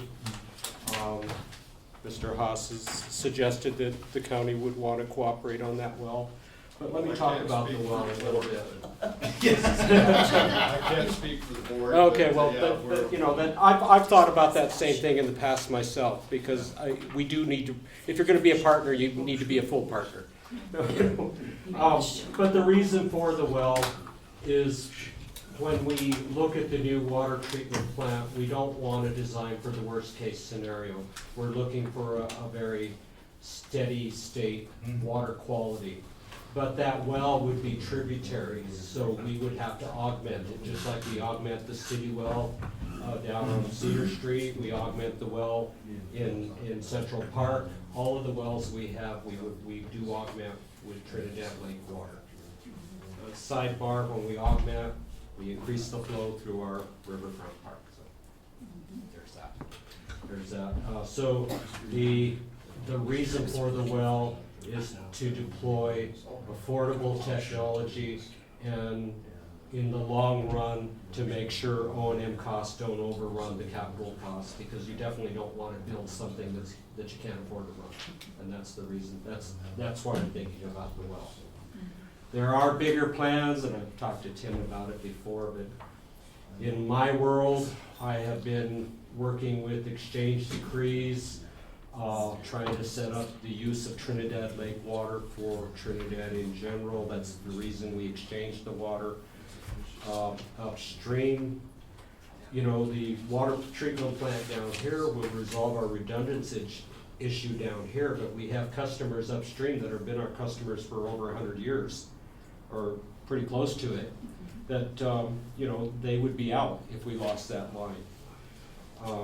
Long term, I would really, you know, the expansion of North Lake, what I've always thought about is we would exchange that water for the clean water up there. We would pipe the clean water down, put hydroelectric on it, so we can pay the bonds. That's a source of servicing the bonds. But we would manifold that well in also, so we would have that option. That would keep the O&M at a minimum, or at least close to what we're paying now. We would have the redundancy of the 2 lines, we would have the redundancy of the 2 plants, we would have the hydroelectric generation servicing the bonds. That's Gil's big plan, and that's kind of what I've been working on. But that's the reason for the well. Okay, let's get to the other part. So 6 days ago, I told you I was extremely concerned. Today, we are fast approaching what I would call a crisis. If you go upstream, and I'm sure most of you know about these drainages, but Longs Canyon, Riley, Burrow, Sarcio, Lawrencito, Wet Canyon's down to a tiny little trickle. Every one of those canyons have stopped running. The river flowing into Trinidad Lake has stopped running. There's an interruption there. It's called out our exchange. I'm working on that. That's hard work. So we don't have any other tool except demand. We have to reduce demand. If we continue at the present rate, by the time we get to the end of the summer, North Lake will be half empty. We can't do that. We just can't do that. We don't know what the next winter is going to be like. We have to prepare for that. Now, you know, it's never just one source that you have to go out after to reduce demand. Ms. Marshall is talking to all the associations. You know, we own our system, but the master meters, the association passed that. We don't know what condition their lines are in. We have no idea. That's something we have to talk about. We have to look at their meter readings and their master meter reading. You know, water rights are based on beneficial use. I think there's a number, I'm not sure what it is, but if your losses are up about 35 or 40%, they can call out your water right because that's not beneficial use. So we're gonna look at things in a way we've never had to before. We're in new territory, and Councilman Williams, I agree with you. We need to get through this before we start talking about everything else. This is our priority right now. We need to get through this. I can't say anything else except we need to dramatically reduce demand. So we have some proposals in front of you, and this resolution was written last week. It's different today. Yes. So the resolution we put forward, we want for you to consider further restrictions tonight that become effective immediately. And we may need to talk through these, if you could pull up the resolution. We may need to talk through these and see if you agree with these or you want to go deeper. Like, we suggested cutting watering 2 hours for 3 days, Gil and I were talking, maybe it's 1 hour for 3 days, or maybe it's 2 hours for 2 days, or maybe there's no lawn anymore. So, there's that. The second suggestion was that we allow watering of flowers and gardens with the use of a bucket and a nozzle or a drip irrigation. We may need to talk about that. Certainly, no water may be used to fill swimming pools, so those are the 3 things we're focused on. We're still seeing household accounts with 30,000 gallons a month. Now, that's egregious and it's high, but we're gonna start targeting this in the next weeks. We're gonna be having these conversations. We have an enforcement meeting to start enforcing broadly across the board. So what we would like to do is for you to talk through these, unless you have specific questions for Gil about the situation on the ground today and how that differs from 6 days ago. It's so weird. You talk to people at large and in general, and they don't see that we're in a crisis in Well, the community. I would like to bring something up, because I checked it just now. Our website says we're still in level 2 water restrictions. Okay, thank you. We'll get Can that. we just get our website We correct? can. And if you go to other articles, that's the top return, when you type in water. If you go to the next one, it goes to a level 1. So we really need to clean it up. Maybe will. put a banner right on there, water restrictions. Because if we're not communicating well enough, I'm not saying everybody's gonna go there and look at it, but we need to be Right. consistent in our communication. Agreed. Yeah. Yeah, thank you for that. Yeah. I am still concerned that we have 2 parks that are taking more water Sure. than the golf I wanted to go course by back. like Sure. so much. So if we look at 2025 numbers annually, that's 16,544 gallons of water for our collective public parks. If you divide that by 365 days in the year, that's approximately 45,000 gallons a day. So we can stop watering parks, but 45 gallons a day is not gonna completely solve the issue. But those So sprinklers run yeah. forever. They're on way too long of a timer. I know we've talked about this before, is that we've We've said, I cut think them what the down. ideal is 12 minutes. I don't know, Well, I do 12 and 12. mine 12. I do 12 and then off and then 12 in the sequence so it sinks in. So it's 24 minutes total of watering. Yeah. I wanna talk about those numbers a little bit. Okay. Parks do not water in the winter. Right? It's It's the 6 summer, so months. that It's 6 or 7 365, months yeah, again. so we can't use this Yeah, 365. thank you for that. Yeah, but that just means, if you look at that total number, that just means the summer is much So higher. they're, like they're using 100 or 150,000 gallons a day. Yeah. Well, and then also the other question that I have on this too, is going through and just knocking this down completely, like how much, in town, are we seeing the highest consumption in town? Yes. Yes, yes, we are. Okay, so Well, Highway and 12's some of already the cut down and associations, as well are also Sure. consuming high. yeah, and we'll be talking with them. But individual consumption, we can tell you in the city. Water associations, and I can't remember if it was Linda or Mark that made this point, we sell to the water association, maybe it was just Gil, we need to see behind that curtain now. And you're right, it was closer to 100,000 gallons a day. Yeah, it is, it's, Thank instead of 45, it's a much bigger number. Yeah. 2 parks. Yeah, it's just crazy, because I'm like, you go by there, I mean, it runs a And, lot. and those 2 parks could easily have more xeriscaping planned for them. They But, could. yeah, it's So just- do we wanna let the Carson- parks go? No, Kit Carson is soggy. That's the whole thing is what I think we're trying to say. You go over there, it's actually soggy when you go to walk on that grass, so it's being overwatered. I don't Okay. see we have to let them go, I'm just saying we manage it more efficiently on that. And Because that's what I get back to about the ability, the uptake of the plant. The plant, you know, once the tank's full, it's full. Right. You can't, put any more in that plant. 1 hour, 3 times a day? And once again, we can't completely kill our assets either, you know what I mean, that's the other thing. Yeah. Yeah. So, you know, going through and seeing this, Mayor, you were continuing, I apologize, go ahead. That's I remember you okay. had a No, point go that ahead. was feeding No, off of. I was just, that was my point, is that it's like we're trying to take, we need to water less these parks or something, because you were right, I go by Kit Carson, it is soggy. We need to lower our water consumption. Okay. Can we cut our parks 2/3 and keep it alive? We 1/3, can. would it keep it alive? We're doing 4 hours a day now, which will cut down from 6 to 7 hours a day. We can go down to 1 hour a day. For 4 hours solid?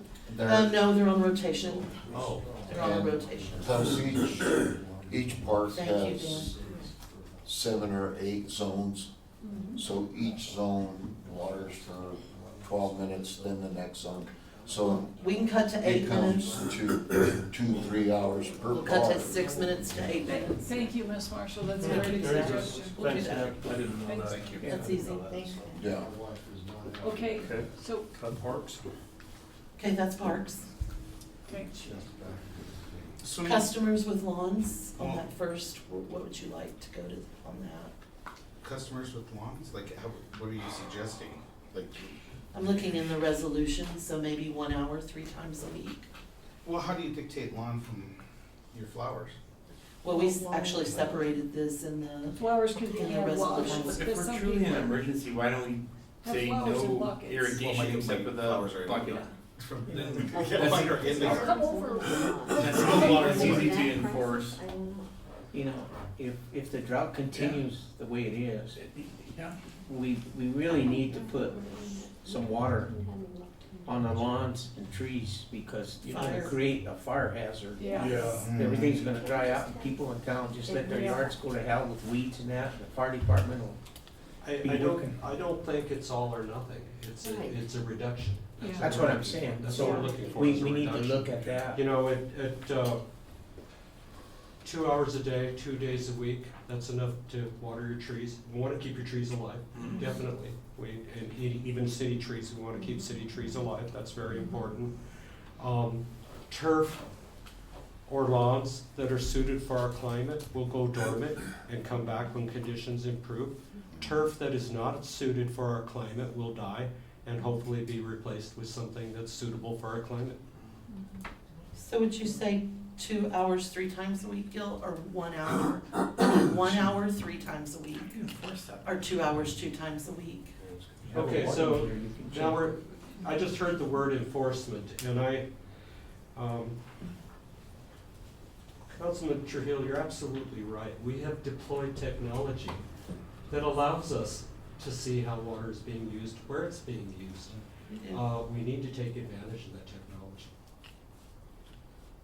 It's already deployed, Right. it's already up there. That's not that hard, that's going through a program and sorting it for this and sorting it for that, you know, you hit the sort button. You know. Yeah. 3 days a week, 1 hour. 3 days a week, 1 hour, for all turf, trees. I'm not ready to step that far. I think we need to stair step these people down a little bit, because I mean, we're hitting them too hard to where they're gonna just start night watering. On my drive down, I thought about that, you know, and I wanna go to Councilman Menora's comment there, that there's a lot of confusion out there. If we do that, it's so hard to get that message out in a timely manner, and honestly, we don't have a lot of time right now. Well, We need to do something now that's going to be effective now. Well, right now, they don't even know you're on 3, so they haven't been adhering. So the whole thing is, we can't cite a Facebook post as law. We cannot cite that as an O or a council. That's the whole thing that goes through. None of us really knew, we knew about it, but we weren't running around screaming that it was a new resolution and it's a new enforceable law, because it literally was a Facebook post and a memo put out. So half of the community didn't even know that this was going, so we have to give them a bit of time to adjust. I know we did the reverse 911, I can enforce that, so that went out there if you're subscribed. But we do have a lot of people, even at the senior center, had no clue. So I want to add to that, the water restrictions are printed on the utility bill Right. on the bottom. We're limited on characters, so we've got to be careful with that. We also started doing an insert, but Right. then I stopped that because we were putting level 2, because we just moved into level 3 July 1st. Yeah. So, this week I will start incorporating the level 3 and those restrictions, but Right. So when I went to Google, level 3 restrictions, Yep. they're not there. So we will correct all of So them. this is where it is, when I go through with my customer, what exactly constitutes a level 3? I had to go into the Facebook message Right, to find out what a level 3 one was. Because when they're Googling it to find out if they're in compliance, it's a stage 2 with that there. I'm completely foregoing down to 2 hours a day for the 3 days, and then look at it August 1st if we have to go to the 1 hour a day. Or whatever you're planning on, when we get the So I thing. think we like, one of the things I heard Gil say, I understand, and all of the things you've said have been heard, and we have to do a little bit different in getting the message out, completely agreed. If we go to the most drastic at this point, and we do a very good job of getting that message out the way we did no fireworks, and we just do a very good, consistent message of getting it out, it might be less confusing, and might get more response than we would if we do this step, and then we do this step, and then we do this step. And if I may, you said we could have North Lake half full by when? Have empty by the end of the summer if we continue at the rate we're going now. And the results of that are dire in the winter. They are, for next year. Yes, if we don't get good snowpack. Yeah, I think we have to, I don't know. As a water supply manager, we're gonna get through this. You guys are gonna figure this out. We're gonna figure out how we get that demand down. But I have to almost put my entire concentration now on next year. And that's what I'm doing. We can't get through 1 year and say we're good. We're not. Of all the conversations we had today, this should be the easiest. Is there any possibility of, surely, shiny places like, out inside when you walk in Walmart or Safeway, that there is the new rules put up or Why don't something? we let staff work on implementation and you guys concentrate on what these restrictions should be, because this is the thing you can set and we cannot. I think that it's tough work right now, but the tightest restrictions we can get will do the most to decrease this demand. And if we decrease demand enough and conditions improve, we can always go the other way. It's harder to go down as opposed to go up. And if you go down and we get the reduction and the conditions improve, we can go the other way and make everybody happy. But we can't make everybody happy So right now. what we're looking for is to review the resolution of the city Yes. council that Tara has provided for us, and to go by this and all understand if we're good with that, so we can close this meeting and go to the special meeting. Yes, we just need 10 minutes to update the resolution. Yes. I'd like to say something first though. Without enforcement, it's not gonna do you any good to go to 2 days or 1 day a week, per day, 3 days a week. I take my dogs for a ride every evening, without looking, I'm stopping and talking to people 4 or 5 a night on just one ride, where people are watering in the evenings, there's not supposed to be any watering. So if you take a drive, correct me if I'm wrong, but I don't think one citation's been written in a year. We've been in level 2 water restrictions since the water tank rehab started, not one citation's been written. Without enforcement, the honest people are the only ones gonna drive their lawns. True. And the ones that are still watering are gonna benefit, so, like Ms. Marshall said, we're gonna have an enforcement meeting next week. This week. So, this week, okay, so my recommendation would be if you wanna reduce it, or you could leave it the same until the enforcement and see if the enforcement starts taking place, or possibly reduce it in half and see where that lands. But right now, there is no enforcement. You know, I'm getting the bad guy going out and stopping, telling people you're watering all the time, and a lot of people don't know. They just don't know, they don't have Facebook, there's no Chronicle no more. But once I tell them, they're good with it, but there's so much watering taking place right now that's not supposed to be. So until you get the enforcement, you could impose all the restrictions you want, it's not gonna do any good. So just keep that in mind when you make your. The only one that works is no water. And we do have a newspaper now, so it would be good to put it in there, headlines across the top. Yeah, So- but we need enforcement in order for anything to work. So what I'm hearing is the resolution that was set forth in Yes. front of us the same, except for 2 days a week watering of both even and odd numbers, not 3. Is that what I'm hearing? I think you need to have a conversation. We haven't said anything. Yeah, we haven't. Related to Okay, that. so the resolution is in front of us. Would you want me to read that, or we all want to take a moment to read it and see if we're okay with this, so we can let Tara know and we I can move on? think you need to go down and we're recommending stricter than this. Are That's we what I'm saying. So- recommending stricter than this? So that said, 2 hours, 3 times a So we- week, is that yeah. right? That's And where we're we are right saying- now in the recommendation. And we're saying 1 hour, 3 times a week right now, or 2 hours, 2 times a week? Has anybody done the numbers, which one works better? The, I don't know. okay, Is that so what we're if you, saying? you know, 3 days a week at 4 hours was 1,200 gallons of a shot, you know, that's, and 3,600 in your week. If you go to the 3 days a week too, well, that cuts that in half, 1,800 gallons a week for your lawn, which is a lot of water. If you go to the 2 days a week? 2 days a week, 2 hours, we're at, what is that? That's maybe 1,200 for your lawn for a week. If you go 2 days a week, 1 day, that's 600 for the week for your lawn. So 600, 900, 1,200, Those are your choices. which is still a lot of water for a lawn. It's not a lot of water for trees in that either. I No, mean, it's yeah, not, because yeah, the a lawn tree does tough, water the trees. yeah. The lawn's not as important, but you know, you get, after a bad year, you get all these trees dying and Yeah, everything else, you're and you're right. creating a real problem. right. Well, You're right. you know, I did mention that we probably want to save trees before Yeah. lawns. We need them. They're carbon sinks, the trees compared to lawns. Right, the carbon is Yeah, truly. yeah. I don't know, We- I would we be, do I not think have a maybe choice. coming on to That's right. 3 days a week, 1 hour. 3 days a week, 1 hour.